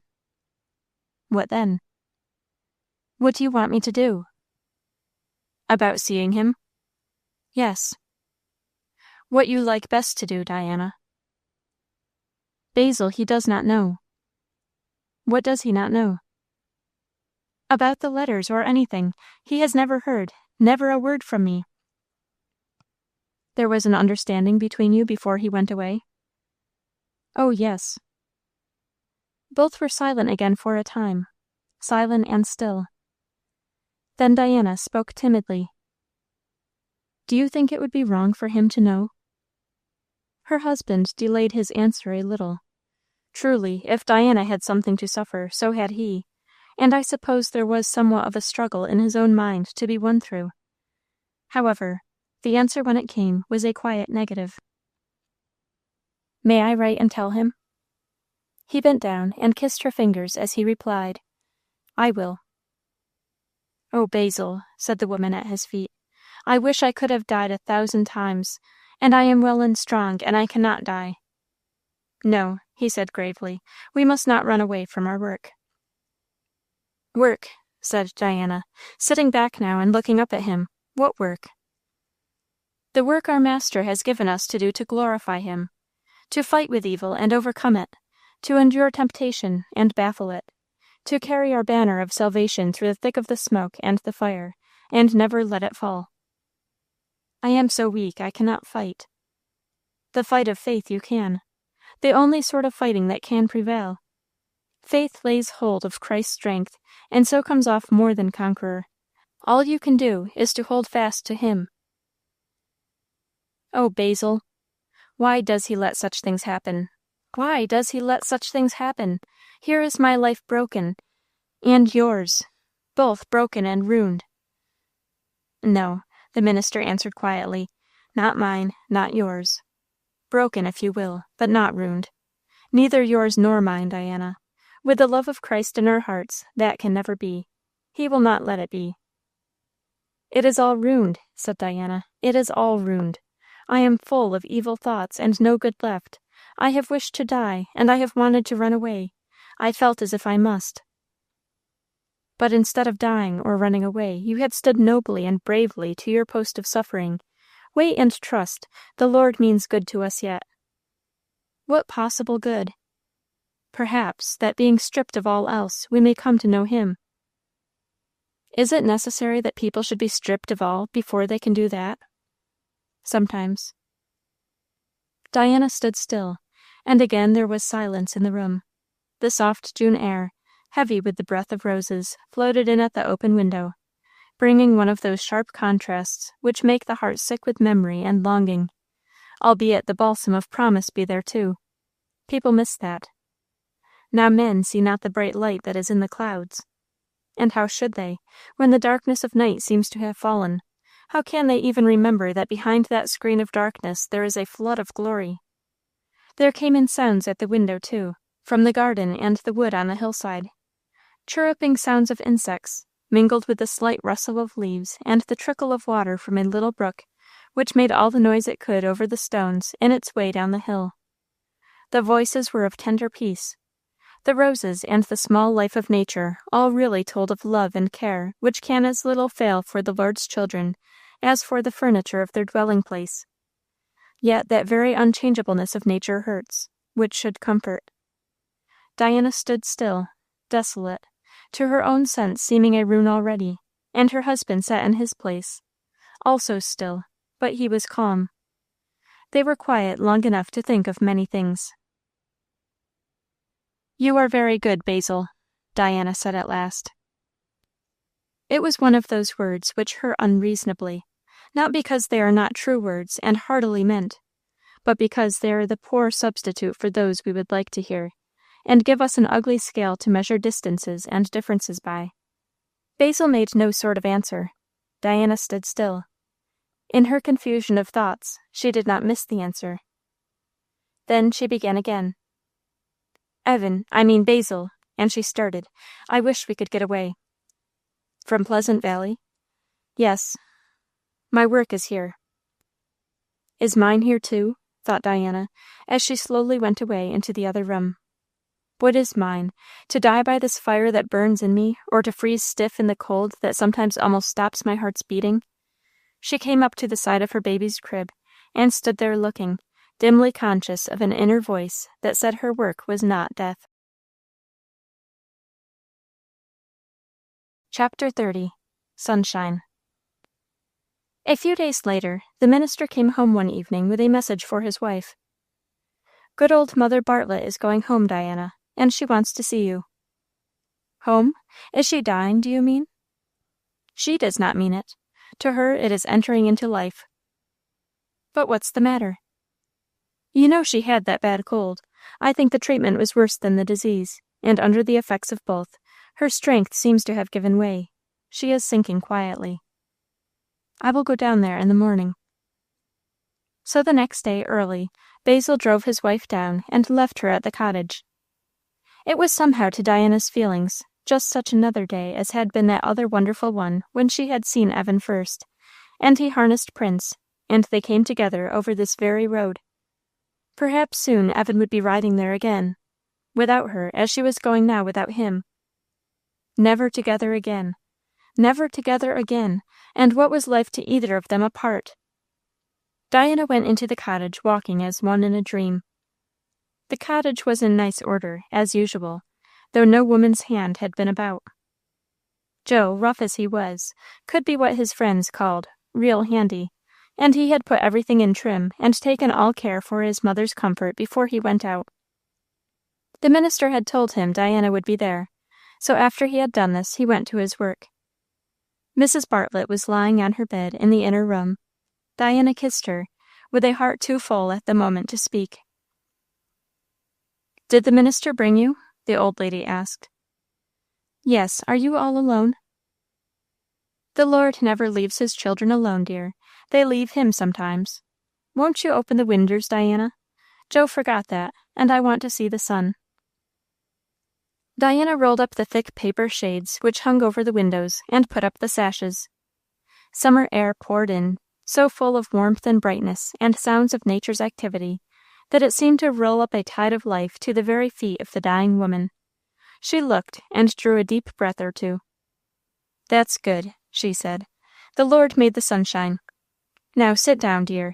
I want to see you. Sit down there, where I can see you." "Does Joe leave you here by yourself?" "He knew you was comin'. Joe's a good boy, but I don't want him nor nobody hangin' round all the time, Diana. There ain't nothin' to do, only he forgot the winders, and I want to look out and see all my riches." "Your riches, Mother Bartlett?" And she was not going to live but a few days more. Diana wondered if her senses were wandering. But the old lady smiled, the wise, sweet smile that Diana knew of old. "Whose be they, then?" she asked. "You mean all this pretty summer day? Ain't it pretty? And ain't the sunshine clear gold? And ain't the sky a kind of an elegant canopy? And it's all mine, and all it covers, and he that made it too. And seein' what he makes, puts me in mind of how rich he is, and what more he can do. How's the baby?" For some little time the baby was talked of, both in present and future relations. "And you're very happy, Diana?" the old woman asked. "I hain't seen you now for quite a spell, most all winter." "I ought to be," Diana answered, hesitating. "Some folks does because they had ought to," remarked the old lady, "but bein' happy ain't one of 'em. The whole world had ought to be happy, if you put it so. The Lord wants 'em to be." "Not happy," said Diana hastily. "Yes, 'tain't his fault if they ain't. How can he want everybody to be happy, when he makes them so unhappy? He, the Lord?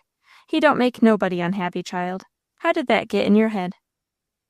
"Well, it comes to the same thing, Mother Bartlett. He lets things happen." "He hain't chained up Satan yet, if that's what you mean. But Satan can't do no harm to the Lord's children. He's tried often enough, but the Lord won't let him." "But, Mother Bartlett, that's only a way of talking. I don't know if it is Satan does it, but every sort of terrible thing comes to them. How can you say it's not evil?" "'Cause the good Lord turns it to a blessing, dear. Or if he don't, it's 'cause they won't let him. O' course it is Satan does it, Satan and his ministers. Every good gift, and every perfect gift, cometh down from the Father of lights, with whom is no variableness, neither shadow of turning. How should he be kind to-day and unkind to-morrow?" Diana could not trust her voice, and was silent. The old woman looked at her, and said in a changed tone presently, "What's come to you, Diana Masters? You had ought to be the happiest woman there is livin'." Diana could not answer. "Ain't you, dear?" Mrs. Bartlett added tenderly. "I didn't mean to speak of myself," Diana said, making a tremendous effort to bring out her words unconcernedly. "But I get utterly puzzled sometimes, Mother Bartlett, when I see such things happen, such things as do happen, and to good people too." "You ain't the fust one that's been puzzled that way," returned the old woman. "Job was all out in his reckonin' once, and David was as stupid as a beast, he says. But when chil'en gets into the dark, they're apt to run agin somethin' and hurt theirselves. Stay in the light, dear." "How can one, always?" "Oh, child, just believe the Lord's word. That'll keep you near him, and there is no darkness where he is." "What is his word that I must believe? About this, I mean." "That he loves us, dear, loves us tender and true, like you love your little baby, only a deal more, and truer and tenderer. For a woman may forget her sucking child, but he never will forget, and all things he will make to work together for good to them that love him." Diana shook and trembled with the effort to command herself and not burst into a storm of weeping, which would have betrayed what she did not choose to betray. She sat by the bedpost, clasping it, and with the same clasp as it were holding herself. For a moment she had forgotten her sucking child. The words came home, and it was only by that convulsive hold of herself that she could keep from crying out. With her face turned away from the sick woman, she waited till the convulsion had passed, and then said, in measured, deliberate accents, "It is hard to see how some things can turn out for good. Some things I have known." "Well, you ain't infinite, be you?" said Mrs. Bartlett. "You can't see into the future, and what's more, you can't see into the present. You don't know what's goin' on in your own heart, not as he knows it. No more you ain't almighty to change things. If I was you, I would just trust him that is all wise and knows everything, and almighty, and can do what he likes." "Then why don't he make people good?" "I said he can do what he likes. He don't like to do people's own work for 'em. He doos make 'em good, as soon as they're willin' and ask him. But the man sick with the palsy had to rise and take up his bed and walk, and what's more, he had to believe fust he could do it. I know the Lord gave the power, but the man had his part, you see." "Mother Bartlett," said Diana, rousing herself, "you must not talk so much." "Don't do me no harm, Diana." "But you have talked enough. Now let me give you your broth." "Then you must talk. I hain't so many opportunities of social converse that I can afford to let one of 'em slip. You must talk while I'm eatin'." But Diana seemed to have nothing to say. She watched the spoonfuls of broth in attentive silence. "What's new, Diana? There allays is somethin'." "Nothing new. Only," said Diana, correcting herself, "the Knowltons are coming back to Elmfield. Mrs. Reverdy is come." "Be the hull of them comin'?" "I believe so." "What for?" "I don't know. To enjoy the summer, I suppose." "That's their sort," said the old woman slowly. "Just to get pleasure. I used for to see 'em flyin' past here in all the colours of the rainbow, last time they was in Pleasant Valley." "But God made the colours of the rainbow," said Diana. "So he did," the old lady answered, laughing a little. "So he did, and the colours of the flower, which is the same colours, to be sure. But what then, Diana?" "I was thinking, Mother Bartlett, it cannot displease him that we should like them too." "No, child, it don't, nor it don't displease him to have us wear 'em, nother, if we could only wear 'em as innercently as the flowers doos. If you kin, Diana, you may be as scarlet as a tulip, or as bright as a marigold, for all I care." "But people are not any better for putting on dark colours," said Diana. "They're some modester, though." "Why?" "They ain't expectin' that folks'll be lookin' at 'em." "Mr. Masters likes me to wear bright dresses." "Then do it, child. It's considerable of a pleasure to have his eyes pleased. Do you know what a husband you've got, Diana?" "Yes." "He's most like one of them flowers himself. He's so full of the sweetness the Lord has put into him, and he's just as unconscious that he's spreadin' it wherever he goes." Diana was silent. She would have liked again to burst into tears. She controlled herself as before. "That ain't the way with those Knowlton girls, nor it ain't the way they wear their fine colours, neither. Can't you get a little sense into their heads, Diana?" "I? They think nothing of me, Mother Bartlett." "Maybe not 2 years ago, but they will now. You're the minister's wife, Diana. They allays sought a great deal by him." Diana was chewing the cud of this, when Mrs. Bartlett asked again, "Who's sick in the place?" "Quite a number. There's Mrs. Wilson at the tavern. She's sinking at last. My husband sees her every day. Then old Josh Lightfoot. He's down with I don't know what, very sick. Mrs. Sadler had a child that has been hurt. He was pitched off a load of hay and fell upon a fork. His mother is distracted about him, and it is all Mr. Masters can do to quiet her. And Lizzie Slatherthwaite is going slowly, you know, in consumption, and she expects to see him every day. And that isn't all, for over in the village of Bromble there is sickness. I suppose there always is in that miserable place. And the minister goes there too, I'll be bound." "Oh yes, he goes everywhere, if people want him.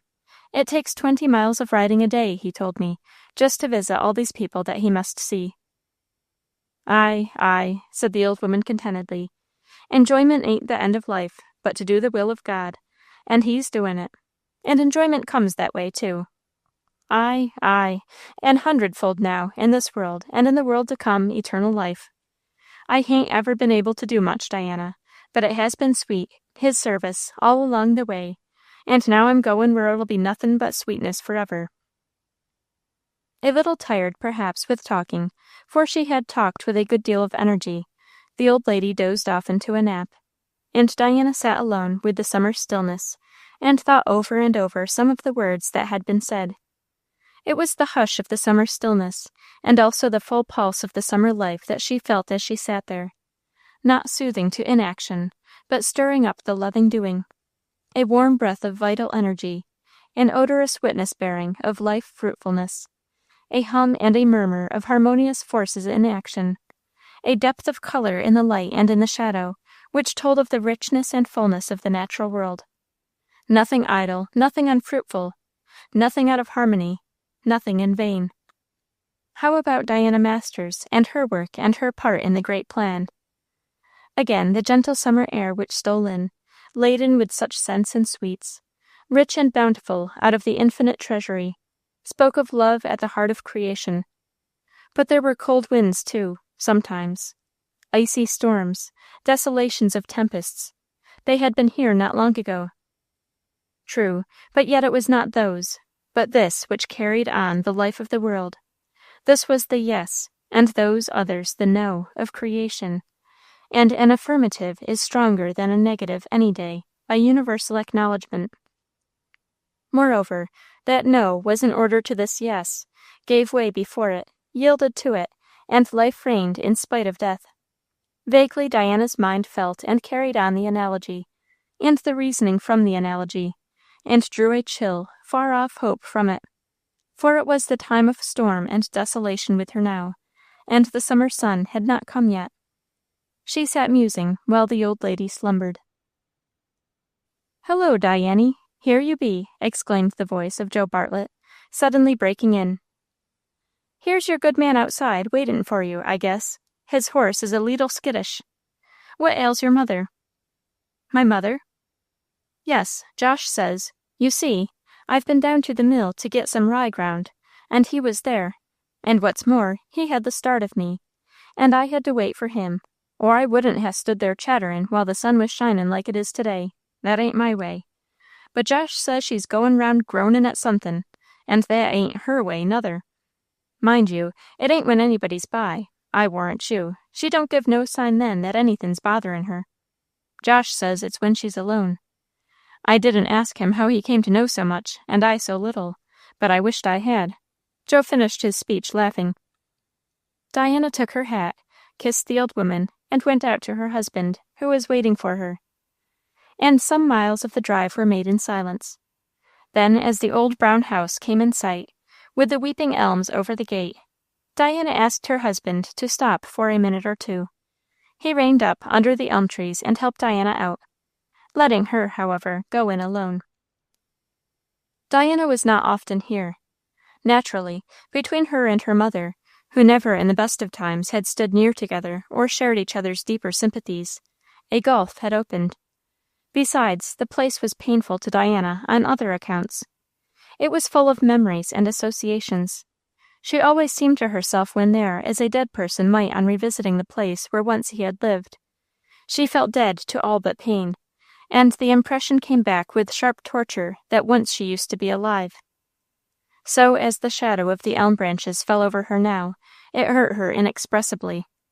She was alive when she had dwelt under them. Yes, she and Evan, too. She hurried her steps and went in at the lean-to door. It was now long past midday. The noon meal was over, apparently, and every sign of it cleared away. The kitchen was in spotless order, but beside the table sat Mrs. Starling, doing nothing, an unheard-of state of affairs. Diana came farther in. "Mother." "Well, Diana," said Mrs. Starling, looking up, "what's brought you now?"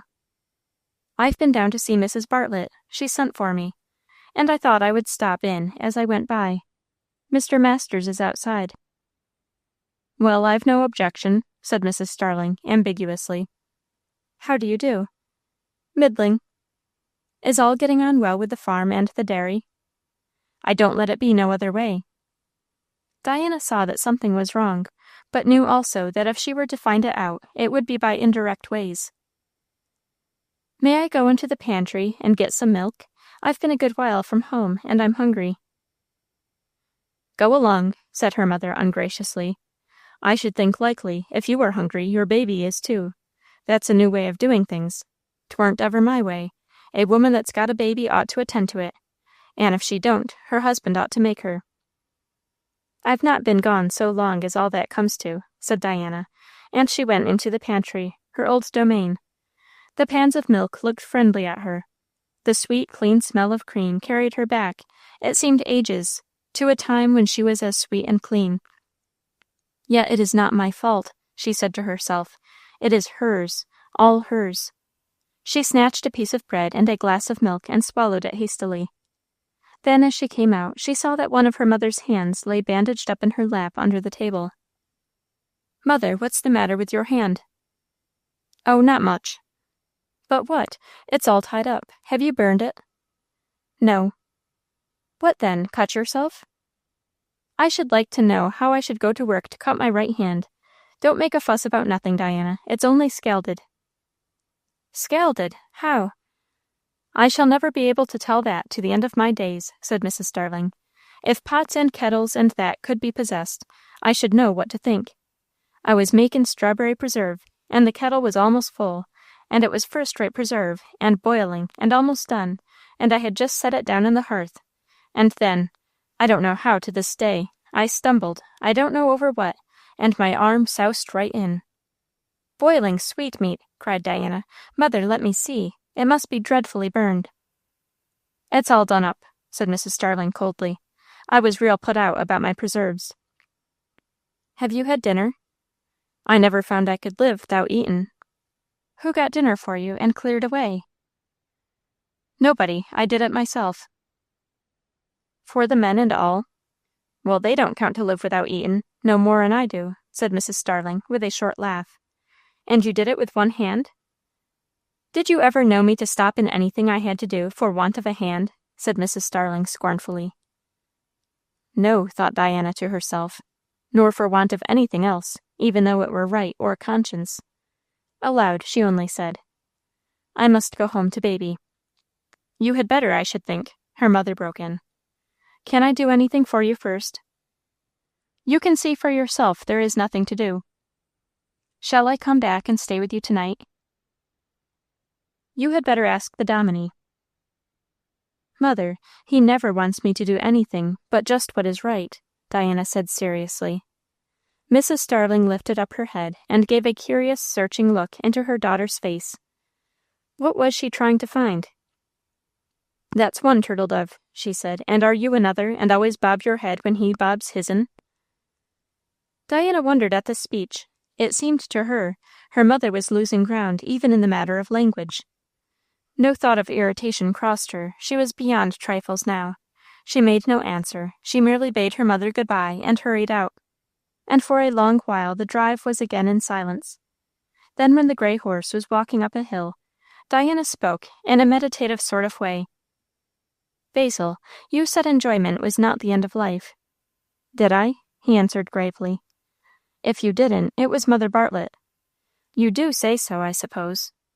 "Yes, it is not the end of life." "What is, then?" "To do the will of God. And by, if not sooner, enjoyment comes that way too, Diana. And when it comes that way, it stays and lasts." "How long?" "Forever and ever." Diana waited a few minutes and then spoke again. "Basil, I want to consult you." "Well, do it." "Ought I to leave my mother to live alone, as she is? She is not young now." "What would you do?" "If I knew, Basil, I would like it to do what I ought to do." "Would you take her to live with you?" "If you would, and she would." Basil put his arm round his wife and bent down and kissed her. He would not have done it if he could have guessed how she shrank. "If you will take life on those terms," he said, then it will be true for you, that sorrow may endure for a night, but joy cometh in the morning. It will be the morning of the resurrection, then, thought Diana. But she only replied, What terms, Basil, do you mean? Doing the Lord's will. His will is always good, Diana, and brings sweet fruit. Only you must wait till the fruit is ripe, my child. Then what about mother? I do not believe she would come to us. Nor I. Suppose she would let us come to her? Then I would go, if you wished it. I don't wish it, Basil. I was thinking if I could bear it. But the thought will not go out of my head that she ought not to be alone. Then do what is in thy heart, the minister said cheerfully. Chapter 31. A June Day. Mrs. Starling hesitated when Diana proposed her plans. She would think of it, she said. But when she began to think of it, the attractions were found irresistible. To have her grandchild in the house beside her, perhaps with a vague thought of making up to her daughter in some unexplained way for the wrong she had done. At any rate, to have voices and life in the house again, instead of the bare silence.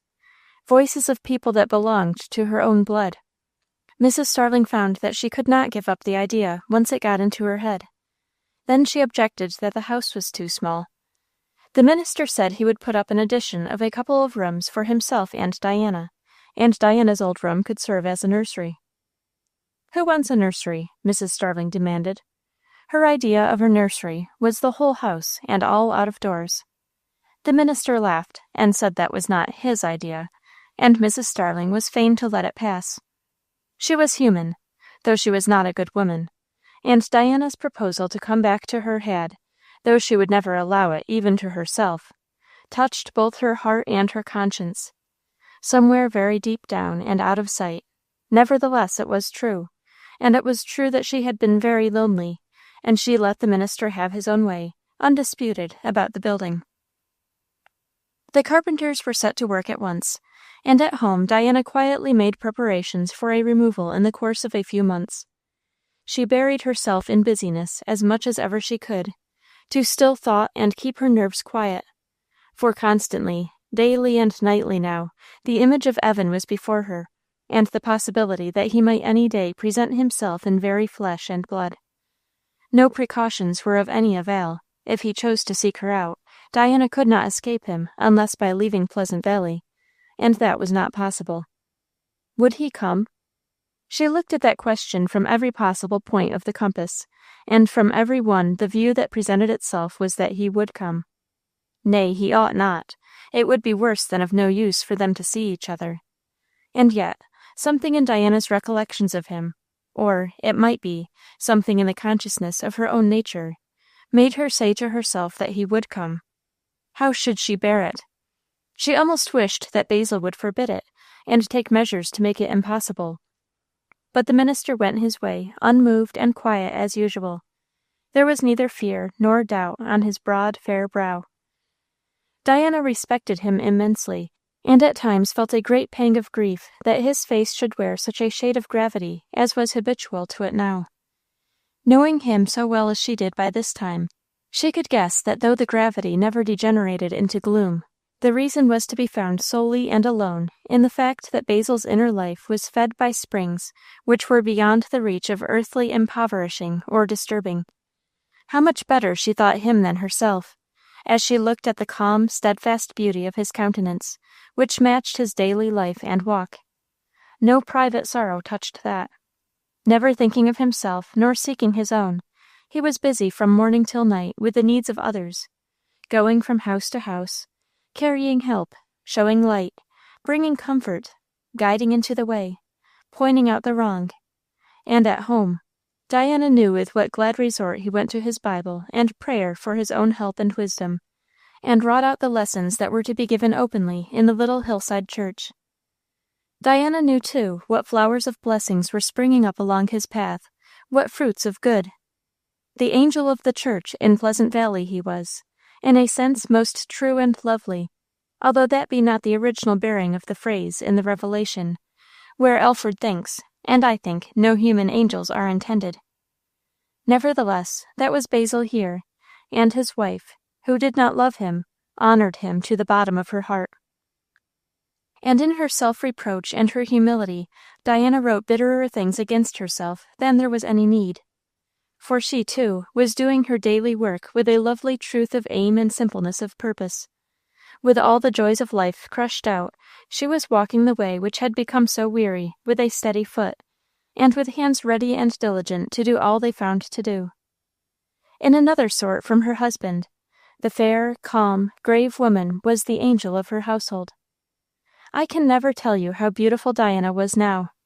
If the careless, light glance of the girl was gone, there was now, instead, the deeper beauty of a nature that has loved and suffered, that ripening process of humanity without which it never comes to its full bloom and fruitage, though that be a very material image for the matter in hand. And there was besides in Diana the dignity of bearing of one who is lifted above all small considerations of every kind, that is, not above small duties, but above petty interests. Therefore, in this woman, who had never seen and scarcely imagined courts, even in the minister's house in Pleasant Valley, there was the calm poise and grace which we associate in our speech and thoughts with the highest advantages of social relations. So extremes sometimes meet.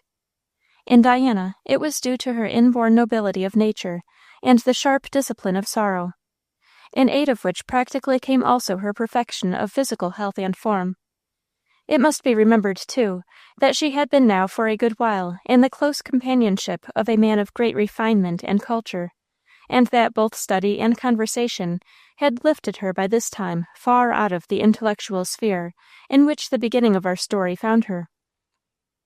The carpenters were going on vigorously with their work on the new rooms adding to Mrs. Starling's house, and Diana was making, as she could from time to time, her little preparations for the removal, which, however, could not take place yet for some time.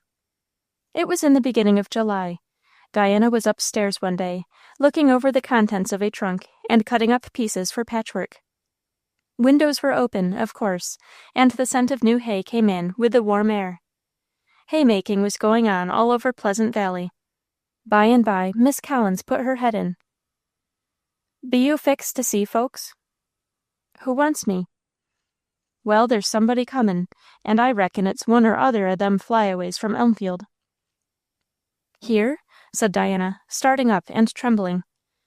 "Wall, there's one of 'em comin', I guess. I see the carriage, and I thought maybe you warn't ready to see no one. When one gets into a trunk, it's hard to get out again. So I thought I'd jest come and tell ye. There she is, comin' up the walk. Hurry now." Down went Miss Collins to let the visitor in, and Diana did hurry and changed her dress. What can she be come for? She questioned with herself meanwhile. For it was Mrs. Reverdy she had seen. No good, no good. But nobody would have guessed that Diana had ever been in a hurry that saw her entrance the next minute upon her visitor. That little lady felt a sort of imposing effect, and did not quite know how to do what she had come for. "I always think there has come some witchery over my eyes," she said with her invariable little laugh of ingratiation. "When I see you, I always feel a kind of new surprise. Is it the minister that has changed you so? What's he done?" "Changed me?" Diana repeated. "Why, yes, you are changed. You are not like what you were 2 years ago, 3 years ago. How long is it?" "It is 3 years ago," said Diana, trying to smile. "I am 3 years older." "Oh, it isn't that. I'm 3 years older. I suppose I didn't see enough of you then to find you out. It was my fault. But if you had married somebody belonging to me, I can tell you, I should have been very proud of my sister-in-law." She laughed at the compliment she was making, laughed lightly, while Diana inwardly shook, like a person who has received a sudden sharp blow, and staggers in danger of losing his footing. Did she waver visibly before her adversary's eyes, she wondered? She was sure her color did not change. She found nothing to say, in any case, and after a moment her vision cleared, and she had possession of herself again. "I am saucy," said Mrs. Reverdy, smiling, "but nobody thinks of minding anything I say. That's the good of being little and insignificant, as I am." Diana was inclined to wish her visitor would not presume upon her harmlessness. "I should as soon think of being rude to a duchess," Mrs. Reverdy went on, "or to a princess. I don't see how Evan ever made up his mind to go away and leave you." "Is it worse to be rude to a duchess than to other people?" Diana asked, seizing the first part of the speech as a means to get over the last. "I never tried," said Mrs. Reverdy. "I never had the opportunity, you know. I might have danced with the Prince of Wales, perhaps, when he was here. I know a lady who did, and she said she wasn't afraid of him. If you had been there, I am sure she would not have got the chance." "You forget I am not a dancer." "Oh, not now, of course. But then you wouldn't have been a minister's wife." "Why should not a minister's wife dance as well as other people?" "Oh, I don't know," said Mrs. Reverdy lightly. "But they never do, you know. They are obliged to set an example." "Of what?" "Of everything that is proper, I suppose. Don't you feel that everybody's eyes are upon you, always, watching everything you do?" A good reminder, but Diana answered simply that she never thought about it. "Don't you? Isn't the minister always reminding you of what people will think?" "No, it isn't his way." "Doesn't he? Why, without being a minister, that is what my husband used always to be doing to me.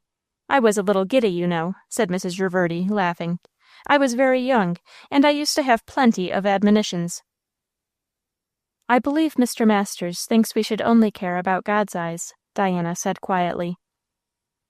Mrs. Reverdy startled a little at that, and for a moment looked grave.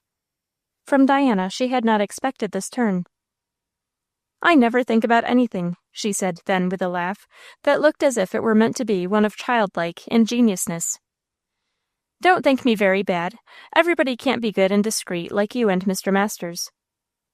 "Very few people are like Mr. Masters," Diana assented. "We all know that, and in the daily beholding of his superiority, have you quite forgotten everything else? Your old lover and all?" "Whom do you mean?" Diana asked, with a calm coldness at which she wondered herself. "I mean Evan, to be sure. You know he was your old lover. He wants to see you. He has not forgotten you, at any rate. Have you entirely forgotten him? Poor fellow, he has had a hard time of it." "I have not forgotten Mr. Knowlton at all," Diana said with difficulty, for it seemed to her that her throat was suddenly paralyzed. "You have not forgotten him? I may tell him that? Do you know he raves about you? I wish you could hear him once. He is Captain Knowlton now, you must understand. He has got his advancement early, but 1 or 2 people died, and somebody else was removed out of his way, and so he stepped into his captaincy.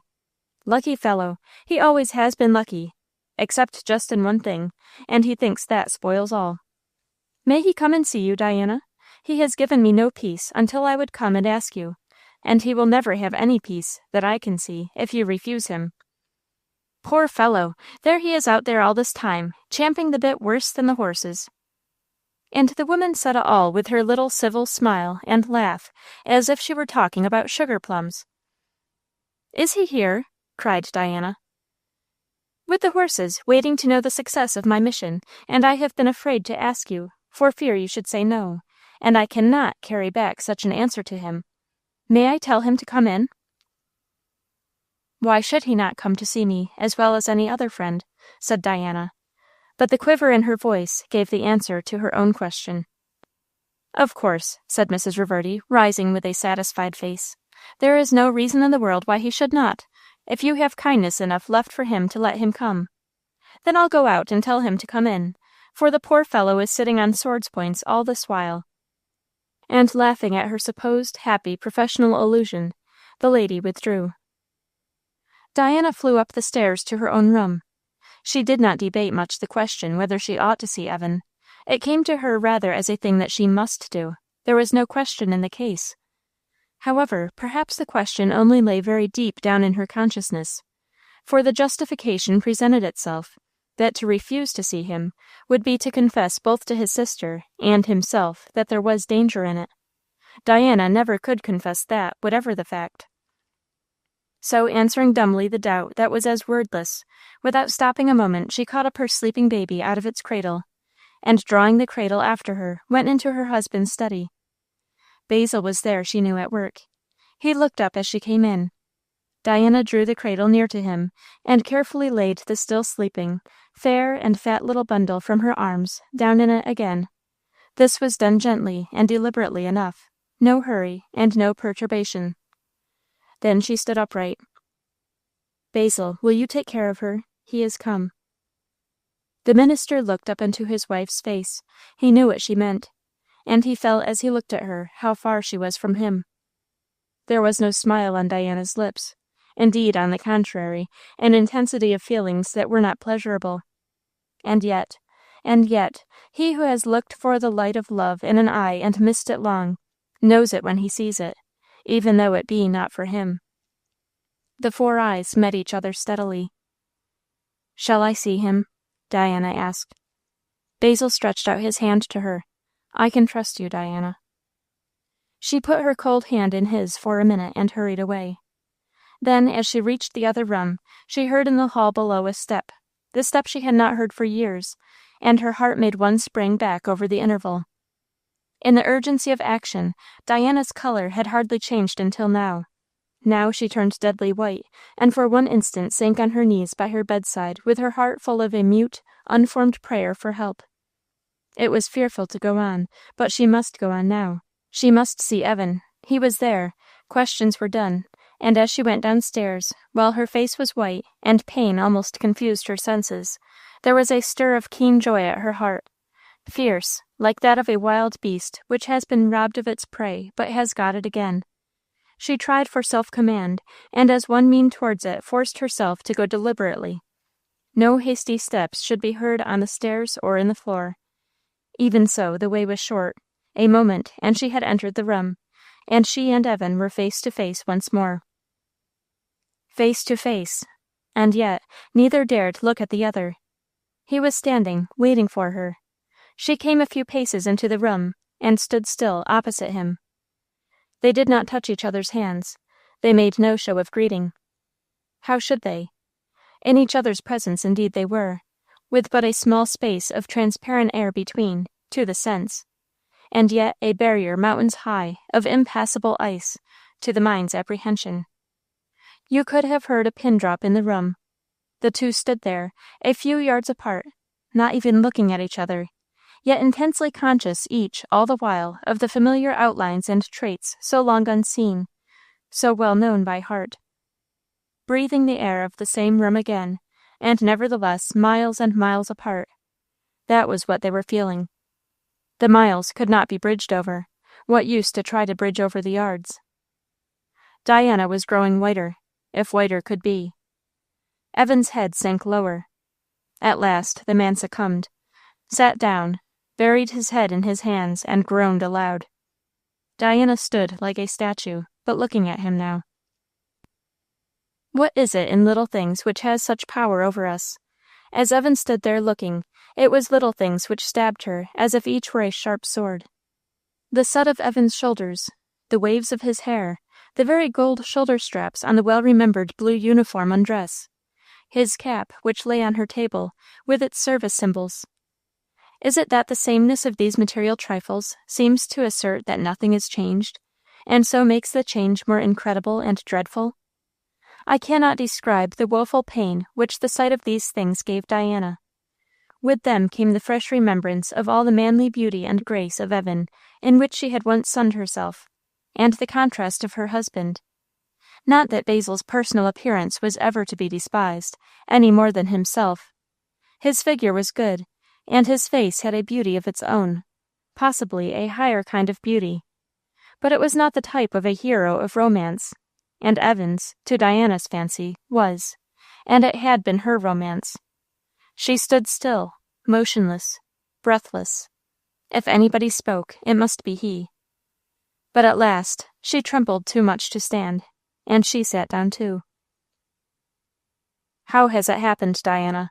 Evan asked, without looking up. "I don't know," she said, just above her breath.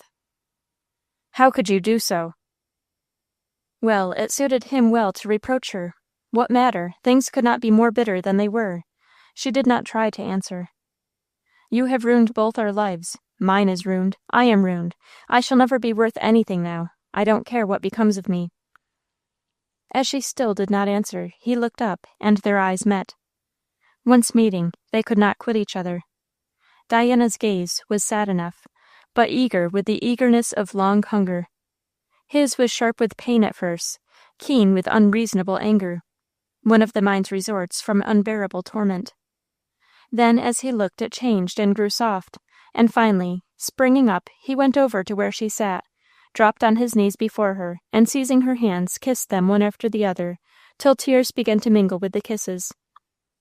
She was passive. She could not drive him off. She felt that she and he must have this one moment to bury their past in. It was only when her hands were growing wet with his tears that she roused herself to an effort. Evan, listen to me. You mustn't. Remember, I am a man's wife." "How could you?" "I did not know what I was doing." "Have you given up loving me?" "What is the use of talking of it, Evan? I am another man's wife." "But there are such things as divorces." "Hush, do not speak of such a thing."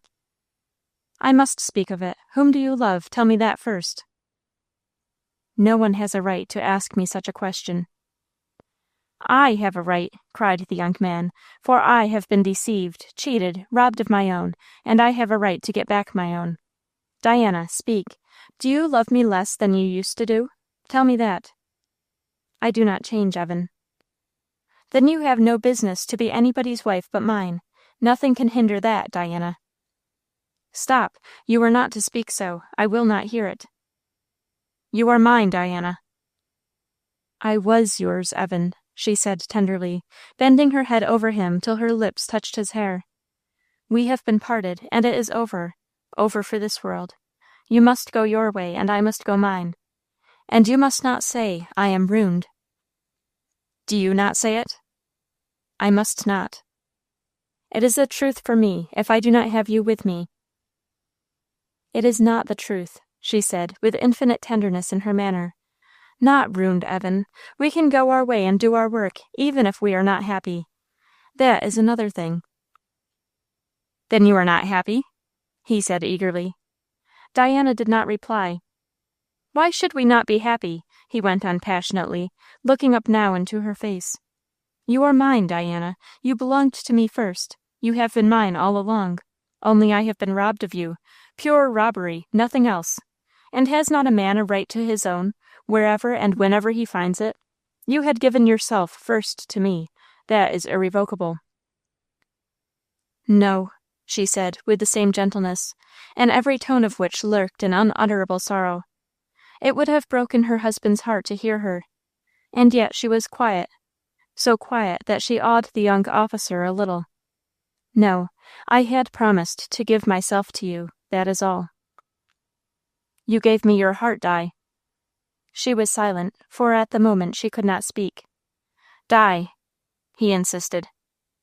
"Yes." "That is enough, that is all." "It is not all, since then I have—" "How could you do it, Diana? How could you do it, after your heart was mine, while your heart was mine?"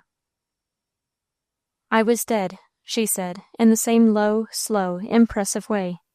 "I thought I was dead, and that it did not matter any more what I did, one way or another. I thought I was dead, and when I found out that there was life in me yet, it was too late." A slight shudder ran over her shoulders, which Evan, however, did not see. "And you doubted me," said he.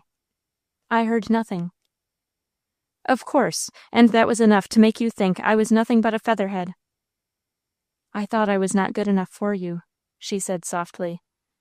"Not good enough!" cried Evan, "when you were just a pearl of perfection, a diamond of loveliness, more than all I knew you would be, like a queen rather than like a common mortal, and I could have given you a place fit for you, and here you are." "Hush," she said softly, but it stopped him. "Why did you never hear from me? I wrote and wrote, and oh, Diana, how I looked for something from you! I walked miles on the way to meet the wagon that brought our mails. I could hardly do my duty, or eat or sleep at last. I would ride then to meet the post carrier, though it did not help me, for I could not open the bags till they were brought into the post, and then I used to go and gallop 30 miles to ride away from myself. Why did you never write one word?" "I did not know your address," she said faintly. I gave it you, over and over. You forget I never got the letters. What became of them? I don't know. What was her motive? I don't know. What do you suppose? What is the use of talking about it, Evan? My poor darling, said he, looking up in her face again. It has been hard on you, too. Oh, Di, my Di, I cannot lose you. He was still kneeling before her, and she put her 2 hands on his head, smoothing, or rather pushing back the short locks from his temples on either side, looking as one looks one's last on what one loves. Her eyes were dry, and large with pain which did not allow the eyelids their usual droop. Her mouth was in the saddest lines a woman's lips can take, but they did not tremble. Hush, she said again softly. I am lost to you. That is over. Now go and do a man's work in the world, and if I hear of you, let me hear good. Haven't you got one kiss for me? She bent lower down and kissed his brow. She kissed it twice, but the manner of the woman was of such high and pure dignity that the young officer, who would else have had no scruple, did not dare presume upon it. He took no more than she gave, bent his head again when she took her hands away, and covered his face as at first. They were both still a while. Evan, you must go, she whispered. When may I come again? She did not answer. I am coming very soon again, Di. I must see you often. I must see you very often while I am here. I cannot live if I do not see you. I do not see how I can live anyway. Don't speak so. How do you expect to bear it? He asked jealously. I don't know. We shall find as the days come. Life looks so long. Yes, but we have got something to do in it.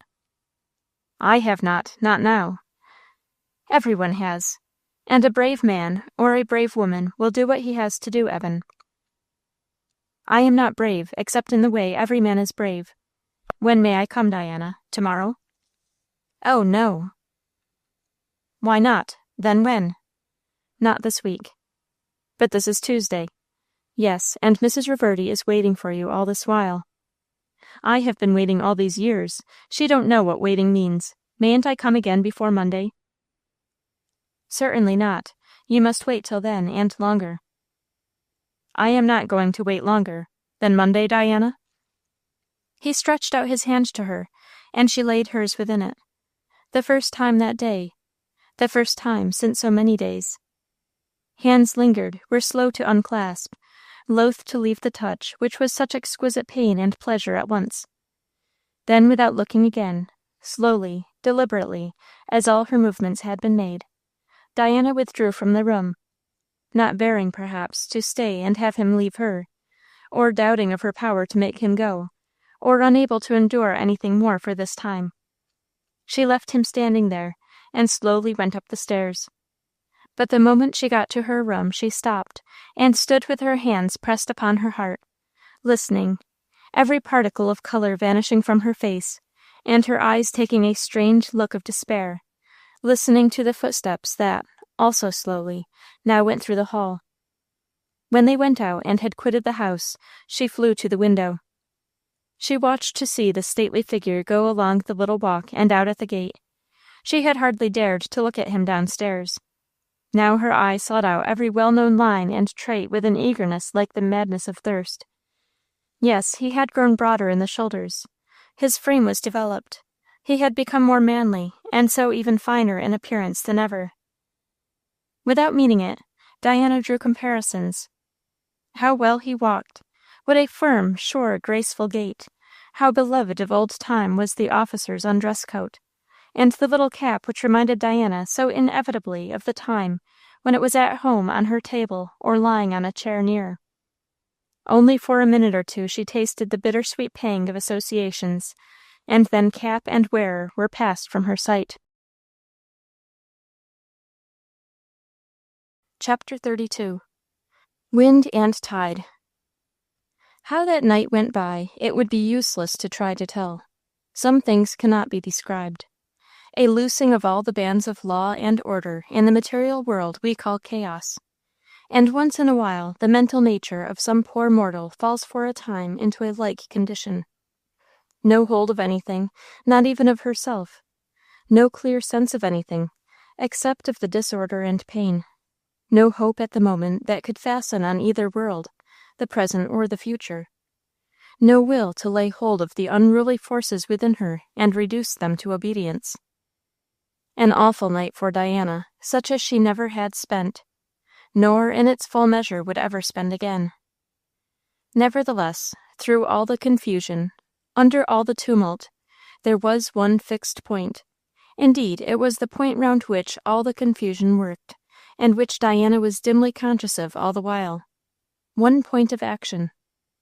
At the time she could not steady herself to look at it, but when the dawn came up in the sky, with its ineffable promise of victory by and by, and when the rays of the sun broke over the hills with their golden performance of conquest begun, strength seemed to come into her heart. Certainly light has no fellowship with darkness, and the spiritual and the material are more closely allied, perhaps, than we wot of. Diana washed herself and dressed, and felt that she had done with yesterday. It was a worn and haggard face that was opposite Basil at the breakfast table, but she sat there and poured out his tea with not less care than usual. Except 4 cups of tea, the meal was not much more than a pretense. After it was done, Diana followed her husband to his study. "Basil," she said, "I must go away." Mr. Masters started and asked what she meant. "I mean just that," said Diana. "I must go away, Basil. Help me." "Help you, my child," said he. "I will help you all I can. But sit down, Diana. You are not able to stand. Why do you want to go away?" "I must." "Where do you wish to go to?" "I do not know. I do not care. Anywhere." "You have no plan?" "No, only to get away." "Why, Diana?" he said very tenderly.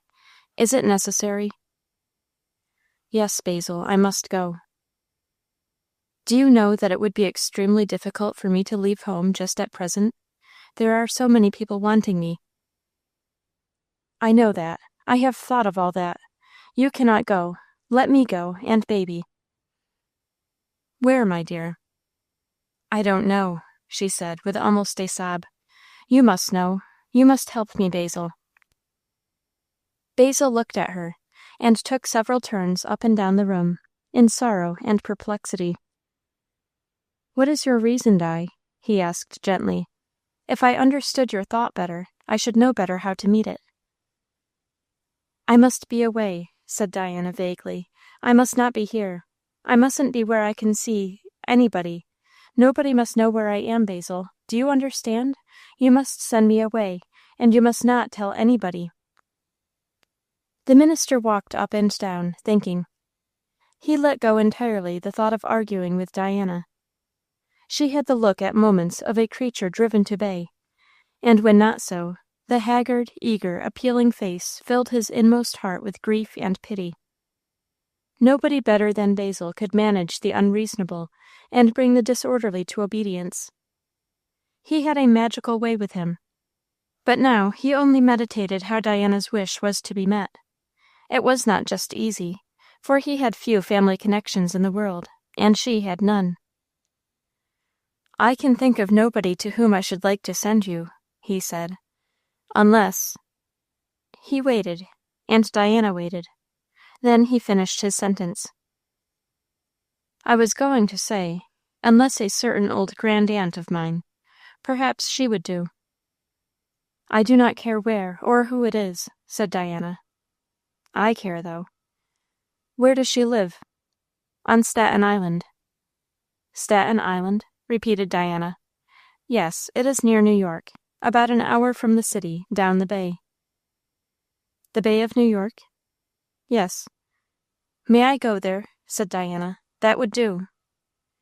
"How soon do you wish to go?"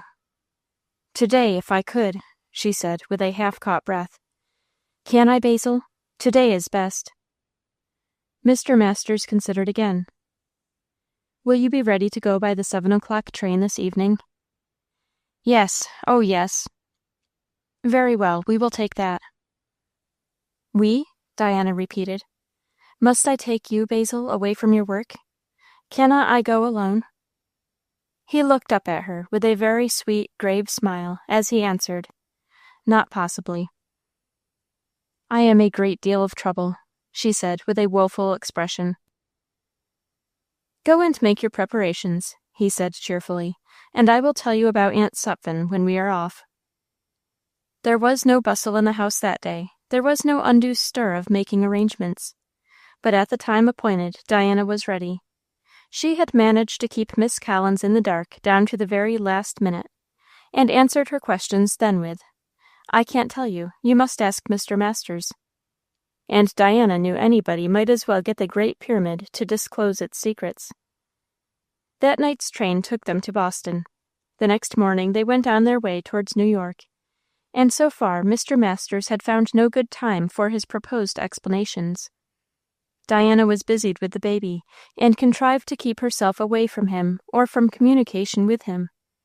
He saw that she was engrossed, preoccupied, suffering, and that she shunned him, and he fell back and waited. In New York, he established Diana in a hotel and left her to go himself alone to the island and have an interview with his aunt. Diana, alone in a Broadway hotel, felt a little like a person shipwrecked in mid-ocean. What was all this bustling, restless, driving multitude around her like, but the waves of the sea, to which Scripture likens them? And the roar of their tumult almost bewildered her senses. Proverbially, there is no situation more lonely to the feeling than the midst of a strange crowd, and Diana, sitting at her window and looking down into the busy street, felt alone and cast adrift as she never had felt in her life before. Her life seemed done, finished, as far as regarded hope or joy. Nothing left but weary and dragging existence, and the eager hurrying hither and thither of the city crowd struck on her view as aimless and fruitless, and so very drear to look at. What was it all for? Seeing life was such a thing as she had found it. The wrench of coming away from Pleasant Valley had left her with a reaction of dull, stunned, and strained nerves. She was glad she had come away, glad she was no longer there, and that was the only thing she was glad of in the wide, wide world. Some degree of rest came with the quiet of those hours alone in the hotel. Basil was gone until the evening, and Diana had time to recover a little from the fatigue of the journey, and in the perfect solitude also from the overstrain of the nerves. She began to remember Basil's part in all this, and to be sensible how true and faithful and kind he was, how very unselfish, how patient with her and with pain. Diana could have wept her heart out over it, if that would have done any good. And, indeed, supposing that she could have shed tears at all, which she could not just then. She only felt sore and sorry for her husband.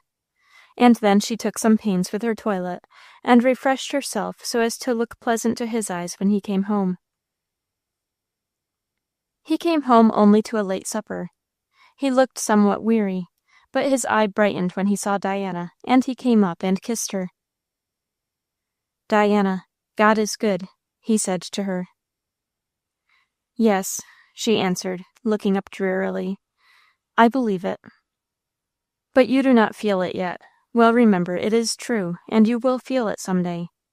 It is all right with Aunt Sutphen. She will let me come? She is glad to have you come. The old lady is very much alone, and she does me the honor to say that she expects my wife will know how to behave herself. What does she mean by that? Said Diana, a little startled. I don't know. Aunt Sutphen has her own notions respecting behavior. I did not inquire, Diana, knowing that, whatever her meaning might be, it was the same thing so far as you are concerned. Basil, you are very good, Diana said after a pause and with a trembling lip.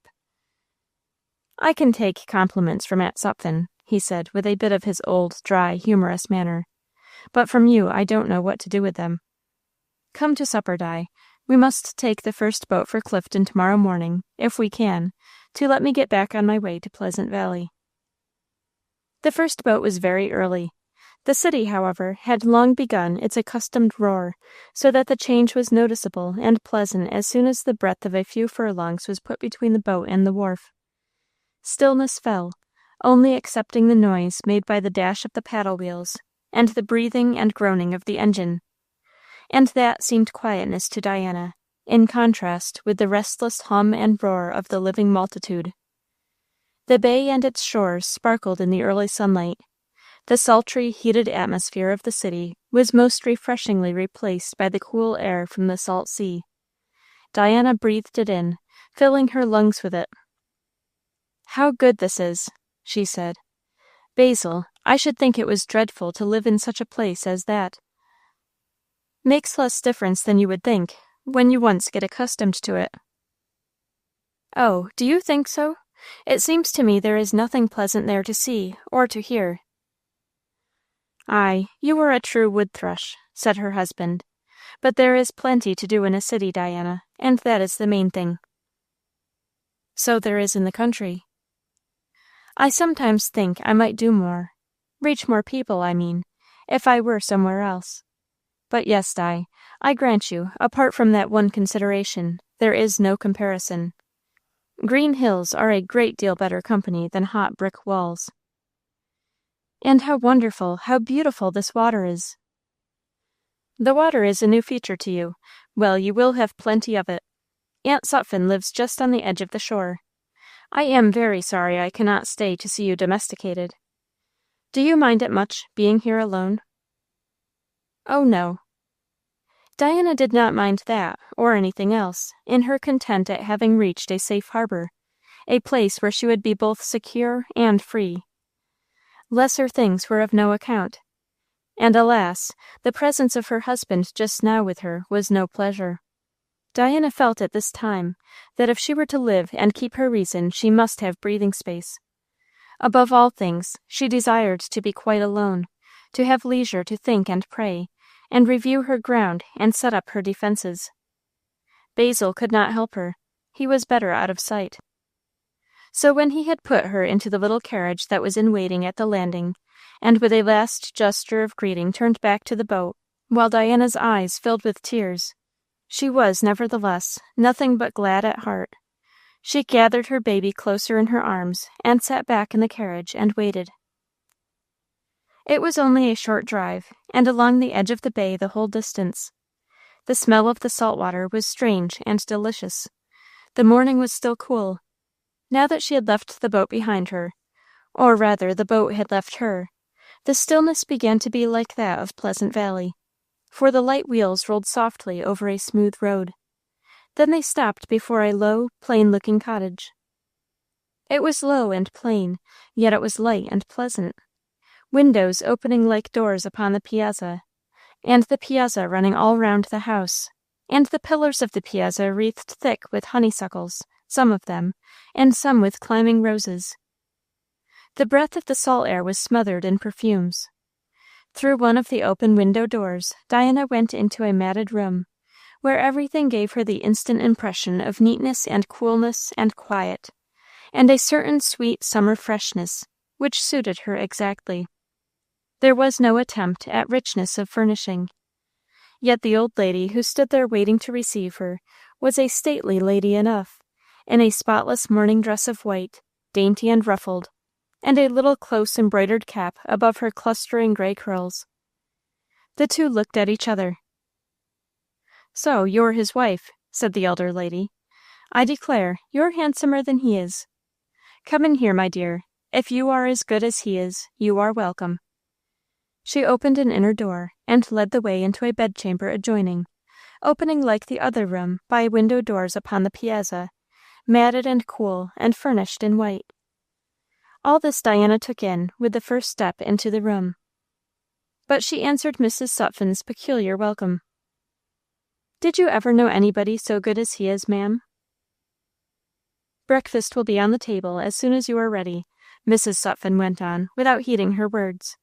"It is 7:30, and I always have it at 7. I waited for you, and now I want my cup of tea. How soon will you be ready?" "Immediately." "What will you do with the baby?" "I will lay her down. She is asleep." You'll have to have somebody to look after her. Well, come then, my dear." Diana followed the old lady, who was half imperative and half impatient.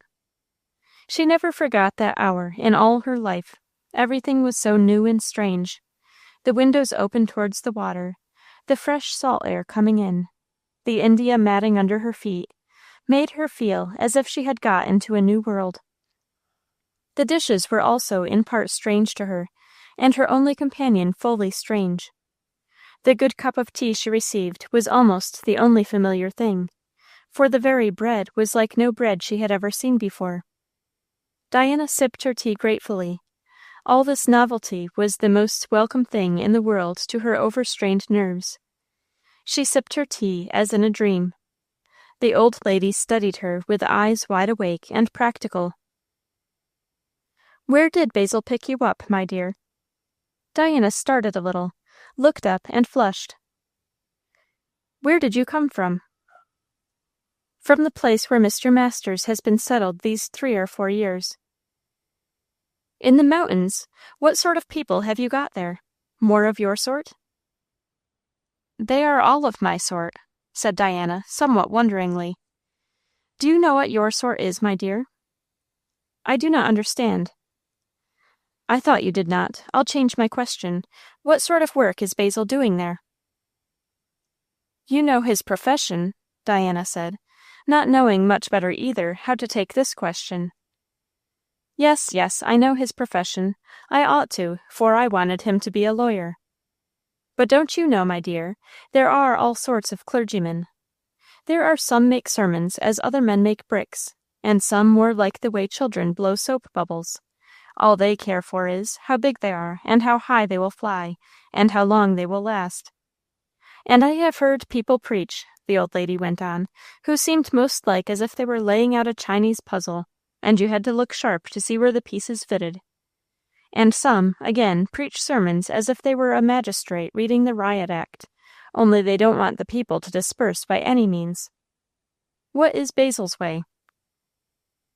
"He has more ways than all these," said Diana, who could not help smiling. "These among 'em?" "I think not." "Go on, then, and tell me. What's he like in the pulpit?" Diana considered how she should humor the old lady's wish. "Sometimes he is like a shepherd leading his flock to pasture," she began. "Sometimes he is like a lifeboat going out to pick up drowning people. Sometimes it is rather a surgeon in a hospital, going round to find out what is the matter with people and make them well. Sometimes he is just the messenger of the Lord Jesus Christ, and all his business is to deliver his message and get people to hear it." Mrs. Sutphen looked at Diana over the table, and evidently pricked up her ears. But Diana spoke quite simply, rather slowly. She was thinking how Basil had often seemed to her in his ministry, in and out of the pulpit. "My dear," said the old lady, "if your husband is like that, do you know you are married to quite a remarkable man?" "I thought as much a great while ago." "And what sort of a pastor's wife do you make? You are a very handsome woman to be a minister's wife." "Am I?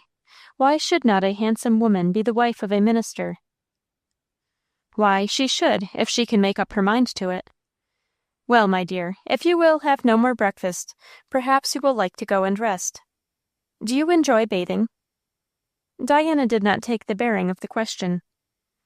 "I go into the water every morning," the old lady explained. "You had better do the same. It will strengthen you." "Into the water? You mean the salt water?" "Of course I mean the salt water. There isn't any fresh water to go into, and no good if there was." "I never tried salt water before. I never saw salt water before." "Do you good," said the old lady. "Well, go and sleep, my dear. Basil says you want rest." But that way of taking it was not Diana's need or purpose. She withdrew into her cool, green-shaded room, and as the baby still slept, set open the blind doors which made that pleasant green shade, and sat down on the threshold to be quiet and enjoy the view. The water was within a few rods of her window. Nothing but a narrow strip of grass and a little picket fence intervening between the house and the sandy bit of beach. The waves were rolling in from the Narrows, which here were but a short distance to the eastward, and across the broad belt of waters she could see the low shore of Long Island on the other side.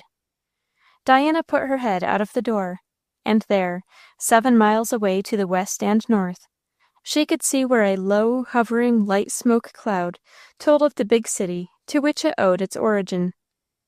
Over the bay sails were flitting, not swiftly, for the air was only very gently stirring, but they were many, near and far, of different sizes and forms, and the mighty tide was rushing in with wonderful life and energy in its green waves. Diana's senses were like those of a person enchanted. She drew in the salt, lively air. She looked at the cool lights and shadows of the rushing water, over which here and there still hung bands of morning mist. She heard the lap of the waves upon the shore as they went by, and it was to her as if she had escaped from danger and perplexity into another world, where sorrow might be, indeed, but from which confusion and fear were banished.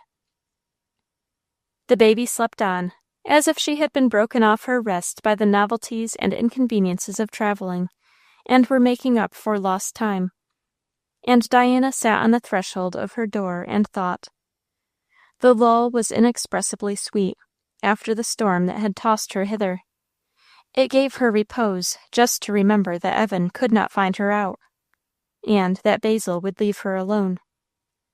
Yes, both thoughts came in for a share in the deep-drawn breaths of relief which from time to time wrung themselves from Diana's breast. She knew it, she could not help it, and she soon forgot her husband in thinking of her lover. It seemed to her she might allow herself that indulgence now when she had put a gulf between them which he could not bridge over, and she would not. Now when she had brought a separation between them which must forever be final, for she would never see him again. Surely now she might think of him, and let fancy taste the sweet bitter drops that memory would distill for her. Diana went back to the old time and lived in it for hours, till the baby awoke and claimed her. And even then she went on with her dream. She dreamed all day. Next morning early, before she was awake, there came a little imperative tap at her door. Diana sprang up and opened it. "I am going to take my bath," said her hostess. "Here's a bathing dress. Put it on and come along." "Now?" said Diana doubtfully. "Why, of course now. Now's the time. Nobody'll see you, child, and if they do, it won't matter. Hundreds would see you if you were at Long Branch or Newport. Come along. You want bracing." "I wonder if I do," thought Diana, as she clothed herself in the loose gown of brown mohair, then slipped out after her hostess. If she did, she immediately confessed to herself, this was the thing to give it. The sun was not yet up, the morning air crisp and fresh and delicious, the water rolling gently in from the Narrows again, in a mighty tide, but with no wind, so sending up only little waves to the beach. However, they looked somewhat formidable to Diana. "How far do you go in?" she asked. "As far as I can. I can't swim, child, so I keep to shore. Come after me. Here." And she seized Diana's hand and marched in ahead of her, and marched on, till Diana would have stopped, but the old lady's hand pulled her along. It was never to be forgotten, that first taste of salt water. When they were in the flood up to their necks, her companion made her duck her head under. It filled Diana's mouth and eyes at the first gasp with salt water, but what a new freshness of life seemed at the same time to come into her. How her brain cleared, and her very heart seemed to grow strong, and her eyesight true in that lavatory. She came out of the water for the moment almost gay, and made her toilet with a vigor and energy she had not brought to it in many a day. Breakfast was better to her, and the old lady was contented with what she said about it. Yet Diana sat and dreamed again all day after that, watching the rolling tide of waters, and letting her thoughts run on in as uninterrupted a flow. She dreamed only about Evan. She went over old times and new, old impressions and new. She recalled words and looks, and tones and gestures, of long ago and lately. At Pleasant Valley she had not dared. Here she thought it was safe, and she might take the indulgence.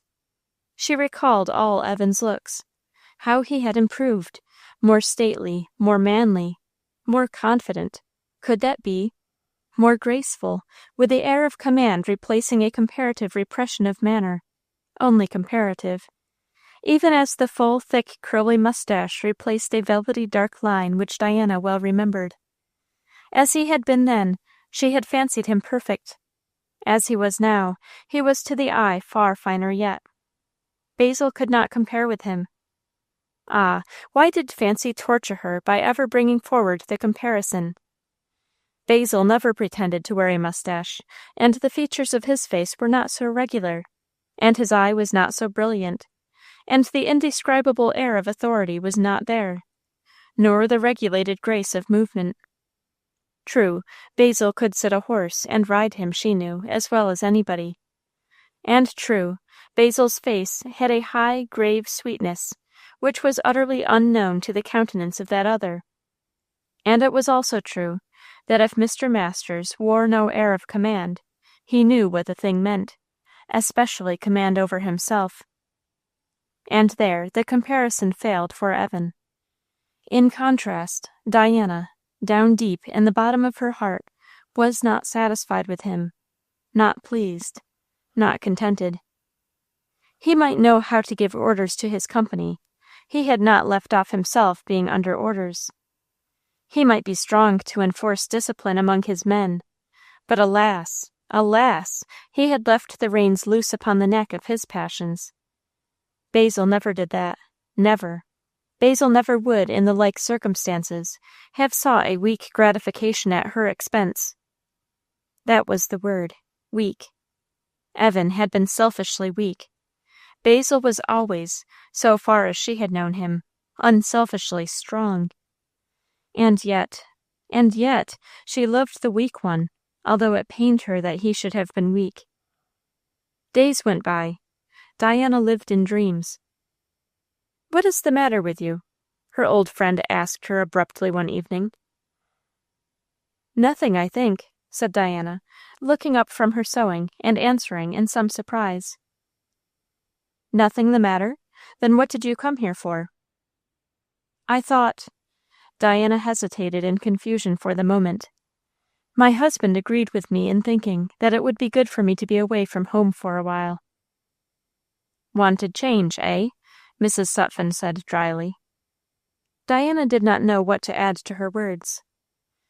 "Change and salt air," the old lady went on. "Not salt air particularly," Diana answered, feeling that she must answer. "I did not think of salt air, though no change could have been so good for me." "Has it been good for you?" "I have enjoyed it more than I can tell," Diana said, looking up again. Yes, but that isn't the thing. I know you enjoy it. But do you think it is making you fat?" "I don't need that," said Diana. "I am fat enough." "You won't be, if you go on losing as you have done since you came. Now, I agree with you that I don't think that is Clifton air. What is it?" Diana could not reply. She was startled and troubled. She knew the fact was true. "Basil won't like it if I let this go on, and I don't mean it shall. Is anything the matter between you and him?" "What do you mean?" Diana asked, to gain time. "You know what I mean. I spoke plain. Have you and he had any sort of a quarrel or disagreement?" "Certainly not." "Certainly not? Then why aren't you happy?" "Why do you ask me?" said Diana. "Why should you question my being happy?" "I've got eyes, child, inconvenient things for they see. You look and act like a marble woman, only that you are not cold and that you move about. Now that is not your nature. What spell has come over you?" "You know, Mrs. Sutphen," Diana answered with calmness, "there are many things that come up in the world to try one and trouble one, things one cannot help, and that one must bear." "I know that as well as you do, but a woman with the husband you have got, ought never to be petrified by anything that comes to her. In the first place, she has no cause, and in the second place, she has no right. There was such an instant assent of Diana's nature to at least the latter of the assertions, that after a minute or two's pause, she said very simply, "Thank you, that is true." "He's rather fond of you, isn't he?" the old lady asked, with a well-pleased look at her beautiful neighbor. "Yes, too much," said Diana, sighing. "Can't be too much, as I see, if only you are equally fond of him. It is bad to have inequality in that matter. But, my dear, whatever you do, don't turn into marble. There's fire at the heart of the earth, folks say, but it don't do us much good in winter." With this oracular statement, Mrs. Sutphen closed her lecture. She had said enough. Diana spent half that night and all the next day in a quite new set of meditations. And more days than one. She waked up to see what she had been doing. What business had she to be thinking of Evan when she was Basil's wife? What right to, be even only in imagination, spending her life with him? She knew, now that she was called to look at it, that Mrs. Sutphen had spoken true, and that a process had been going on in herself which might well be likened to the process of petrifying. Everything had been losing taste and color lately. Even her baby was not the delight she had been formerly. Her mind had been warped from its healthy condition, and was growing morbid. Conscience roused up now fully, and bade Diana stop short where she was and take another course. But there she was met by a difficulty, one that many a woman has had to meet, and that few have ever overcome. To take another course meant that she should cease thinking of Evan, cease thinking of him even at all, for it was one of those things which you cannot do a little. She tried it, and she found it to be impossible. Everything and anything would set her upon the track of thinking of him.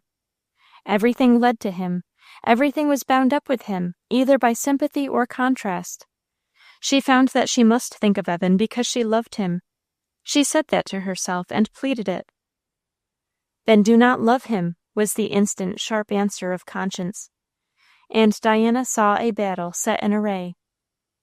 That day, the day when she got to this point, was one of those which even in summer one may know on the seashore.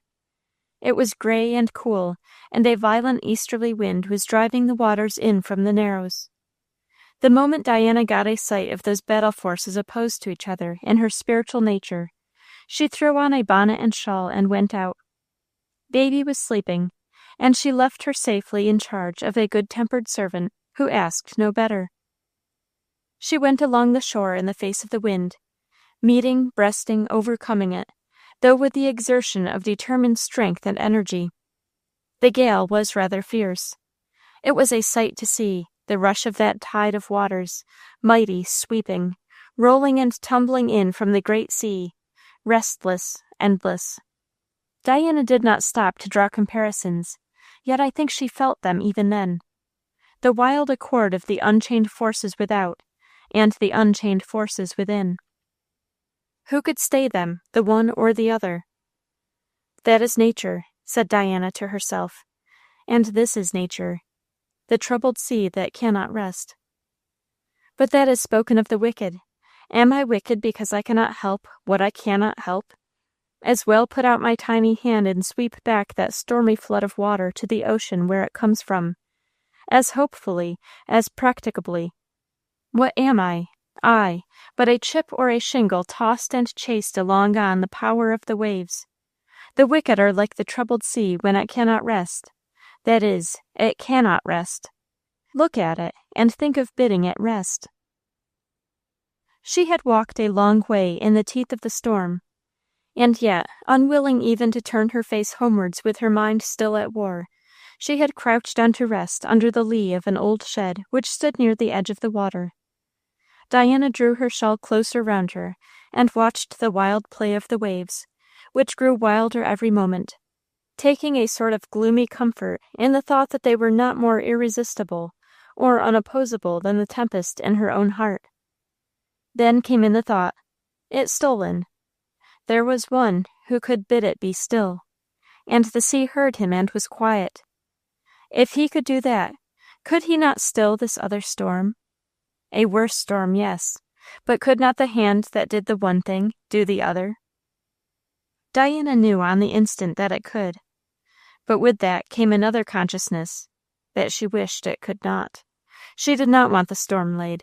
Better the raging forces than the calm that would follow the death of her love for Evan Knowlton. But it could never die, was the impatient objection of her heart. And then came the whisper of conscience. It ought, you know it ought, and the Lord never bade you do a thing he would not help you to do, or do for you if you are willing. And she remembered, if ye shall say to this mountain, Be thou removed. Could she be willing? That was all. Would she say it? The Lord said there are some sorts of devils that are only cast out by prayer and fasting, and I suppose that means by very great and determinate laying hold of the offered strength and fullest surrender to all its dispositions. This was a battle before which Waterloo sinks to a play of firecrackers, and Gravelotte to a great wrestling match. There was struggle on those fields, and bitter determination, and death faced, and death met, and yet the combatants there never went to the front with the agony which Diana's fight cost her. And if anybody thinks I am extravagant, I will remind him on what authority we have it, that he that ruleth his spirit is greater than he that taketh a city. Let no one suppose the battle in Diana's instance was soon fought and over. It was death to give up Evan, not the death of the body, which lived on and was strong though she grew visibly thin, but the death of the will, and that is a death harder by far than the other. Diana was in the struggle of that fight for many a day, and, as I said, growing thin under it. She was not willing. If she could be delivered from this passion which was like her life, she was not willing to be delivered. Yet duty was plain. Conscience was inexorable. Diana struggled and fought till she could fight no longer, and then she dragged herself, as it were, to the feet of the stiller of the waves, with the cry of the Syrophoenician woman on her lips, and in her heart, Lord, help me. But the help, Diana knew by this time, meant that he should do all the work himself, not come in aid of her efforts, which were like ropes of straw in a flame. Let no one think either that the first struggle to have faith was faith itself, or that the first endeavor to submit was surrender. There is a wide difference, and often a wide distance. But there came a time, it was slow in coming, but it came, when like a wearied child Diana ceased from her own efforts, and like a helpless child threw herself upon strength that she knew. And then the work was done. Let no one say either that what I have described is an impossibility. If ye have faith, the Master said, nothing shall be impossible to you. And nothing is. He is a rock, his work is perfect. And he who overcame all our enemies for us can overcome them in us. They are conquered foes. Only the Lord will not do the work for those who are trusting in themselves. Chapter 33. Buds and Blossoms. It was the end of September, nearing a time of storms again in the air and on the sea. But an absolute calm had settled down upon Diana. Not at all the calm of death, for after death in this warfare comes not only victory but new life. It was very strange even to herself. She had ceased to think of Captain Knowlton. If she thought of him, it was with the recognition that his power over her was gone. She felt like a person delivered from helpless bondage.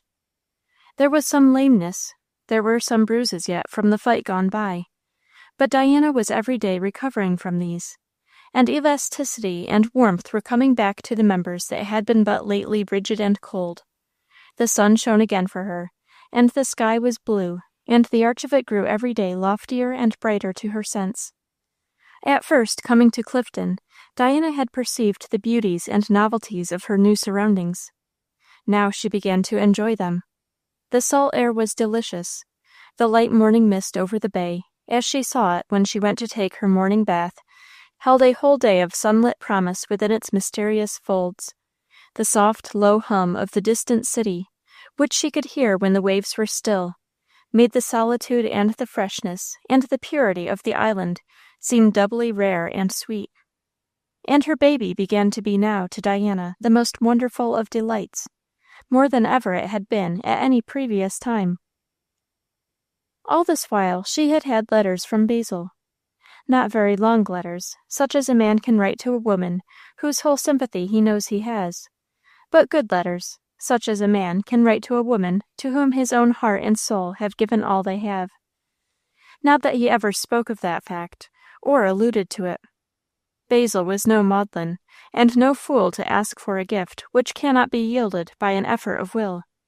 And besides, he had never entirely lost hope, so that, though things were dark enough for him certainly, he could write manly, strong, sensible letters, which, in their very lack of all allusion to his own feelings, spoke whole volumes to the women who knew him and could interpret them.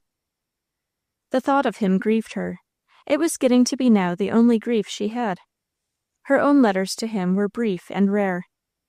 Diana had a nervous fear of letting the Clifton postmark be seen on a letter of hers at home, knowing what sort of play sometimes went on in the Pleasant Valley post office.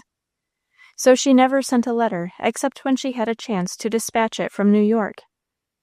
These epistles were very abstract. They spoke of the baby, told of Mrs. Sutphen, gave details of things seen and experienced. But of Diana's inner life, the fight and the victory, not a whit. She could not write about them to Basil, for, glad as he would be of what she could tell him, she could not say enough. In getting deliverance from a love it was wrong to indulge, in becoming able to forget Evan, she had not thereby come nearer to her husband, or in the least fonder of thinking of him. And so Diana shrank from the whole subject when she found herself with pen in hand and paper before her. When September was gone and October had begun its course, a letter came from Basil, in which he desired to know about Diana's plans. There were no hindrances any longer in the way of her coming home, he told her.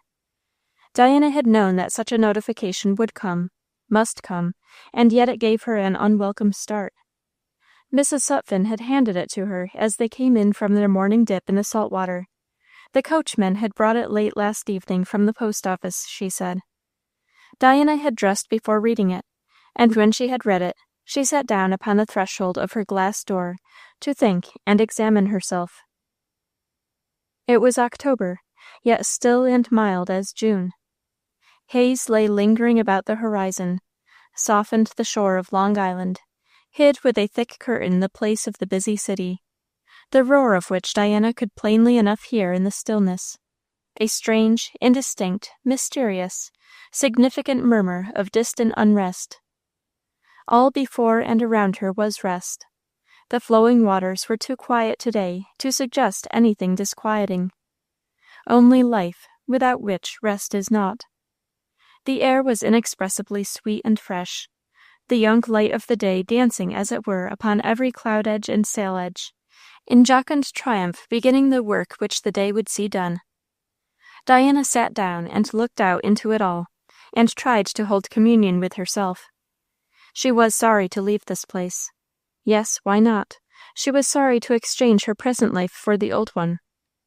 Quiet and solitary it had been, this life at Clifton, for Mrs. Sutphen scarcely made her feel less alone with her than without her, and she had held herself back from society. Quiet and solitary, and lately healing. And Pleasant Valley was full of painful memories and associations. Her mother and her husband. Diana felt as if she could have welcomed everything else, if only Basil had not been there. The sight of the lovely bay with its misty shores and its springing light hurt her at last, because she must leave it. She sank her face into her hands and began to call herself to account. Duty was waiting before her. Was she not willing to take it up? She had surrendered her will utterly to God in the matter of her love to Evan, and she had been delivered from the torture and the bondage of it. Quite delivered. She could bear to live without Evan now. She could bear to live without thinking of him. He would always be in a certain sense dear, but the spell of passion was broken forever. That did not make her love her husband. No, but would not the same strength that had freed her from the temptation on the one hand help her to go forward and do her duty on the other? And in love and gratitude for the deliverance vouchsafed her, should she not do it? I will do it, if I die, was her inward conclusion. And I shall not die, but by the Lord's help I shall do it. So she wrote to her husband that she was ready, and he came to fetch her.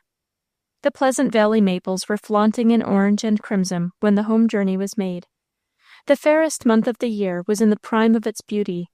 The air had that wonderful clearness and calm which bids the spirit of the beholder be still and be glad, saying that there is peace and victory somewhere, and rest, when the harvest of life is gathered. Diana felt the speech, but thought, nevertheless, that for her, peace and victory were a good way off. She believed they would come, when life was done. The present thing was to live, and carry the burden, and do the work. The great elms hung still green and sheltering over the lean-to door. The house was enlarged and improved, and greatly beautified with a coat of paint. Diana saw it all, and she saw the marvelous beauty of the meadows and their bordering hills. She felt as if she were coming to her prison and place of hard labor. "How do you like the looks of things?" her husband asked. "Nice as can be." "You like it?" "Very much. I am glad you did not make the house white." "I remembered you said it ought to be brown." "But would you have liked it white?" "I would have liked it no way but your way," he said with a slight smile and look at her, which Diana could not answer, and which cut her sharply.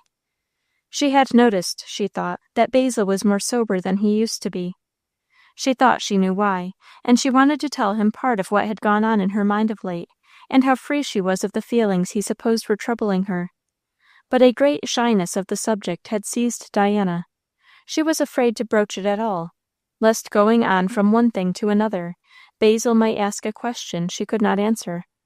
She was very sorry for him, so much that she almost forgot to be sorry for herself as she went into the house. Mrs. Flandin was sitting with Mrs. Starling in the lean-to kitchen. "So you made up your mind to come home," was her mother's greeting. "I almost wonder you did." "If you knew how good the salt water was to me, you might wonder," Diana answered cheerfully. "Well, I never could see what there was in salt water," said Mrs. Flandin, "that folks should be so crazy to go into it. If I was drownin', seems to me I'd rather have my mouth full o' somethin' sweet." "But I was not drowning," said Diana. "Well, I want to know what you've got by stayin' away from your place all summer," her mother went on. "Her place was there," said the minister, who followed Diana in. "Now, Dominie," said Mrs. Flandin, "you say that jest 'cause she's your wife. Hain't her place been empty all these months? Where is a wife's place, I should like to hear you say?" "Don't you think it is where her husband wants her to be?" "And you wanted her to be away from you down there? Do you mean that?" "If he had not, I should not have gone, Mrs. Flandin," Diana said, and with a smile. "Well, now, do tell. What good did salt water do ye? The minister said you was gone to salt water somewheres." "It did me more good than I could ever make you understand." "I don't believe it," said Mrs. Starling harshly. "You mean it was a clever thing to play lady and sit with your hands before you all summer. It was good there was somebody at home to do the work." "Not your work, Di," said her husband good-humoredly, "nor my work. I did that. Come along and see what I have done." He drew her off into the little front hall or entry. From there, through a side door into the new part of the building. There was a roomy, cool, bright room, lined with the minister's books, curtained and furnished, not expensively, indeed, yet with a thorough air of comfort. Taking the baby from her arms, Basil led the way from this room, up a short stairway, to chambers above, which were charmingly neat, light, and cheerful. All in order, everything was done. Everything was there that ought to be there. He laid the sleeping child down in its crib, and turned to his wife with a serious face. "How will you stand it, Diana?" "Basil, I was just thinking, how will you?" "We can do what ought to be done," said he, looking into her face. I know you can. I think I can too, in this. And I think it is right to take care of mother. I am sure it is. Diana, by the Lord's help, we can do right in everything. Yes, Basil, I know it, she said, meeting his eyes with a steady look. He turned away, very grave, but with a deep ejaculation of thankfulness. Diana's eyes filled, but she, too, turned away. She could add no more. It was not words, but living, that must speak for her now. And it did, even that same evening. Mrs. Flandin would not go away. It was too good an opportunity of gathering information about various points on which the town had been curious and divided. She kept her place till after supper. But all she could see was a fair, quiet demeanor, an unruffled, beautiful face, and an unconscious dignity of carriage which was somewhat provokingly imposing. She saw that Diana was at home, and likely to be mistress in her own sphere, held in too much honor by her husband, and holding him in too much honor, for that a pin's point of malicious curiosity might find an entering place between them. She reported afterwards that the minister was a fool, and his wife another, and so they fitted. Mrs. Starling was inclined to be of the same opinion. The two most nearly concerned knew better. Fit they did not, though they were the only ones of all the world that knew it. While Diana had been away at Clifton, the minister had managed to make one of the company at Elmfield rather often, moved by various reasons. One effect, however, of this plan of action had been unfavorable to his own peace of mind. He saw Evan and came to know him. He would know him, though the young man would much rather have kept aloof from contact with Diana's husband. Basil's simplicity of manner and straightforwardness were too much for him, and while an unwilling and enormous respect for the minister grew up in Captain Knowlton's mind, the minister on his part saw and felt, and perhaps exaggerated, the attractiveness of the young army officer. Basil was not at all given to self-depreciation. In fact, he did not think of himself enough for such a mischievous mental transaction. However, he perceived the grace of figure and bearing, the air of command, and the beauty of feature, which he thought might well take a woman's eye. My poor Diana, he said to himself, her fancy has got the stamp of all this, and will hold it. Naturally, she is not a woman to like and unlike. What chance for me? Which meditations, unwholesome as they were, did not prevent Basil's attaching himself to Captain Knowlton's society, and making a friend of him, in spite of both theirselves, as it were. The captain's mental nature, he suspected and found, was by no means in order to correspond with his physical, and if a friend could help him, he would be that friend. And Basil did not see that the young officer's evident respect for himself, and succumbing to his friendly advances, were a very significant tribute to his own personal and other qualities. It was a little matter to him, indeed, such tribute, if he could not have it from his wife. He had everything else in her that a man's heart could desire. He saw that, soon after her return from Clifton.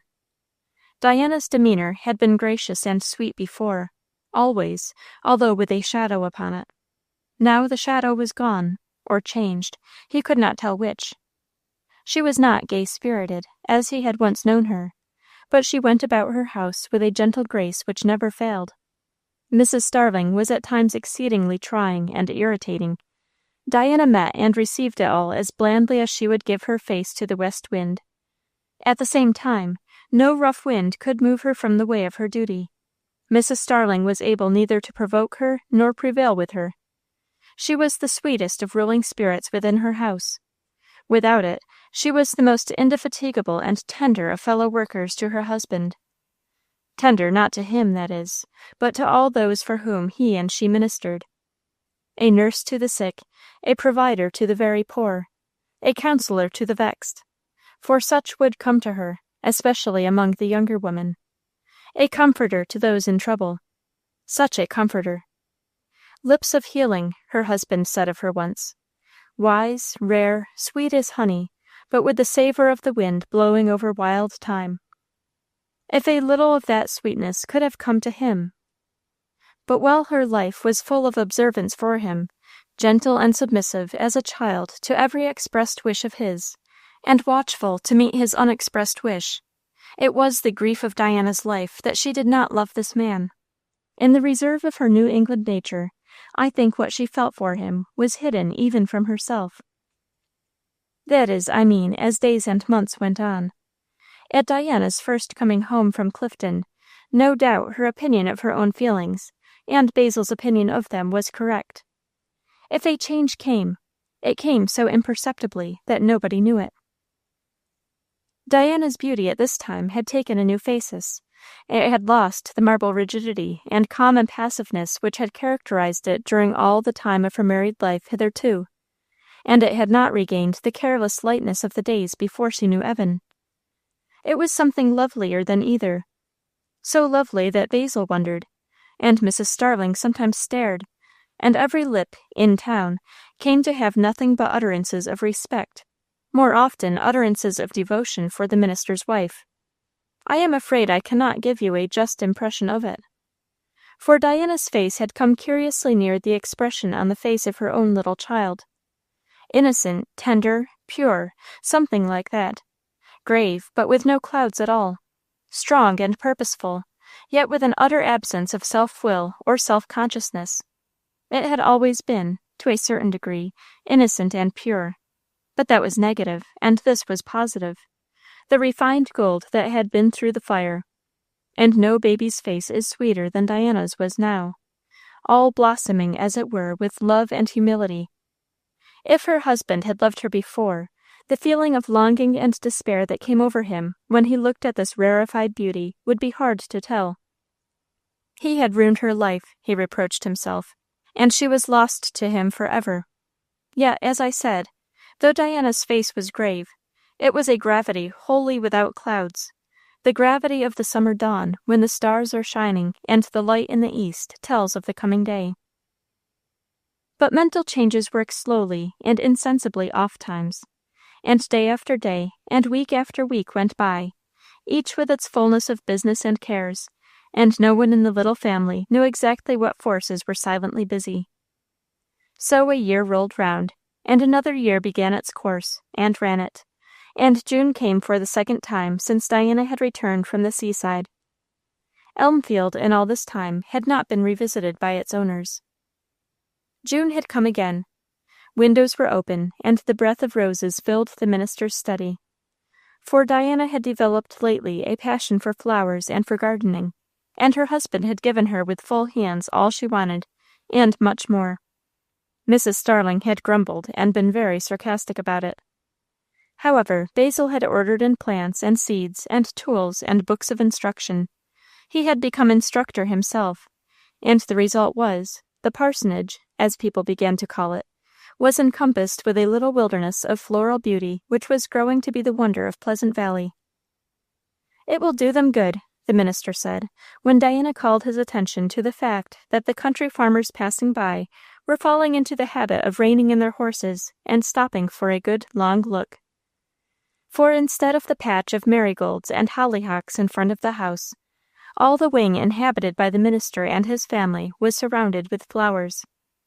Roses bloomed in the beds and out of the grass, and climbed up on the walls of the house. White Annunciation lilies shone like stars here and there. Whole beds of heliotrope were preparing their perfume. Geraniums held up their elegant heads of every color. Verbenias and mignonette and honeysuckle and red lilies and yellow lilies and hardy gladiolus were either just beginning or in full beauty, with many more, too many to tell, and the old-fashioned guelder rose had shaken out its white balls of snow, and one or two laburnums were hung thick with their clusters of dropping gold. The garden was growing large, and, as I said, become a wilderness of beauty. Nevertheless, the roses kept their own, and this afternoon the breath of them, rising above all the other sweet breaths that were abroad, came in and filled the minister's study. Diana was there alone, sitting by one of the open windows, busy with some work, not so busy but that she smelt the roses, and felt the glory of light and color that was outside, and heard the hum of bees and the twitter of birds, and the soft, indistinguishable chirrup of insects, which filled the air. Diana sewed on, till another slight sound mingled with those, the tread of a foot on the gravel walk down below. Then she lifted her head suddenly, and with that her hands and her work fell into her lap. It was long past mid-afternoon, and the lovely slant light striking over the roses and coming through the crown of a young elm fell upon Basil, who was slowly sauntering along the garden walk with his little girl in his arms. Very slowly, and often standing still to exchange love passages and indulge mutual admiration with her. They were partly talking of the flowers, Diana could see, but her own eyes had no vision but for those two, the baby and the baby's father. One little fair, fat arm was round Basil's neck. The other tiny hand was sometimes stretched out towards the lilies or the laburnums in critical or delighted notice-taking, the word accompaniment to which Diana could not hear, but could well guess. At other times it was brought round ecstatically to join its companion round her father's neck, or lifted to his face with fingers of caressing, or thrust in among the locks of his hair, which last seemed to be a favorite pleasure. Basil would stand still at such times and talk to her, or wait, Diana knew with just what a smile in his eyes, to take the soft touches and return them. Diana's work was forgotten, and her eyes were riveted. Why did the scene in the garden give her such pain? She would have said, if she had been asked, that it was self-reproach and sorrow for the inevitable. How came it that she held not as near a place to Basil as her child did? She ought, but it was not so. She thought, she wished she loved him. She ought to be as free to put her hand on the soft curls of Basil's hair as her baby was, but they stood too far apart from each other, and she would as soon have dared anything. And Basil never looked at her so nowadays.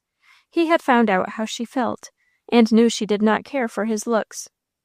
And kind and gentle and unselfish as he was, yes, and strong in self-command and self-renunciation, he had resigned his life-hope and left her to her life-sorrow. Yet Diana knew, with every smile and kiss to the little one, what a cry of Basil's heart went out towards the child's mother. Only he would never give that cry utterance again. "What can I do?" thought Diana. "I cannot bear it, and he thinks I am a great deal more unhappy than I am. Unhappy? I am not unhappy, if only he were not unhappy." She could not explain her feelings to herself. She had no notion that she was jealous of her own child. But the pain bit her, and she could not endure to sit up there at the window and look on. Rising hastily, she dropped her work out of her hand, and was about to go down into the garden to join them, when another glance showed her that Basil had turned and was coming back into the house. Diana listened to them as they mounted the stairs, Basil's feet and the baby's voice sounding together, with a curious unrest at her heart, and her eyes met the pair eagerly as they entered the room.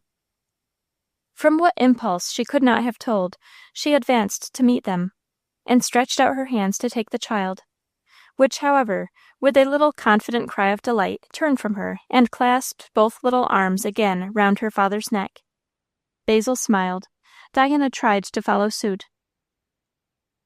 "She would rather be with you than with me," she remarked, however.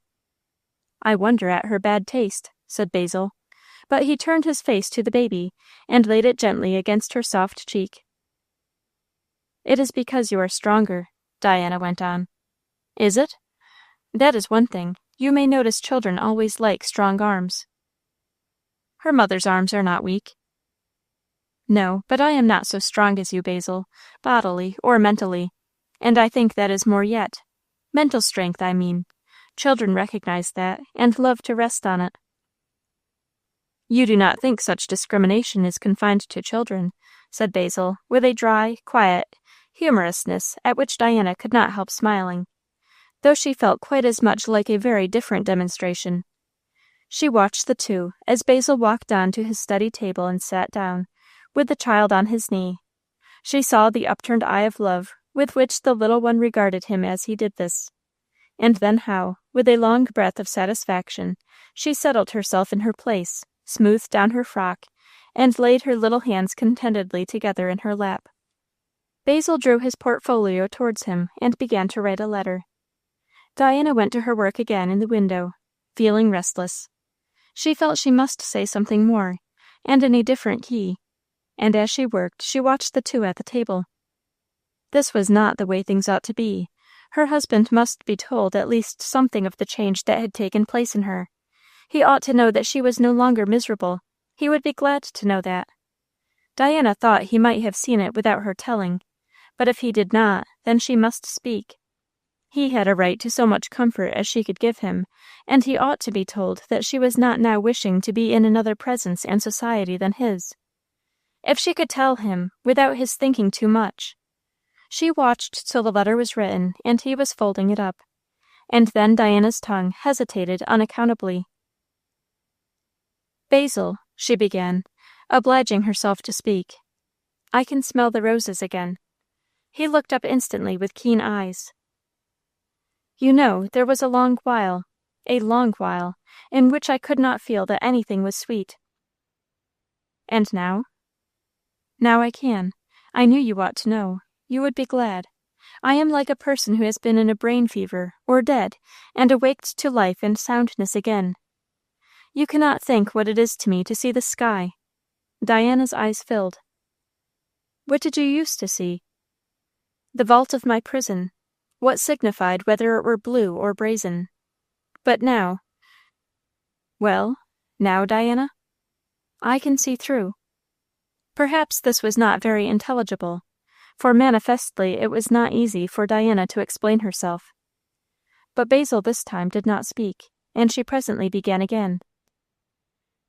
"I mean, there is no prison vault, nor any prison any more. The walls that seemed to shut me in are dissolved, and I am free again." "And you can see through?" Basil repeated. "Yes, where my eyes were met by something harder than fate, it is all broken up, and light and clear, and I can see through." "I never used to think you were a fanciful woman," said the minister, eyeing her intently. "But this time I do not quite follow you, Di. I am afraid to take your words for all they may mean." "But you may." "What may I?" "They mean all I say." "I am sure of that," said he, smiling, though he looked anxious. "But you see, there is the very point of my difficulty. I mean, Basil, that I am out of my bondage, which I thought never could be broken in this world." "Out of what bondage, my love?" Diana paused. "When I went down to Clifton, to Mrs. Sutphen's, do you know, I could think of nothing but Evan Knowlton." Diana's colour stirred, but she looked her husband steadily in the face. "I suspected it." "For a long time I could not, Basil. Night and day, I could think of nothing else. Wasn't that bondage?" "Depends on how you take it," said the minister. "But it was wrong, Basil." "I found excuses for you, Diana." "Did you?" she said humbly. "I dare say you did. It is like you. But it was wrong, and I knew it was wrong, and I could not help it. Is not that bondage of the worst sort? Oh, you don't know Basil. You never knew such a fight between wrong and right, between your wish and your will. But for a long time I did not see that it was wrong. I thought it was of necessity." "How came your view to change?" "I don't know. All of a sudden, something Mrs. Sutphen said one morning started my thoughts, and I saw at once that I was doing very wrong. Still, it seemed as if I could not help it." "How did you help it?" "I didn't, Basil. I fought and fought. Oh, what a fight! It seemed like death, and worse, to give up Evan, and to stop thinking of him meant to give him up. I could not gain the victory, but don't you remember telling me often that Christ would do everything for me if I would trust him?" "Yes." "Basil, he did. It wasn't I. At last I got utterly desperate, and I threw myself at his feet and claimed the promise. I was as helpless as I could be. And then, Basil, presently, I cannot tell how, the work was done. The battle was fought, and the victory was won, and I was free. And ever since I have been singing songs in my heart." Basil did not flush with pleasure. Diana thought he grew pale rather. But he bowed his head upon the head of the little one on his lap, with a deep, low utterance of thanksgiving. She thought he would have shown his pleasure differently. She did not know how to go on. "It was not I, Basil," she said after a pause. "It is never I or you," answered the minister, without looking up. "It is always Christ, if anything is done. Since then, you see, I have felt like a freed woman." "Which you are." "And then you cannot think what it was to me, and what it is, to smell the roses again. There were not many roses about Clifton at that time in September, but it was the bay and the shores, and the vessels and the sky. I seemed to have got new eyes, and everything was so beautiful." Basil repeated his ejaculation of thanksgiving, but he said nothing more, and Diana felt somehow disappointed. Did he not understand that she was free? He bowed his head close down upon the head of his little daughter and was silent. "I knew you ought to know," Diana repeated. "Thank you," he said. "And yet I couldn't tell you, though I knew you would be so glad for me, and with me." "I am unutterably glad for you." "And not with me?" she said to herself. "Why not? Isn't it enough, if I don't love anybody else? If I give him all I have to give, even though that be not what he gives to me? I wish Basil would be reasonable." It was certainly the first time it had ever occurred to her to make him the subject of such a wish. But Diana did not speak out her thought, and of course her husband did not answer it. Chapter 34. Dairy and Parish Work. According to her custom, Diana was up early the next morning, and down in her dairy while yet the sun was only just getting above the horizon. The dairy window stood open night and day, and the cool dewy freshness which was upon the roses and lilies outside was in there too among the pans of cream. The fragrance of those mingled with the different but very pure sweetness of these. Diana was skimming pan after pan, the thick yellow cream wrinkled up in rich folds under her skimmer. The skimming shelf was just before the window, and outside of the window were the roses and honeysuckles. Diana's sleeves were rolled up above her elbows. Her hands were disposing of their business with quick skill. Yet now and then, even with a pan under her hand, she paused, leaned on the window sill, and looked out into the garden. She felt glad about something, and yet an unsatisfied query was in her heart.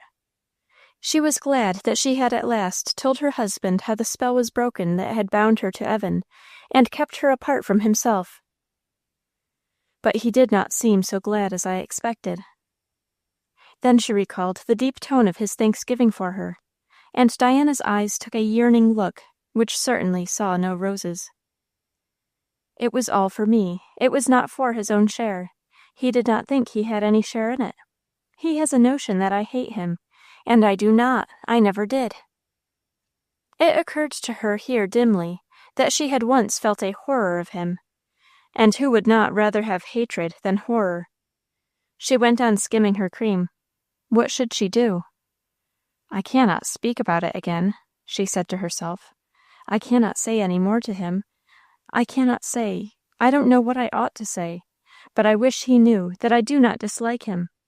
He is keen enough. Surely he will find it out." Pan after pan was set aside, the churn was filled, and Diana began to churn. Presently in came Mrs. Starling. "Hain't Josh brought the milk yet?" "Not yet." "It's time he did. That fellow's got a lazy streak in him somewhere." "It's only just 5:30, Mother." "The butter ought to be come by now, I should think." Mrs. Starling was passing in and out, setting the table in the lean-to kitchen. She would have no help in her dominions, so it was only in Diana's part of the house that the little servant officiated, whom Basil insisted upon keeping for his wife's ease and comfort and leisure. Diana herself attended as of old to her particular sphere, the dairy. "How do you know it's just 5:30?" her mother went on presently. "I looked." "Watches!" exclaimed Mrs. Starling with much disgust. "Your husband is ridiculous about you." But Diana could bear that. "In your dairy is a queer place to wear a watch." "Why, Mother, it's for use, not for show." "Make me believe that. There's a good deal of show about it, anyhow, with such a chain hanging to it." "My husband gave it to me, you know. Chain and all, I must wear it." Diana said with a face as sweet as the roses. "Oh, yes, your husband," Mrs. Starling answered insultingly. "That will do to say to other people. Much you care what your husband does." Diana got up here, left her churn, came up to her mother, and put a hand upon her arm. The action and air of the woman were so commanding that even Mrs. Starling stood still with a certain involuntary deference. Diana's face and voice, however, were as clear and calm as they were commanding. "Mother," she said, "you are mistaken. I care with all there is of me, heart and soul and life." Mrs. Starling's eye shrank away. "Since when?" she asked incredulously. "It does not matter since when. Whatever I have ever felt for other people, there is only one person in the world that I care for now, and that is my husband." "You'd better tell him so," sneered Mrs. Starling. "When do you expect your butter is going to come, if you stand there?" "The butter is come," said Diana gently. She knew the sneer was meant to cover uneasy feeling, and if it had not, still she would not have resented it. She never resented anything now that was done to herself. In came Josh with the foaming pails. Diana's hands were in the butter, and her mother came to strain the milk. "There had ought to be 3 quarts more that ain't here," she grumbled. "They ain't nowheres else, then," answered her factotum. "Josh, you don't strip the cows clean." "Who doos, then?" said Josh, grinning. "If 'tain't me, I don't know who 'tis. That 'ere red heifer is losin' on her milk, though, Mis' Starlin'. She had ought to be fed somethin'." "Well, feed her, then," cried the mistress. "You know enough for that. You must keep up the milk this month, Josh. The grass is first rate." Diana escaped away. A while later the family was assembled at breakfast. "Where's the child?" inquired Mrs. Starling. "I believe she is out in the garden, mother." "She oughtn't to be out before she has had her breakfast. 'Tain't good for her." "Oh, she has had her breakfast," said Diana. This was nothing new. Diana, as well as her husband, was glad to keep the little one from Mrs. Starling's table, where, unless they wanted her to be fed on pork and pickles and the like, it was difficult to have a harmonious meal. It was often difficult at any rate. "Who's with her?" Mrs. Starling went on. "Her father was with her. Now Prudence is looking after her." "Prudence, you want to keep a girl about as much as I want to keep a boat. You have no use for her." "She is useful just now," put in the dominie. "Why can't Diana take care of her own child, and feed her when she takes her own meals, as I used to do, and as everybody else does?" "You think that is a convenient arrangement for all parties?" said the minister. "I hate to have danglers about," said Mrs. Starling. "If there's anything I abominate, it's shiftlessness. I always found my 10 fingers was servants enough for me, and what they couldn't do I could go without. And I don't like to see a daughter o' mine sit with her hands before her, and livin' off other people's strength." Diana laughed, a low, sweet laugh, that was enough to smooth away the wrinkles out of anybody's mood. "She has to do as she is told," said the minister, sententiously. "That's because she's a fool." "Do you think so?" Basil answered, with unchanged good humor. "I never took my lessons from anybody." "Perhaps it would have been better if you had." "And you are spoiling her," Mrs. Starling added inconsistently. "I wonder you haven't." Mrs. Starling paused to consider what the minister meant. Before she came to speech again, he rose from the table. "Will you come to my study, Diana, after breakfast?" "Who's goin' to make my cake, then?" cried the mistress of the house. "Society's to meet here again this afternoon." "I'll make it, mother. A mountain cake, if you like," said Diana, also rising. "Basil won't want me all the morning." But she was eager to hear what he had to say to her, and hurried after him. He had seemed to her more than usually preoccupied. "I do think," she remarked, as she reached the study, "the society eat more cake than their work is worth."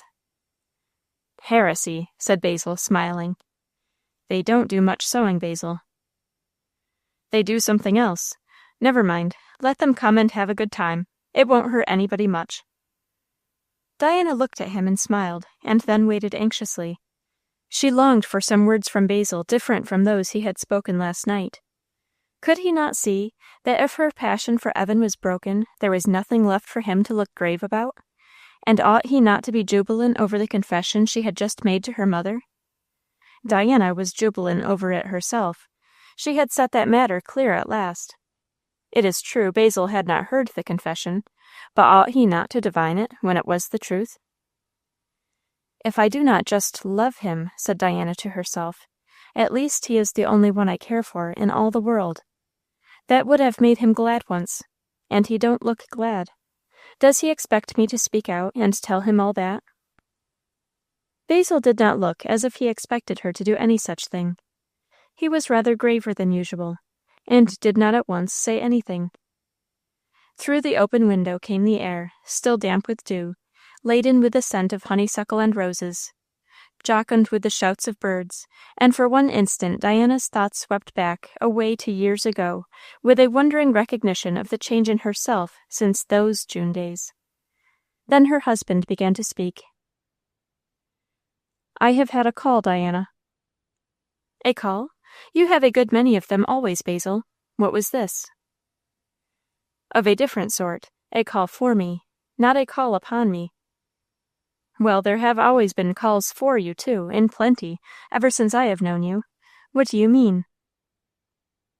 This is a call for me to leave Pleasant Valley, said Basil, watching her, yet without seeming to do so. Diana looked bewildered. To leave Pleasant Valley?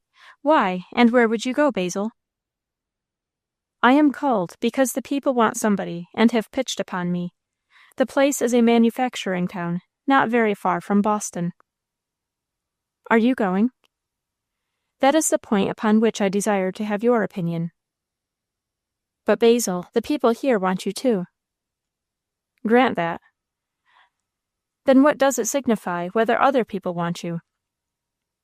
Insomuch as the other people are more in numbers and far more needy in condition. Want you more, said Diana wistfully. That is the plain English of it. And will you go? What do you counsel? I do not know the people, said Diana, breathless. Nor I as yet. The church that calls me is itself a rich little church, which has been accustomed, I am afraid, for some time, to a dead level in religion. They must want you then, badly, said Diana. That was how Pleasant Valley was 5 years ago. But round the church lies on every hand the mill population, for whom hardly any one cares. They need not one man, but many. Nothing is done for them. They are almost heathen in the midst of a land called Christian. Then you will go? said Diana, looking at Mr. Masters, and wishing he would speak to her with a different expression of face. It was calm, sweet, and high, as always, but she knew he thought his wife was lost to him forever. And yet I told him last night, she said to herself. Really, she was thinking more of that than of this other subject Basil had unfolded to her. I do not know, he answered. How would you like to run over there with me and take a look at the place? I have a very friendly invitation to come and bring you, for the very purpose. Run over? Why, it must be more than 1 day's journey. One runs by railway, said Basil simply. What do you think? Will you go? Oh, yes, indeed, if you will let me. And Rosie? We will go nowhere without Rosie. Diana made her cake like one in a dream. Chapter 35. Babylon. The journey to Mainbridge, the manufacturing town in question, took place within a few days. With eager cordiality, the minister and his family were welcomed in the house of one of the chief men of the church and of the place, and made very much at home. It was a phasis of social life which Diana had hardly touched ever before. Wealth was abounding and superabounding. The house was large. The luxury of furnishing and fitting, of service and equipage, was on a scale she had never seen. Basil was amused to observe that she did not seem to see it now. She took it as a matter of course, and fitted in these new surroundings as though her life had been lived in them. The dress of the minister's wife was very plain, certainly. Her muslins were not costly, and they were simply made. yet nobody in the room looked so much dressed as she. It was the dignity of her beauty that so attired her. It was beauty of mind and body both, and both made the grace of her movements and the grace of her quiet so exquisite as it was. Basil smiled and sighed. But there was no doubt Diana saw the mill people. The minister and his wife were taken to see the mills, of course. Diverse and various, silk mills, cotton mills, iron mills. The machinery, and the work done by it, were fascinating to Diana, and delightful. The mill people, men, women, and children, were more fascinating by far, though in a far different way. She watched them in the mills. She watched them when she met them in the street, going to or from work. "Do they go to church?" she asked once of Mr. Brant, their entertainer. He shook his head. "They are tired with their week's work when Saturday night comes, and want to rest. Sunday was given for rest," he said, looking into Diana's face, which was a study to him. "Don't you think," she said, "rest of body is a poor thing without rest of mind?" "My mind cannot rest unless my body does," he answered, laughing. "Take it the other way. Don't you know what it is to have rest of mind make you forget weariness of body?" "No, nor you either," said he. "Then I am sorry for you, and I wish I could get at the mill people." "Why?" "To tell them what I know about it." "But you could not get at them, Mrs. Masters. They are in the mills from 7 till 7, or 8, and come out tired and dirty. And Sunday, as I told you, they like to stay at home and rest and perhaps clean up." "If there is no help for that," said Diana, "there ought to be no mills." "And no manufacturers?" "What are silk and iron to the bodies and souls of men? Basil, does that passage in the Revelation mean that?" "What passage?" said Mr. Brant.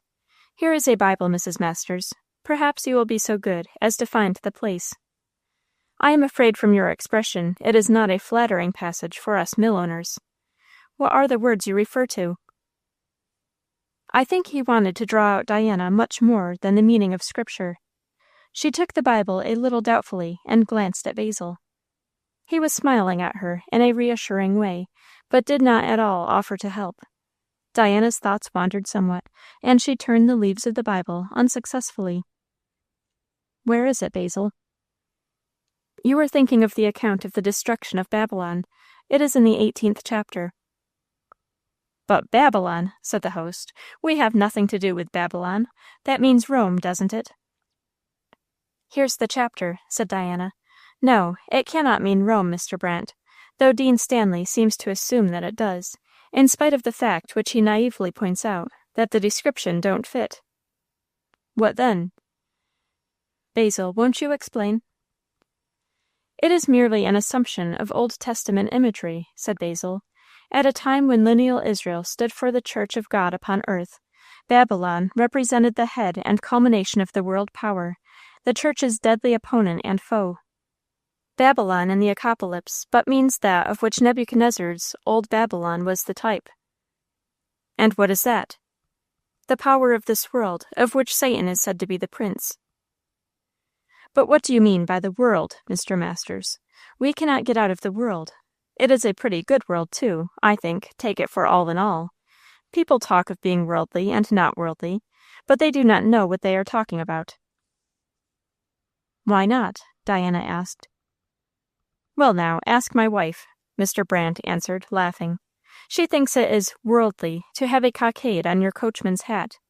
It is not worldly to have the coachman or the carriage, and she don't object to a coat with buttons. Then it is not worldly to give a party, but it is worldly to dance. It is very worldly to play cards. There's hair splitting somewhere, and my eyes are not sharp enough to see the lines." Diana sat with her book in her hand, looking up at the speaker, a look so fair and clear and grave that Mr. Brant was again moved by curiosity, and tempted to try to make her speak. "Can you make it out?" he said, smiling. "Why, yes," said Diana, "but there is no hair splitting. It is very simple. There are just 2 kingdoms in the world, Mr. Brant, and whatever does not belong to the one belongs to the other. Whatever is not for God is for the world. Then your definition of the world is all that is not God's. But I am not clear yet. I don't see how you draw the line. Take my mills, for example. They belong to this profane, workaday world. Yet I must run them. Is that worldly? Yes, if you do not run them for God. Mr. Brant stared a little. I confess I do not see how that is to be done, he owned. The business that you cannot do for God, you had better not do at all, said Diana gently. But spinning cotton? Spinning cotton, or anything else that employs men and makes money. How? You can do it for God, cannot you? Said Diana in the same way. You can employ the men and make money for his sake and in his service. But that is coming pretty close, said the mill owner. Suppose I want a little of the money for myself and my family. I am speaking too much, said Diana, with a lovely flush on her cheek and looking up to her husband. I wish you would take the word, Basil. I hope Mr. Masters is going to be a little more merciful to the weaknesses of ordinary humanity, said Mr. Brant, half lightly. So tremendous a preacher have I never heard yet. Basil was silent, and Diana looked down at the volume in her hand. Won't you go on, Mrs. Masters? Said her host. What do you find for me there? I was looking for my quotation, said Diana. I had not got it quite right. How is it? Here is a list of the luxuries in which Babylon traded, the merchandise of gold and silver and precious stones, and of pearls and fine linen, and purple and silk and scarlet, and all fine wood, and all manner vessels of ivory, and all manner vessels of most precious wood, and of brass and iron, and marble and cinnamon, and ointments and frankincense, and wine and oil, and fine flour, and wheat and beasts, and sheep, and horses and chariots, and slaves, and souls of men. Sounds for all the world like an inventory of all the things in my house, said Mr. Brant. Pray what of all that? Don't you like all those things? For in 1 hour so great riches is come to naught. But what harm in these things, or most of them, Mrs. Masters? Diana glanced up at Basil and did not answer. He answered. No harm, so long as business and the fruits of business are kept within the line we were speaking of, so long as all is for God and to God. If it is not for him, it is for the world. Oh, my dear Mrs. Masters, cried Mrs. Brant, running in. Here you are. I was looking for you. I came to ask, shall I order the landau for 5 o'clock to drive to the lake? Diana was glad to have the conversation broken up. When the hour for the drive came, and she sank into the luxurious, satiny depths of the landau, her thoughts involuntarily recurred to it. The carriage was so very comfortable. It rolled smoothly along over good roads, drawn by well-trotting horses. The motion was delightful.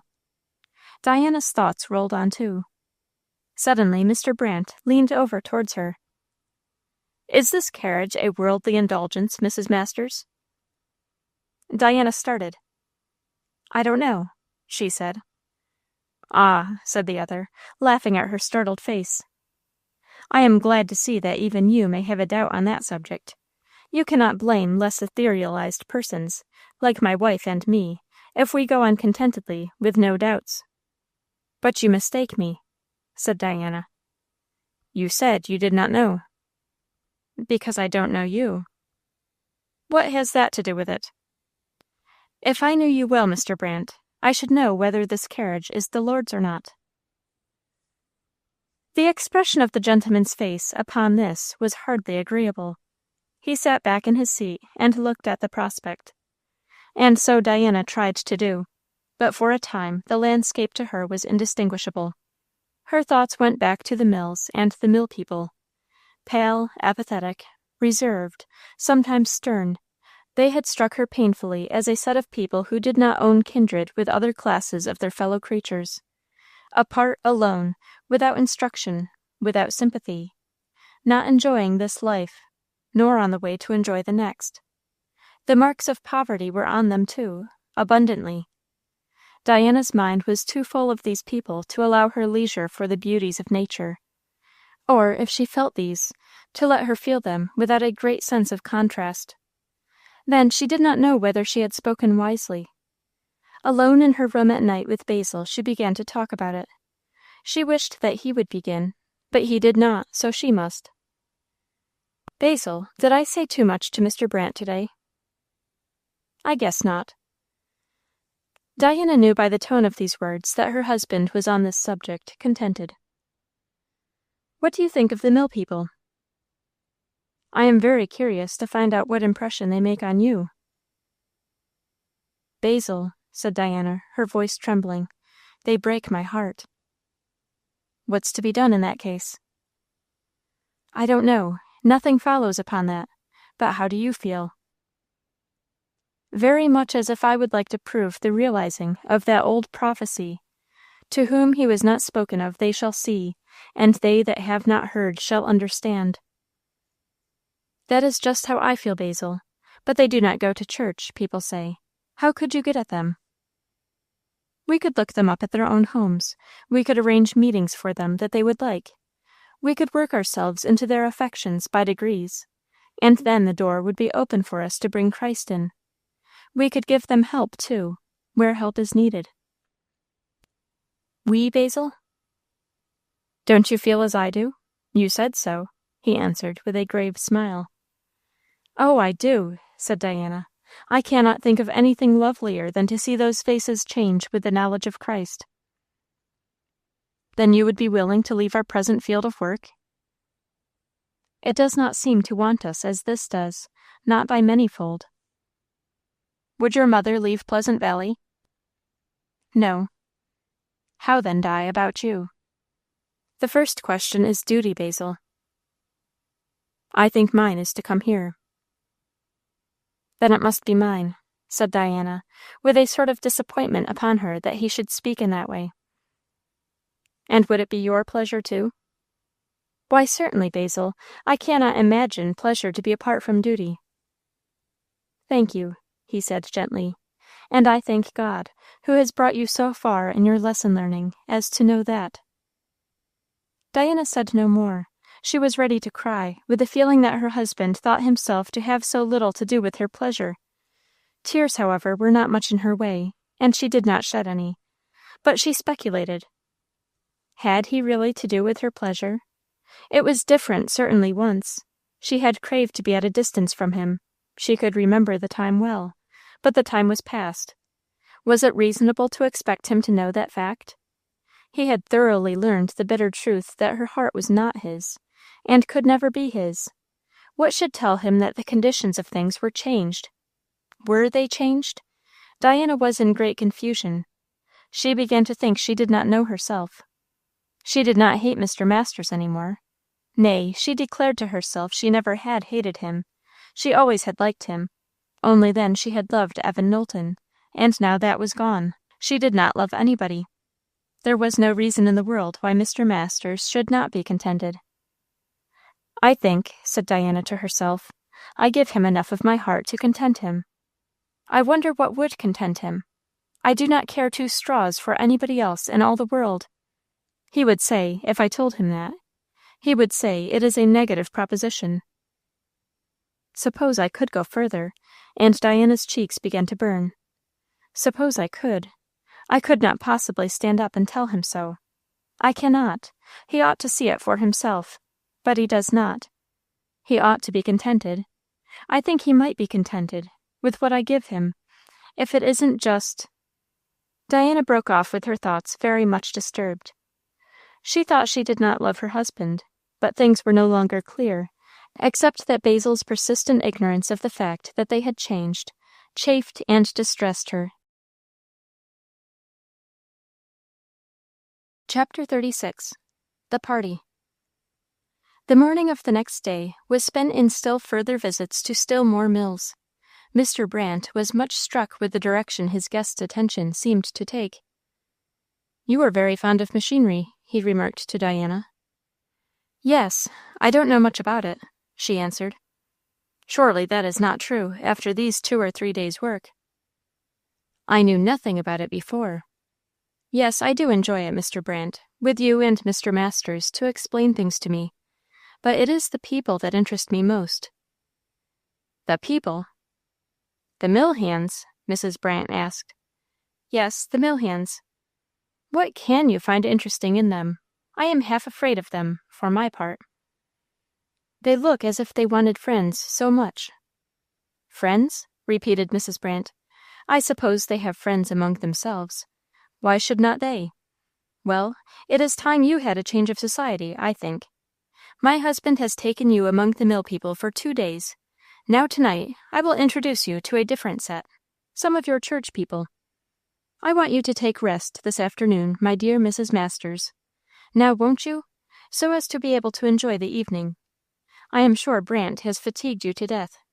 I never can stand going up and down those stairs in the mills, and standing about. It kills me.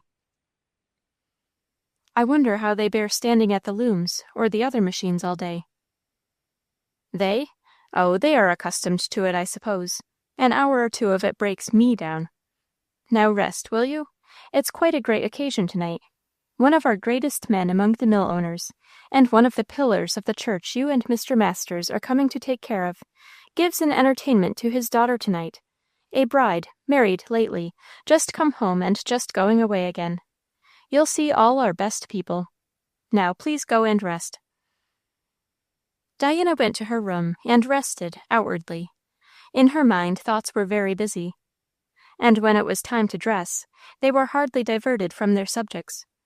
It was with a sort of unconscious instinct that Diana threw her beautiful hair into the wavy masses and coils, which were more graceful than she knew, and crowned her so royally, and in the like manner that she put on a dress of soft white muslin. It had no adornment other than the lace which finished it at throat and wrists. She looked most like a bride herself. So Basil thought when he came to fetch her, though he did not say his thought, fearing lest he might graze something in her mind which would pain her. He often withheld words for such a reason. Will it do? Said Diana, seeing him look at her. Too good for the occasion, said Basil, shaking his head. Too much dressed? Said Diana. I thought I must dress as much as I could. Is it too much, Basil? Nobody else will think so, said the minister, with a queer smile. Do you think so? You are just as you ought to be. All the same, it is beyond the company. Never mind, come. Downstairs, another sort of criticism. My dear Mrs. Masters, not a bit of color. You will be taken for the bride yourself. All in white, except your beautiful hair. Wait, that won't do. Let me try if I can't improve things a little. Do you mind? Just let me see how this will look. Diana submitted patiently, and Mrs. Brandt officiously fastened a knot of blue ribbon in her bright hair. She was greatly pleased with the effect, which Diana could not see. However, when they had reached the house they were going to, and leaving the dressing-room, Diana took her husband's arm to go down to the company. He detained her to let Mr. and Mrs. Brandt pass on before, and then, with a quick and quiet touch of his fingers, removed the blue bow and put it in his pocket. Basil, said Diana, smiling, she will miss it. So shall I. It commonized the whole thing. There was nothing common left, as everyone instantly recognized who saw Diana that evening. A presence of such dignified grace, a face of such lofty and yet innocent beauty, so sweet a movement and manner. Nobody there knew anything like it in Mainbridge. On the other hand, it was Diana's first experience of a party beyond the style and degree of Pleasant Valley parties. She found immediately that she was by much the plainest dressed woman in the company, but she forgot to think of the dresses. The people struck her with so much surprise. Of course, everybody was introduced to her, and everybody said the same things. They hoped she liked Mainbridge. They hoped she was coming to live among them. Mr. Masters was coming to the church, wasn't he? And how did he like the looks of the place? You see the best part of the church here tonight, remarked one stout elderly lady in a black silk, and with flowers in her cap, a very well-to-do, puffy old lady. You see just the best of them, and all the best. What do you call the best part of a church? Diana asked, looking round the room. Well, you see them before you. There is Mr. Waters, standing by the piano. He's the wealthiest man in Mainbridge, a very wealthy man. The one with his head a little bald, speaking just now to Mrs. Brandt, is one of our elders. He's pretty comfortable, too. A beautiful place he has. Have you seen it? No? You ought to have gone there to see his flowers. The grounds are beautiful, laid out with so much taste. But if you are fond of flowers, you should go to see Mr. Tillery's greenhouses. That is Mr. Tillery in the corner, between the two young ladies in white. Mr. Tillery's greenhouses extend half a mile, or would, if they were set in a line, you know. Are there any poor people in the church? Poor people? The article called for seemed to be rare. Poor people? There are a few, I believe. Not many. The poor people go to the mission chapel. Oh, we support a mission. That's down in the mill quarter, where the hands live, I mean. And oh, Mrs. Masters, a young lady struck in here. You are coming, aren't you? I have fallen in love with you, and I want you to come. And oh, I want you to tell me one thing. Is Mr. Masters very strict? About what? Said Diana, smiling. About anything. Yes, he is very strict about telling the truth. Oh, of course, but I mean about other things, what one may do or mayn't do. Is he strict? Not any stricter than his master. His master? Who's that? But I mean, does he make a fuss about dancing? I never saw Mr. Masters make a fuss about anything. Oh, delightful! Then he don't mind? You know, Mrs. Masters, the Bible says David danced. The Bible tells why he danced, too, said Diana, wholly unable to keep her gravity. Does it? I don't recollect. And oh, Mrs. Masters, I want to know in another thing. Does Mr. Masters use the Episcopal form in marrying people? You are concerned in the question? Oh, yes, I might be, you know, one of these days, and I always think the Episcopal form is so dignified and graceful, the ring and all that. The Presbyterian form is so tucky and ugly. Oh, Mrs. Masters, don't you like a form for everything? Before Diana could return an answer to this somewhat comprehensive question, a slight sound caused her to forget both question and speaker, and the place where she was, as utterly as if they all had been swept from the sphere of the actual. It belonged to the sweet poise and calm of her heart and life that she was able to keep still as she was, and make no movement, and give no sign. The sound she had heard was a little running laugh. She thought it came from the next room, yet she did not turn her head to look that way, though it could have been uttered, she knew, from no throat but one. The young lady friend reiterated the question in which she was interested, and Diana answered, I do not know how, nor did she, while she was at the same time collecting her forces and reviewing them for the coming skirmish with circumstances. Evan Knowlton was here at Mainbridge. How could it possibly be?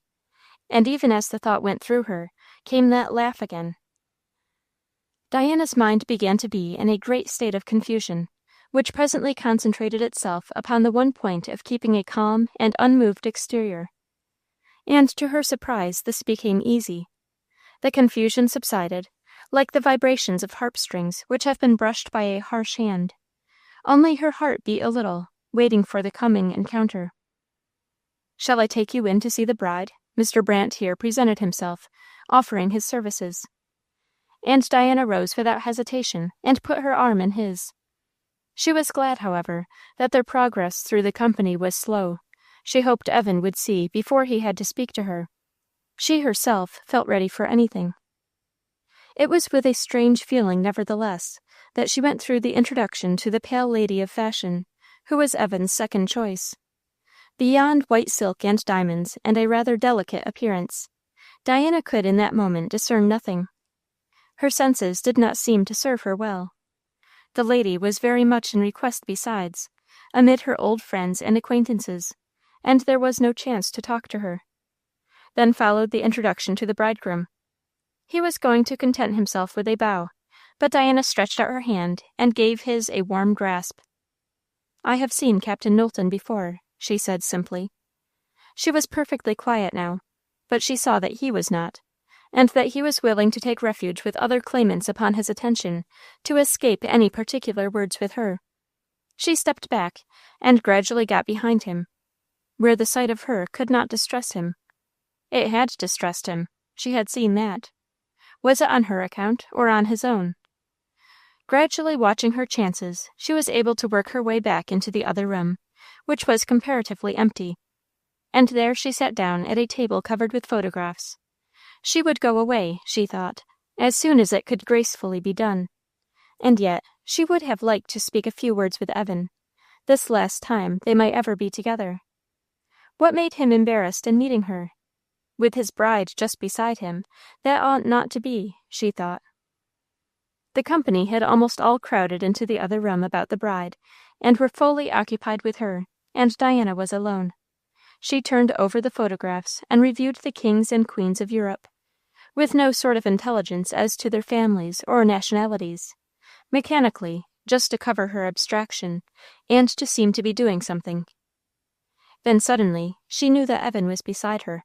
He had come round and entered by the door from the hall, and now they both stood together for a moment, shielded by a corner of the partition wall between the rooms.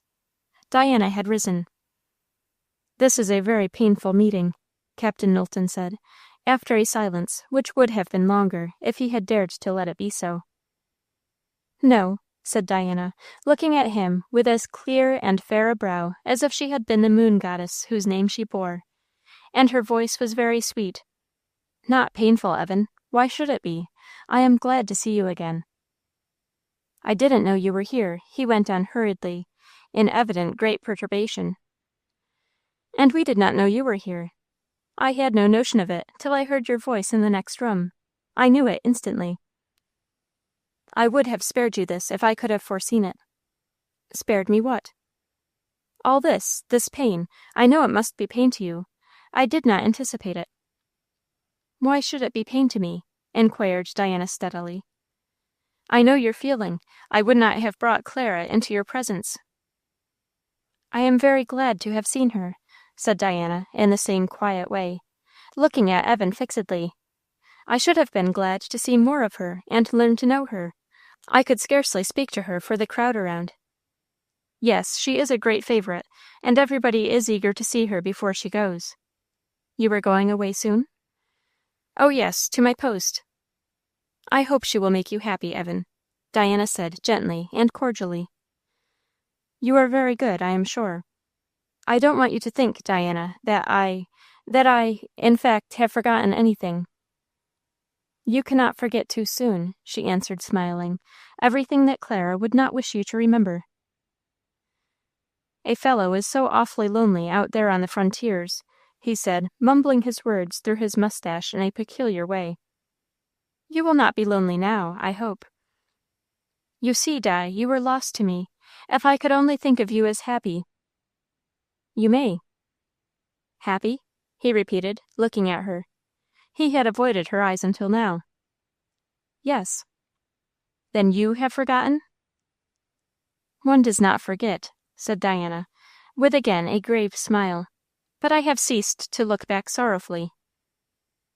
"But you are married." Then light flashed into Diana's face. She understood Evan's allusion. "Yes," she said, "to somebody who has my whole heart." "But you are married to Mr. Masters?" he went on incredulously. "Certainly, and I love my husband with all the strength there is in me to love. I hope your wife will love you as well," she added with another smile, a different one, which was exceedingly aggravating to the young man. No other lips could wreathe so with such a mingling of softness and strength, love and, yes, happiness. Captain Knowlton had seen smiles like that upon those lips once, long ago. Never a brighter or more confident one. He felt unaccountably injured. "You did not speak so when I saw you last," he remarked. "No, I was a fool," said Diana, with somewhat unreasonable perverseness. "Or, if I was not a fool, I was weak."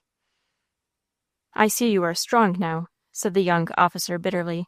"I was never strong, and I am weak still. I have not forgotten, Diana." "You ought to forget, Evan," she said gently. "It's impossible," said he, hastily turning over photographs on the table. Diana would have answered, but the opportunity was gone. Other people came near. The two fell apart from each other, and no more words were interchanged between them. It grieved, but did not astonish Basil to perceive, when he joined Diana in their own room that night, that she had been weeping, and it only grieved him to know that the weeping was renewed in the night. He gave no sign that he knew it, and Diana thought he was asleep through it all. Tears were by no means a favorite indulgence with her.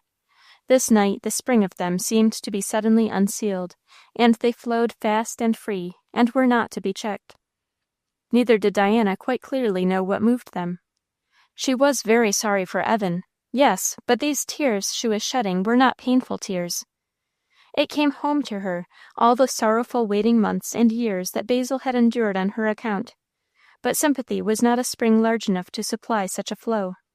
She was glad those months were ended, yet they were not ended, for Basil did not know the facts she had stated with so much clearness to his whilome rival. She had not told himself, and he did not guess them. He might, said Diana to herself. He ought.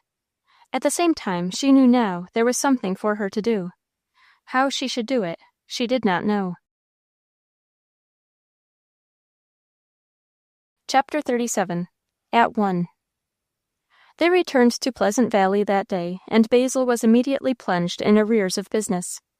For the present, Diana had to attend to her mother, whose conversation was anything but agreeable, after she learned that her son-in-law had accepted the call to Mainbridge. Ministers are made of stuff like very common people, she declared. Everyone goes where he can get the most. You know Mr. Masters has plenty already, mother, plenty of his own.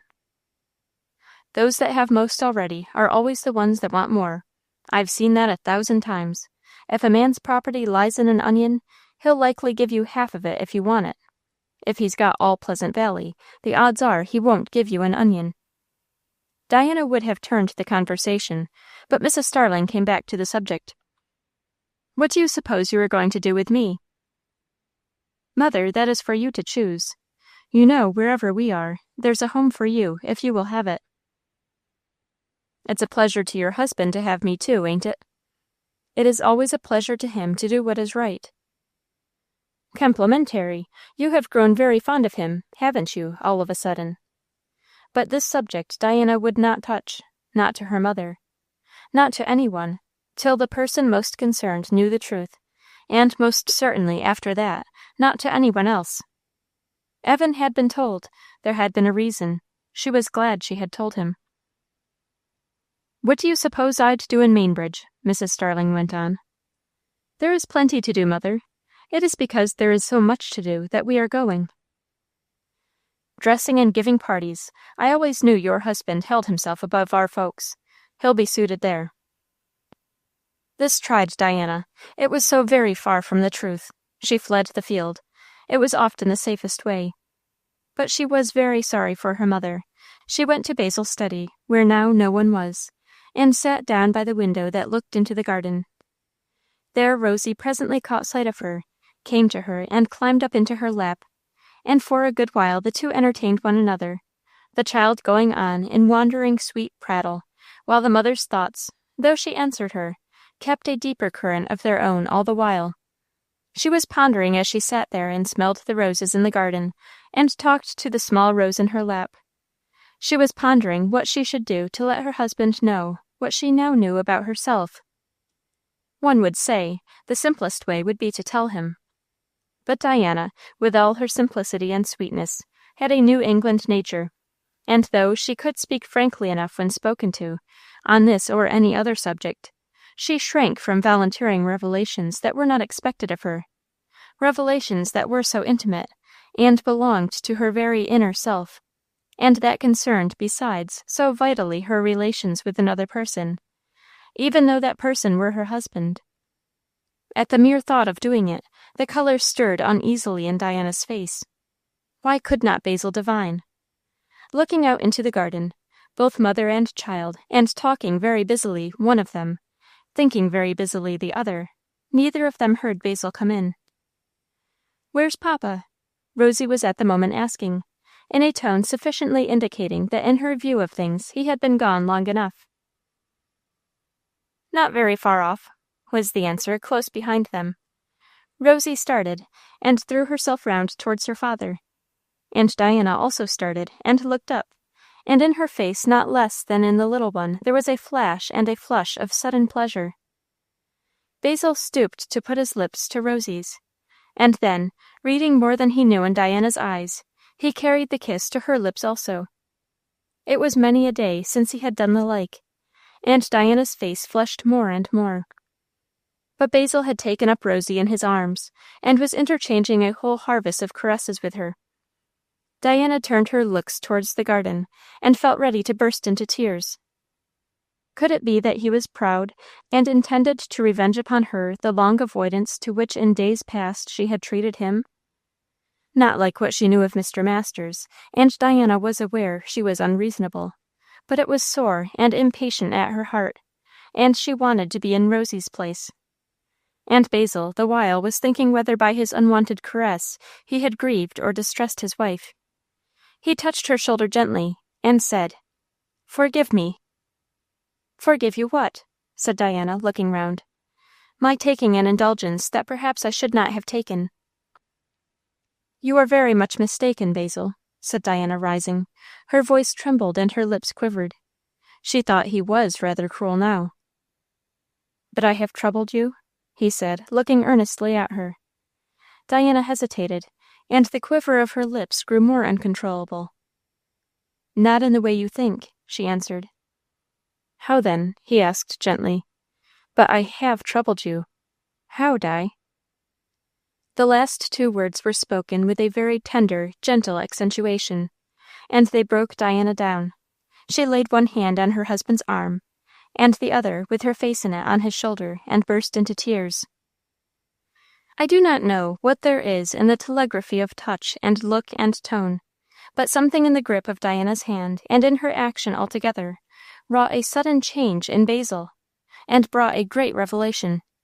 He put his little girl down out of his arms, and took his wife in them, and for minutes there was no word spoken, and Rosie was too much astonished at the strange, motionless hush they maintained to resent at first her own dispossession and the great slight which had been done her. There had come a honey-bee into the room by mistake, and not finding there what he expected to find, he was flying about and about, trying in vain to make his way to something more in his line than books, and the soft buzz of the creature was the only sound to be heard, till Rosie began to complain. She did not know what to make of the utter stillness of the two figures beside her, who stood like statues, was furthermore not a little jealous of seeing what she considered her own prerogative usurped by another, and finally began an importunate petitioning to be taken up again. But Rosie's voice, never neglected before, was not heard today. Neither of them heard it. The consciousness that was nearest was overpowering, and barred out every other. "Diana," said Basil, at last in a whisper, and she looked up, all flushed and trembling, and did not meet his eyes. Neither did she take her hand from his shoulder. They had not changed their position. "Diana, what are you going to say to me?" "Haven't I said it?" she answered, with a moment's glance and smile, and then between smiles and tears her head sank again. "Why did you never tell me before?" he said, with a breath that was almost a sob, and at the same time had a somewhat imperative accent of demand in it. "I did not know myself." "And now?" "Now?" repeated Diana, half laughing. "Yes, now. What have you got to tell me?" "Do you want me to tell you what you know already?" "You have told me nothing, and I do not feel that I know anything till you have told me," he said in a lighter tone. "Hello, Rosie, what's the matter?" For Rosie, seeing herself entirely to all appearance supplanted, had now broken out into open lamentations, too heartfelt to be longer disregarded. Diana gently released herself, and stooped down and took the child up, perhaps glad of a diversion, but Rosie instantly stretched out her arms imploringly to go to her father. "I was jealous of her a little while ago," Diana remarked as the exchange was made. But at that word, Basil set the child, scarcely in his arms, out of them again on the floor, and folding Diana in them anew, paid her some of the long arrear of caresses so many a day withheld. Ay, it was the first time he had known he might without distressing her, and no doubt lips can do no more silently to reveal a passion of affection than these did then. If Basil had had a revelation made to him, perhaps so did Diana. But I hardly think Diana was surprised.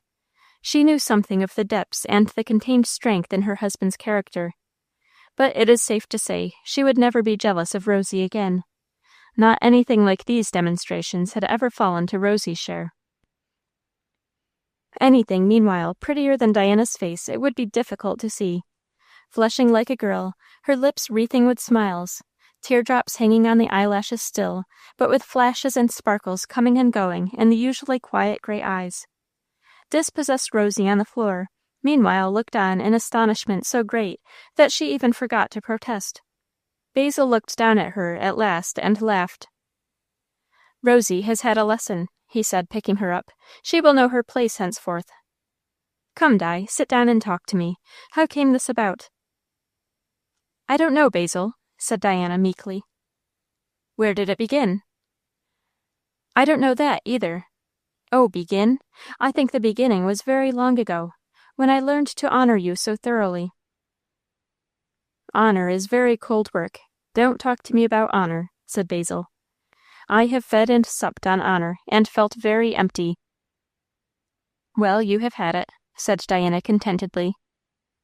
"Go on. When did it change into something else?" "It has not changed," said Diana mischievously. "When did you begin to give me something better?" "Do you know, Basil, I cannot tell. I was not conscious myself of what was going on in me." "When?" "Perhaps, since soon after I came home from Clifton. It had not begun then. How soon it began after, I cannot tell. It was so gradual." "When did you discover a change?" "I felt it. I hardly discovered it. A good while ago, I think. But I did not in the least know what it was. I wished, Basil, it is very odd," and the color rose in Diana's cheeks. "I wished that I could love you." The minister smiled, and there was a suspicious drop in his eyes, which I think to hide, he stooped and kissed Rosie. "Go on. When did you come to a better understanding?" "I don't think I recognized it until I told mother, not a great while ago, that I cared for nobody in the world but you. But that was different. I meant something different. I do not think I recognized it fully, until, you will think me very strange, until I saw Evan Knowlton." "And then?" said Basil, with a quick look at his wife. Diana's eyes were dreamily going out of the window, and her lips wore the rare smile which had vexed Evan, and which he himself had never seen on them before that day. "Then he ventured to remind me that, once, it was not true." "What?" said Basil, laughing. "Your mother makes very confused statements, Rosie." "He was mortified, I think, that I did not seem to feel more at seeing him, and then he dared to remind me that I had married a man I did not—" Diana left the word unspoken. "And then?"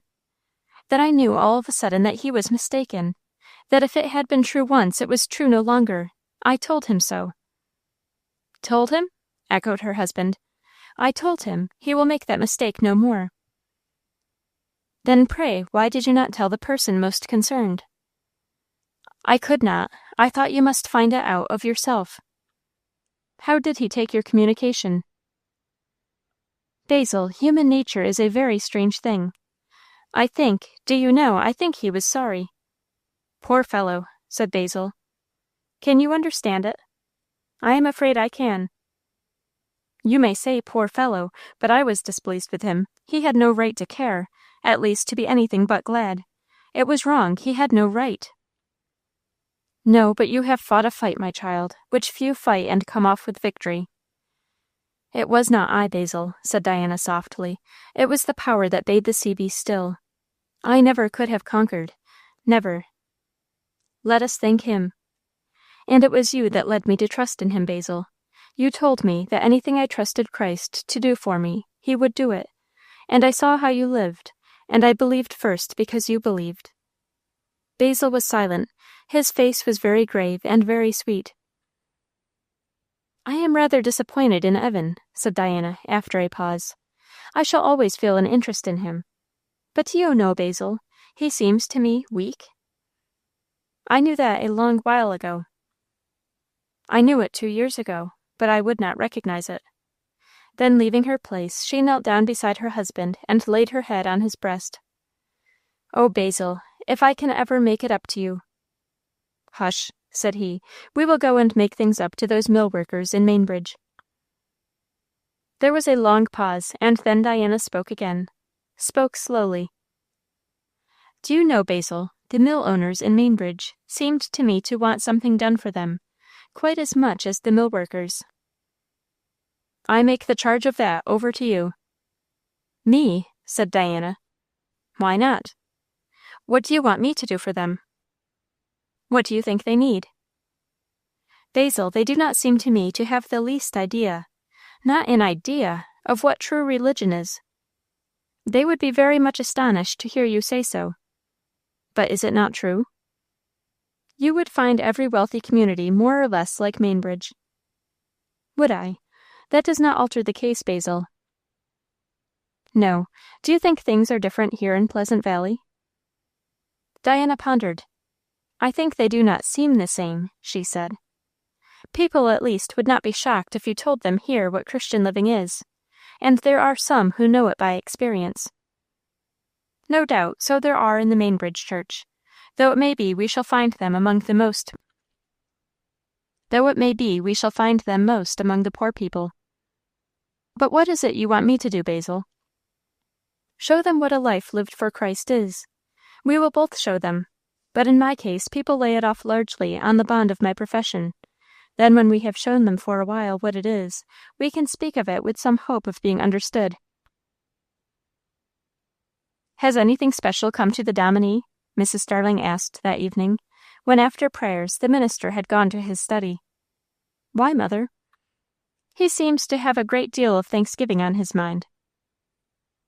That's nothing very uncommon in him, said Diana, smiling. What's happened to you? Enquired their mother next, eyeing her daughter with curious eyes. Why do you ask? I don't do things commonly without a reason. When folks roll their words out like butter, I like to know what's to pay. I cannot imagine what manner of speech that can be, said Diana, amused. Well, it was yourn just now, and it was your husband's half an hour ago. I suppose, said Diana, gravely now, that when people feel happy, it makes their speech flow smoothly. And you feel happy? Said Mrs. Starling, with a look as sharp as an arrow. Yes, mother, I do. What about? Diana hesitated, and then answered, with a kind of sweet solemnity, all earth and all heaven. Mrs. Starling was silenced for a minute. By all earth, I suppose you mean me to understand things in the future. And things in the past. Everything that ever happened to me, mother, has turned out for good. Mrs. Starling looked at her daughter, and saw that she meant it. The ways of the world, she muttered scornfully, are too queer for anything. But Diana let the imputation lie. They went to Mainbridge, not Mrs. Starling, but the others, and you may think of them as happy, with both hands full of work. They live in a house just a little bit out of the town, where there is plenty of ground for gardens, and the air is not poisoned with smoke or vapor. Roses and honeysuckles flourish as well here as in Pleasant Valley. Laburnums are here too, dropping fresh gold every year, and there are banks of violets and beds of lilies, and in the springtime crocuses and primroses and hyacinths and snowdrops, and chrysanthemums and asters, and all sorts of splendors and sweetnesses in the fall. For even Diana's flowers are not for herself alone, nor even for her children alone, whose special pleasure in connection with them is to make nosegays for sick and poor people, and to cultivate garden plots in order to have the more to give away. And not Diana's roses and honeysuckles are sweeter than the fragrance of her life, which goes through all Mainbridge. Rich and poor look to that house as a point of light and centre of strength. To the poor it is, besides, a treasury of comfort. There is no telling the change that has been wrought already in the place. It is as Basil meant it should be, and knew it would be. It is as it always is. When the box is broken at Christ's feet, the house is filled with the odor of the ointment. End of Diana by Susan Warner.